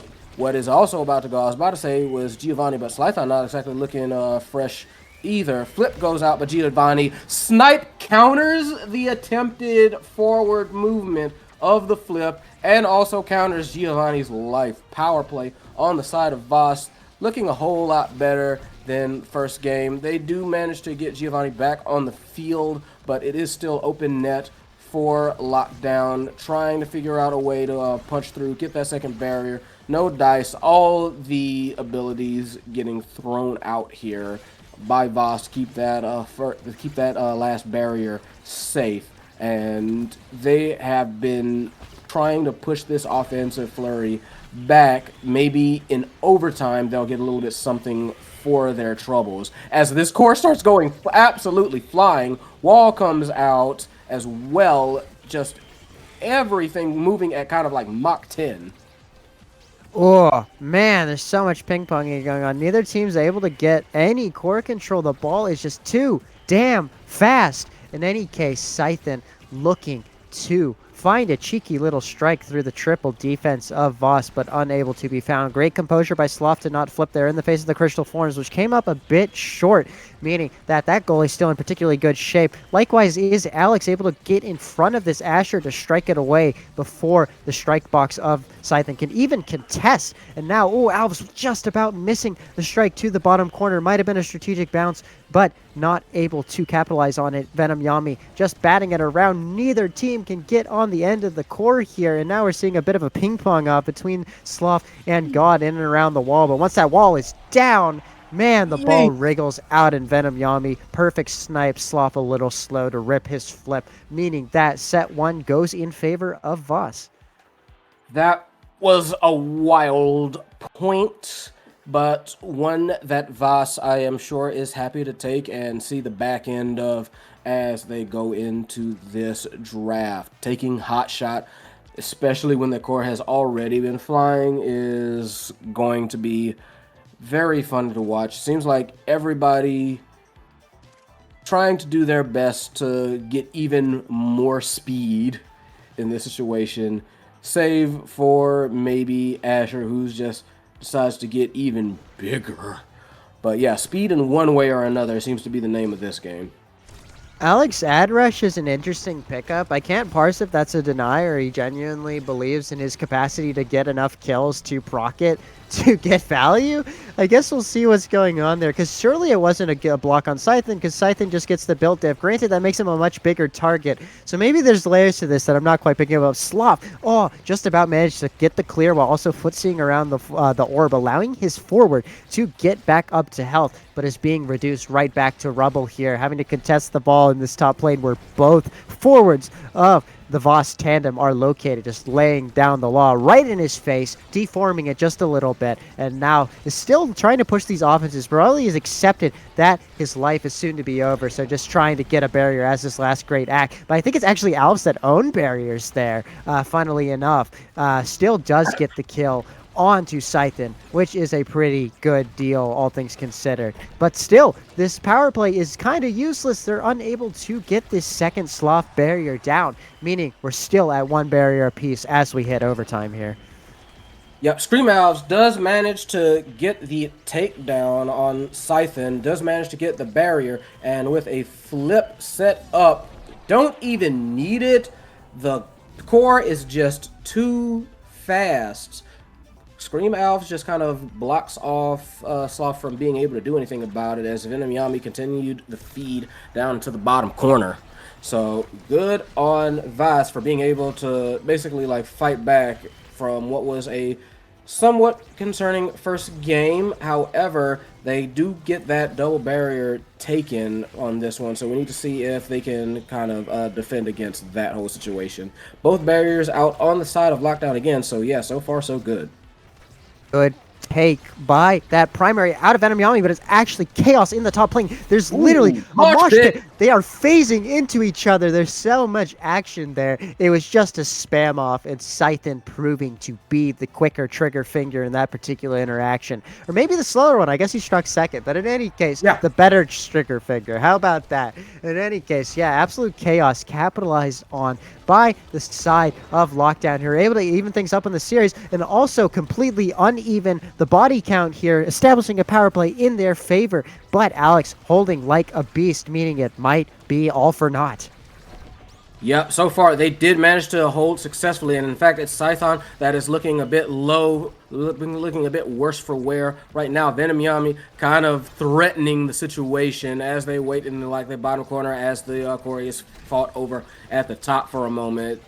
Play shifts back to the bottom lane again, however, and Scream Alves trying to get it past. They do get it past both defenders for that bottom barrier, and Venom Yami with the nice snipe getting it through the top. So goal open, but immediate response by Scython saying, okay, you've opened ours, we'll open yours. So overtime hits, and both teams immediately try and push, but it is Scream Alves that basically storms down the pitch by themselves with the flip, with the push in to get that second point done and dusted. Man, wow, that was an absolute surging offense. Right as the Dubu wall despawned, just needed to click a couple buttons. Within half a second, it was in the net. Sloth unable to react in time with the log, which ultimately did nothing. In any case, Scythen once again in a tricky position, but does not get killed there, and is actually looking to kill Alves himself. Alves now in a really tricky spot, especially on completely separated from the rest of his team who might body block abilities otherwise. And there we go. A flip has been ripped from no energy on the board for either goalie right now, meaning that these barrier takes should be a little easier than perhaps is typical. That said, not a lot of them falling. We are still at one apiece for both teams as we almost head into overtime. The core speed obviously could change things, but now lack of core speed almost doing the job nonetheless. But Sloth able to walk back just in time to hold his own barrier, but not able to time the strike there to get around the beam, meaning that it is open net, set point in favor of Vost, and there's two forwards threatening in the arc, and there we go. The link up play is found between them into the top corner, goes to the core, and Alves gets the goal to put Voss up 2-0 here in this game too. Voss looking a whole lot better for this game, and these are going to be some very nice pickups, I think, for the team as well. Peak performance, actually, from Alex, which I can understand. Part of me was expecting missile prop, though. I'm sure there's a case for it too. Maybe, yeah, I don't know. I don't know. I'll figure it out because that means missile prop goes to the back of the draft to Sloth. That's Yeah. insane. I'm not. Yeah, there's a reason. These people know more about the game than I could ever dream of knowing. But to me, just as a noob, that's like, what?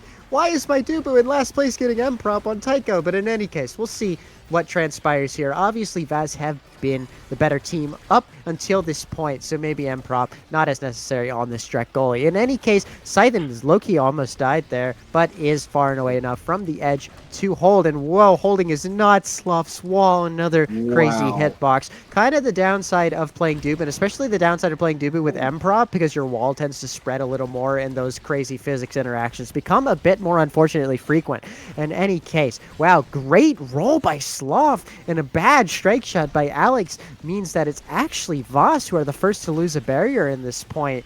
And that, wow, the issue being forced in top lane, but the ball unable to be worked through the double defense of Lockdown is doing incredibly well up to this point. Yeah, don't want to jinx it, but Lockdown has been doing great on the defense so far. We hit overtime. We'll see if that changes. Yep, there goes one barrier. There goes the flip. Wild back pass. I think that was intended for Scream House, but that just gave Lockdown some free offense. And Sloth having a flip burns that one immediately. Oni's blade comes out, trying to get it somewhere out there. Sloth somehow manages to weather the storm. That is insanity, but they make it. And Alex, all out of buttons, had to reload. Nothing for it. Giovanni punches it, and Alex just kind of like watches it go past for the first point for this third set. Off won by Venom Yami somehow faster than now. Any case, yeah, does back pass to start the rotate up into top lane. Still, it's actually Alps that's getting punished for the Voss decision to rotate there, having to run away from the fray. That said, now the other brawler not looking too scary either, because Scythen Blue Flip earlier in this point is now trying to do it solo, but great find by Alex there to somehow bop and weave it across the pitch outside of the strike box of Scythen. And now up the other end of the field. This could be curtains. Yep, Alves doing a great job to just about outlast the log read down by Sloth and tap it in down nonetheless. Log proving to be a complete non-issue there for the Voss forward. Yeah, just beautiful shake there. Sloth going in the wrong direction. They are going to have to like try and find some way to clean this up. Meanwhile, I blame that one on Tofu Fortress. I blame those barrier takes entirely on Tofu Fortress being Tofu Fortress. But one barrier is down for Voss. Both barriers down for Lockdown, however, and they can't hold position as Scream Alves basically just like slots it through both defenders. So match point for Voss to try and tie up this series. Voss looking to run away with things here. They just have to have a couple of more clean executions, and there we go. We are starting to get them to that effect, but Scythen showing that not all is lost, but it could damn well be lost. But Slav luckily had the wall in that particular instance, assuages the danger, and the stun maybe found onto Alex. Otherwise, Alex just missed. But in any case, good flip by Geo. Great angle on point two by Lockdown. Some breathing room here in this series, but it is still match point in favor of Voss. They just got to do it one more time. Yeah, Scython kind of missed the failed the stare down challenge right there. Got both their barriers taken very quickly, so this could be it. One barrier does go down for Voss. They have to like try and see if they can't mount an offense now. Scream Elves nearly slips it through. Had to burn a flip, did Sloth. Scython still has theirs. Don't want to go down without it. There we go. Burned it. Trying to wait it out some abilities, but no dice there. Scython not looking very good for wear. Does manage to push through. They do get the second barrier. Goals open for both sides. Meanwhile, not what you want. Scream Owls with a flip, with the kill. And this is desperate times as, yeah, not how you want to go out. The goalie gets taken out. Scython not exactly looking healthy themselves. Kind of no way out for that one. Voss ties up the series 1-1. That was great awareness by Alves. As far as I'm aware, I do not believe in that final sequence Sloth had the dodge, so Alv just needed to drop the ult on him to kill him and keep the power play going. First, it was a triple play. Would have been a double power play, at least for another 13 seconds after that. So great play by the Voss forward to seal the deal, and Benamiami right place, right time to lock in the goal. In lockdown, they looked strong as ever, but their number was decidedly had here in the series. 17-minute Taiko game does not happen every day of the week, especially when you have a Nasher on a Dubu on your team, meaning that I think the execution was just much, much, much better from Voss here in this particular game. Does mean we are going to a game 3. Seeding is still on the line, in jeopardy, one might say. And we are going to Goo, another kind of slower map on the slower side. Would not be surprised if we're going to see a Dubu once more can hold in that pocket so well. But yeah, will be interesting. It'll probably be a bit more of the same comp-wise heading into this third and pivotal game unless Awakenings force something else. Yeah, this one has been a surprisingly, how do I put this? Both sides, both games so far were very, not necessarily one-sided, but it seemed like one team, scored most of the points for both of them. So it's going to be interesting to see if that ends up equaling out on this third and final game, or if not. So it's going to be something to look out for. Need to see if maybe one team is going to try something completely out of the box, or if they're going to basically go to like complete and total like comfort fix, just kind of like dance with who brought you, or what's going to happen.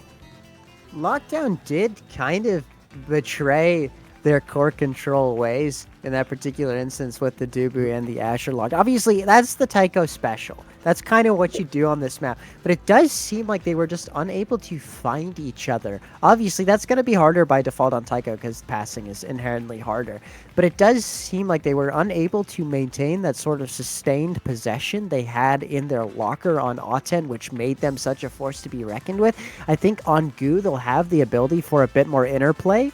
That said, we are seeing Voss being given the blue team here in this final series, meaning that for all I know, if the Awakenings are rolled fortuitously, they could build spec into damage really hard, especially now that they now have a pick ban up their sleeve. So they could theoretically ban the Atlas, pick the Now, or some combination thereof, especially if they want to really start laying down some pain.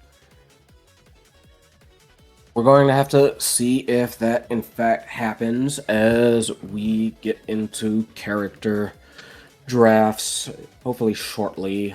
But I do essentially agree with you that we are going to, it's all going to come down to, I think, like the opening Awakenings, seeing what's going to happen there. Because like you said, they did kind of try and play a little bit off beat. Did lockdown, and if that continues or not, it's going to be up to what they get. So funny to me now that I'm looking at this map trap. It's like lockdown banned all the closed maps and Vast banned all the open maps. That's so funny to me. Oh man, it's really a clash of styles here, but we're kind of getting a hybrid of the two. I think lockdown perhaps getting their way here, semi-open map as far as this Goo pick is concerned. Will be interesting what's going to happen here. They're taking their sweet time to head into character draft. Let me do a little bit of espionage. Okay, they did. The striker draft was sent out just now, hot off the press, so we should be seeing the picks begin to be locked in soon. I think lockdown will probably be looking to control the core a bit more, especially with these two Awakenings. It's going to be an among sweep, surely. Berserker is kind of a non-issue here. Yeah, Among Titans tends to be exceedingly popular whenever it shows up. Usually, I see it like with full six, like just everybody takes it, and so it's almost practically like a gentleman's agreement. Meanwhile, are getting initial bans here. Vass saying no Atlas, Lockdown saying go nuts though. Oh man, we did see Voss do this last week. So maybe Lockdown's just carrying the flame, perhaps. But in any case, we do see Voss with the first pick, and they lock the Drek again. No Drek for you, Scythen. So we'll Yeah. see how Scythen chooses to respond. My best guess is he's going to be in amongst these second two picks here for Lockdown, which they're deliberating on. But yeah, the Drek, I assume it's probably Alex. If it ain't broke, don't fix it. Was doing great work to hold his barriers there, evidently. Did not drop a single set against one of the best offensive teams in Europe. So that big ups to him. In any case, Lockdown taking their sweet time. There's the Zentaro. Okay. Whoa. Okay. So And the immediate this is follow-up. we're literally just seeing like a comp swap. Like, Yeah. I feel like Voss is taking Lockdown's comp and Lockdown is taking Voss's comp. Yeah, it's just weird trade there. I'm reminded of, I think there was like a time in fairly recent history where like two MLB teams, like two baseball teams were playing, and like two players who were playing against each other like traded players, and so they traded jerseys like almost like right then and there. I may be tripping, but that's what that kind of like No, I reminds me remember of. this. No, there was a guy who got traded mid-game. I don't even follow baseball that closely, but I remembered that. That's really funny. But I guess, yeah, that is kind of analogous to what's happening here. Admittedly, it wasn't happening in the same game. These Omega Strikers were not swapping skins mid-game, but still. Oh my god, and Vass is also picking the what's it called? The Rasmus, which is such Yeah. a stereotypical Scythen pick. Well, that said, yeah, wow, okay, so we're really just seeing the little Ships of Theseus type situation here. Lockdown, I assume this is Sloth opting for his final pick. Does kind of get whatever he may choose.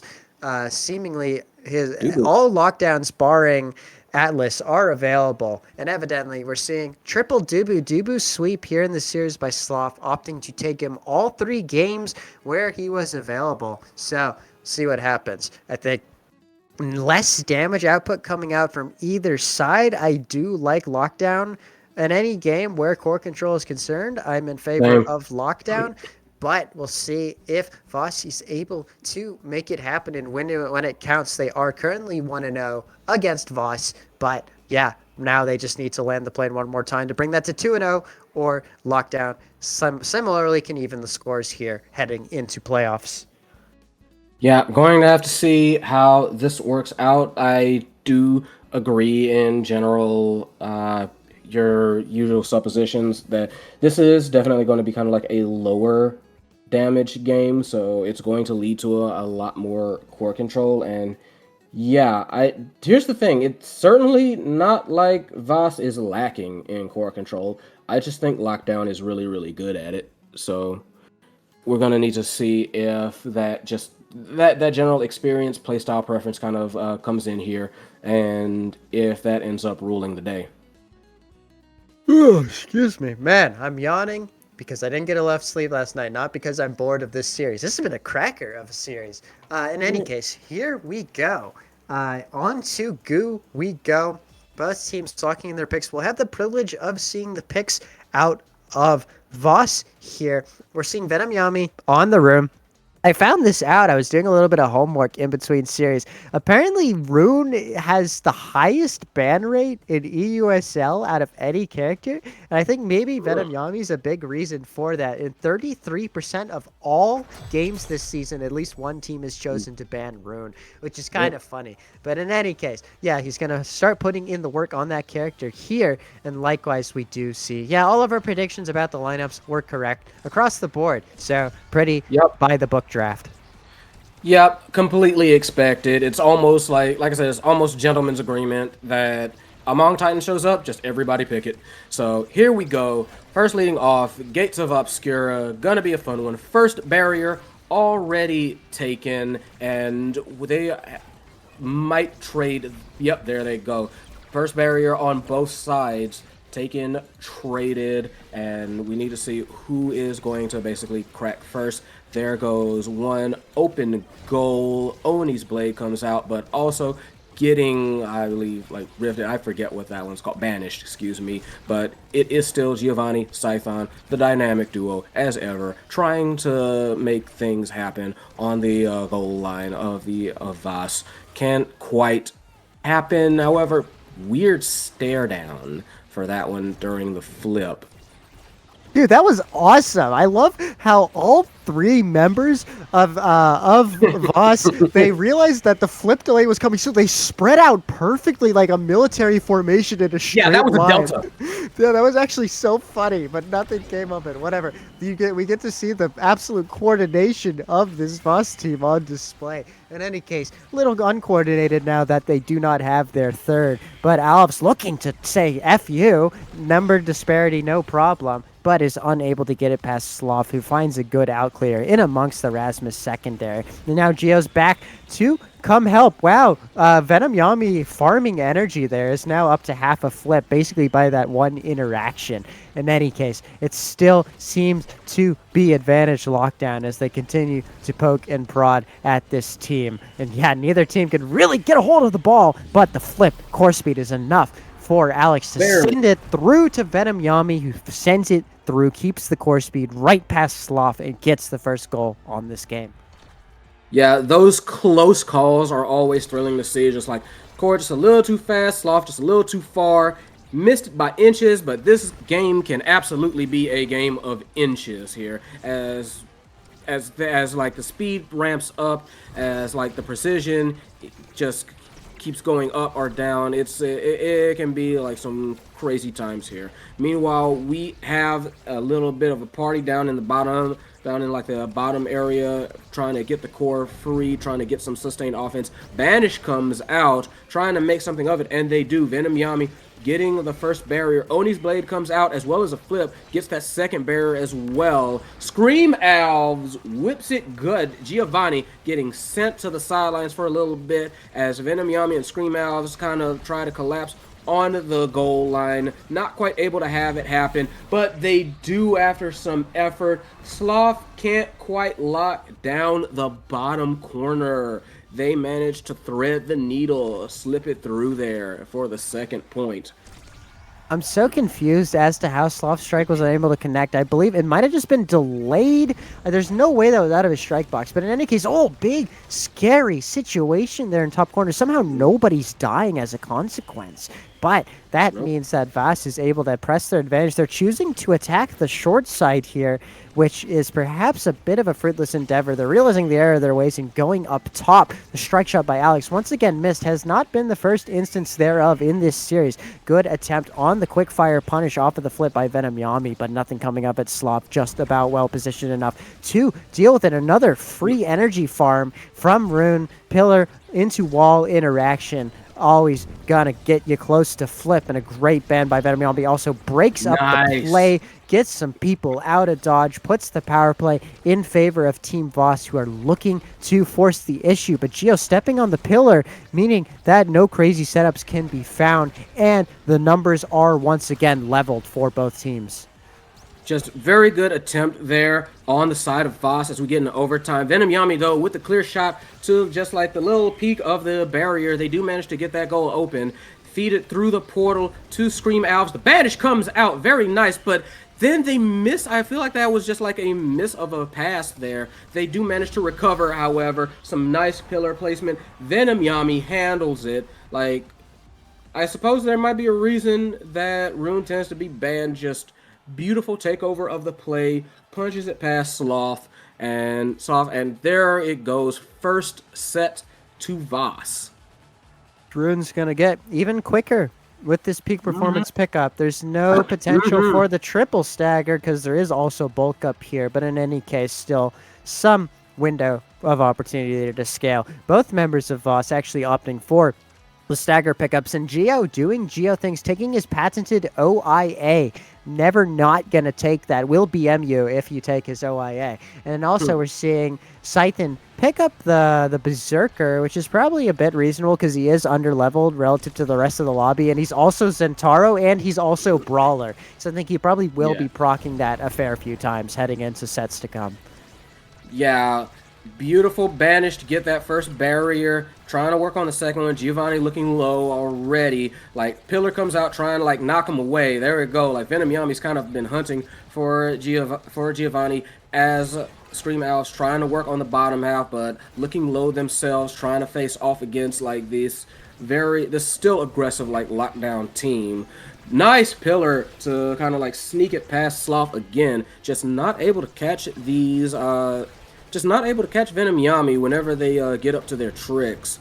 Nice banish again. Giovanni staggered. They do get both barriers, however. Scython making magic happen on their end. Need to kind of finish it, though. Venom Yami and Scream Owls on the threaten. Manages to get it past Giovanni. Do the pass as overtime hits. Pillar comes. Snake comes out. Nearly fastballs it straight past Alex, but barely manages to get the flip in time. Complete rejection of a follow-up flip attempt. No dice there. Banish comes out again. Nothing doing it for that one. Going through the portal is this one. A little bit of a fight around the midfield. Flip comes out. Waits. Lets Sloth kind of like go back and forth thanks to, I think that was Death Touch that basically caused him to go to basically like get stunned, and just slots it up top corner. Voss with the first goal for this set. Lockdown have got to do something different to stop the bleeding. It's feeling like a brawler diff right now, as far as I'm concerned. They've got to, especially Scythen, has got to start capitalizing on more of these offensive opportunities, and Gio's got to help them to that effect, because they've gone quite a while without scoring now at this point. I feel like the momentum is swinging dangerously in favor of Voss, but we're looking to see some steps in the right direction for Lockdown, trying to force the issue in the net. So many buttons coming out of Scythen, but the conversion not quite found. The efficiency is lacking for the side of Lockdown, but there we go. Another button not quite coming to fruition there, and now they're probably not going to have too much up their sleeves to push this particular offense. Scythen instead opting to use his buttons to try to stack some damage onto Alves, but Alves is too healthy, too much staggered rather, to make that much of an issue, and a great shotgun out of Alex to once again find the right clear. Sloth is continuing to hold on to his barriers for the time being, but does lose one, meaning the situation might risk getting even dicier for Lockdown, especially with another missed execution of an offense there.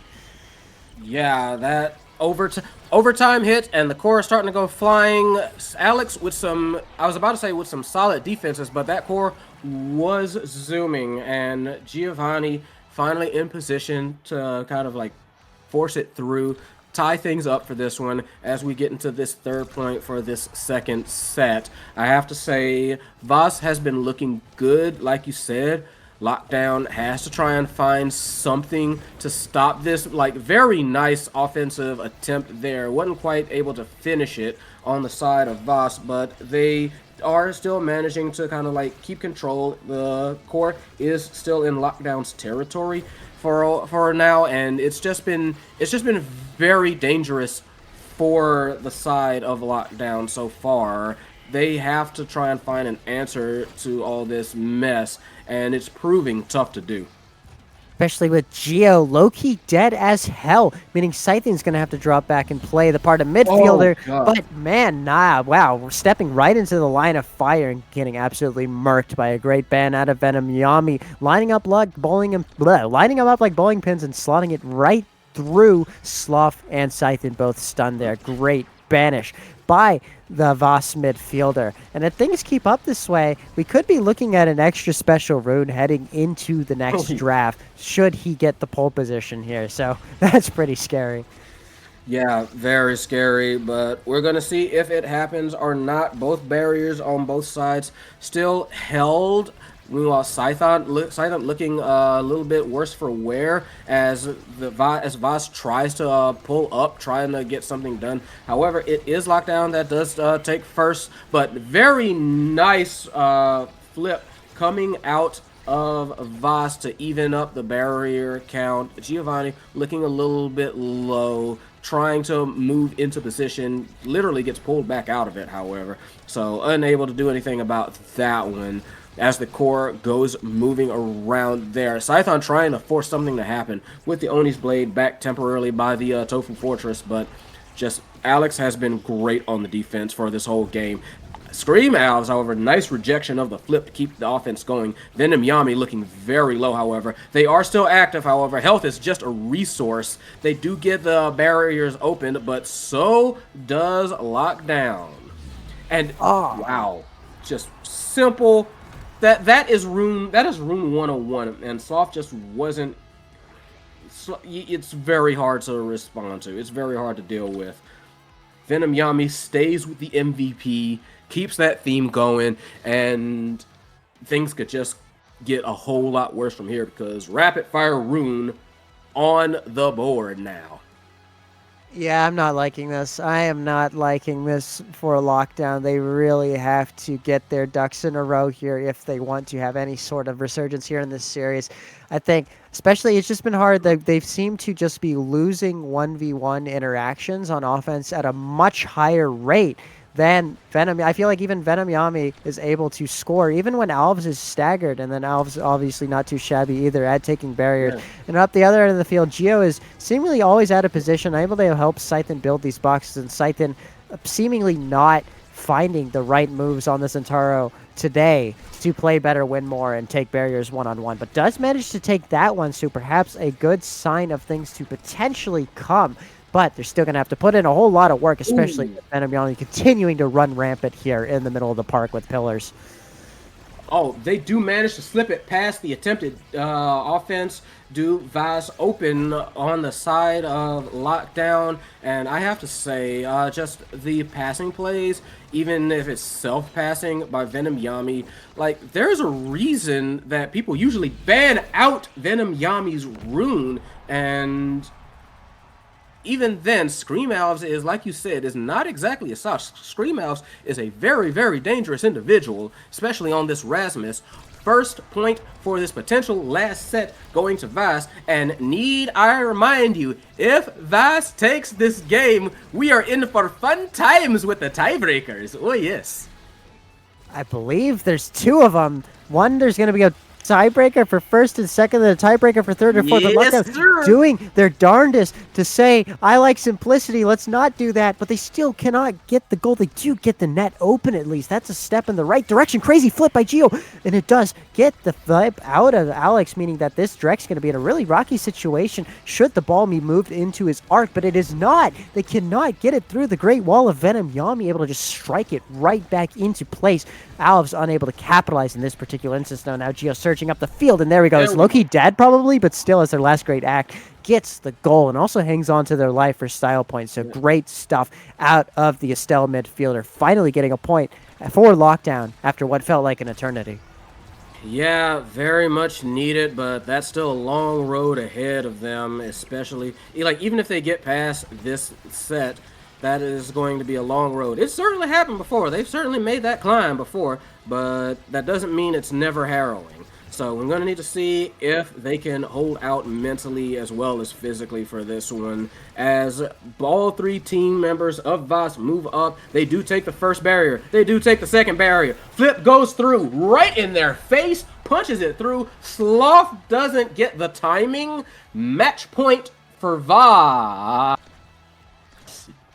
Oh man, it is looking rough for Lockdown. They have to lock in here. They have to hold and they have to score. Sloth stepping up, trying to funnel the ball through Portal. Does not quite get to Giovanni, and when it does, Giovanni loses it. Just unable to keep a hold of this core is the side of Lockdown, and they get called out once again by a really smart pillar, but the angle is a bit off, meaning Sloth keeps his second barrier for the time being. Scythen unable to make things happen. Obs to not blow the flip just yet, perhaps looking for open net to finally have to expend it. Is choosing to be very conservative, but is Loki dead? Loki dead, has the flip for his life, and there he goes. Bada bing, bada boom, power play in favor of Voss. This is exactly where they want to be. Geo flipping to buy time and also get a barrier as a nice bonus. Is unable to come up trumps with the double, though, meaning that Alex is still sitting pretty, but he still has to blow the flip called out on the misposition, meaning that things are going to get hairy here. No dodge. If the ball can just be forced in his face, there's not all too much he can do. But Scythen not able to convert, and Alex now continuing to hold as we go to overtime. Both goalies still have nets closed. Yep, both barriers still up for, I knew that was going to happen. Caster Cursed, barriers down for Voss, one barrier down for Lockdown, trying to make that to our Voss very quickly. Nice portal play, feeds it to themselves as Venom Yami, feeding it through those portals, nearly gets tugged out of position in the Sloth. Nice save once for Alex, twice is no dice. Tied up now for this third set. Match point still for Voss, set point for Lockdown. Can Lockdown survive it? We are going to need to see. Venom Yami does have a flip available to it. Scython immediately burns it, trying to get both of them down. Yeah, Lockdown not wanting this to go the way of Chaos. Does get a banish out of Venom Yami, however, as well as a Tofu Fortress out of Sloth, trying to push it through in the bottom corner. No dice yet. Mosh pit happening. Alex trying to take a bit of a risk, trying to push things forward there, but still no dice there. Scream Elves trying to feed it through to Venom Yami, who still has that flip, trying to wait for the absolute optimum time. That might not happen. Burns it as the core goes a little bit wide. There goes that resource. Venom Yami pushing it through the portal, tries to get a pillar in place. They do get a banish, however. There goes one barrier. There goes the second barrier. There goes a pillar. Scream Elves trying to get into position. There goes the Tofu Fortress. Does not protect them. Scream Elves with the finish. And ladies, gentlemen, all stars, welcome to Chaos. We have no idea what's going to happen. We have no idea what position everybody's in. Tiebreakers for all. Oh man, I guess I'll see you next weekend, folks, because we got 4 series to play out. No, 2 series to play out between 4 teams, all jostling for position. Not entirely sure how that's all gonna work out, but that's a problem for down the line.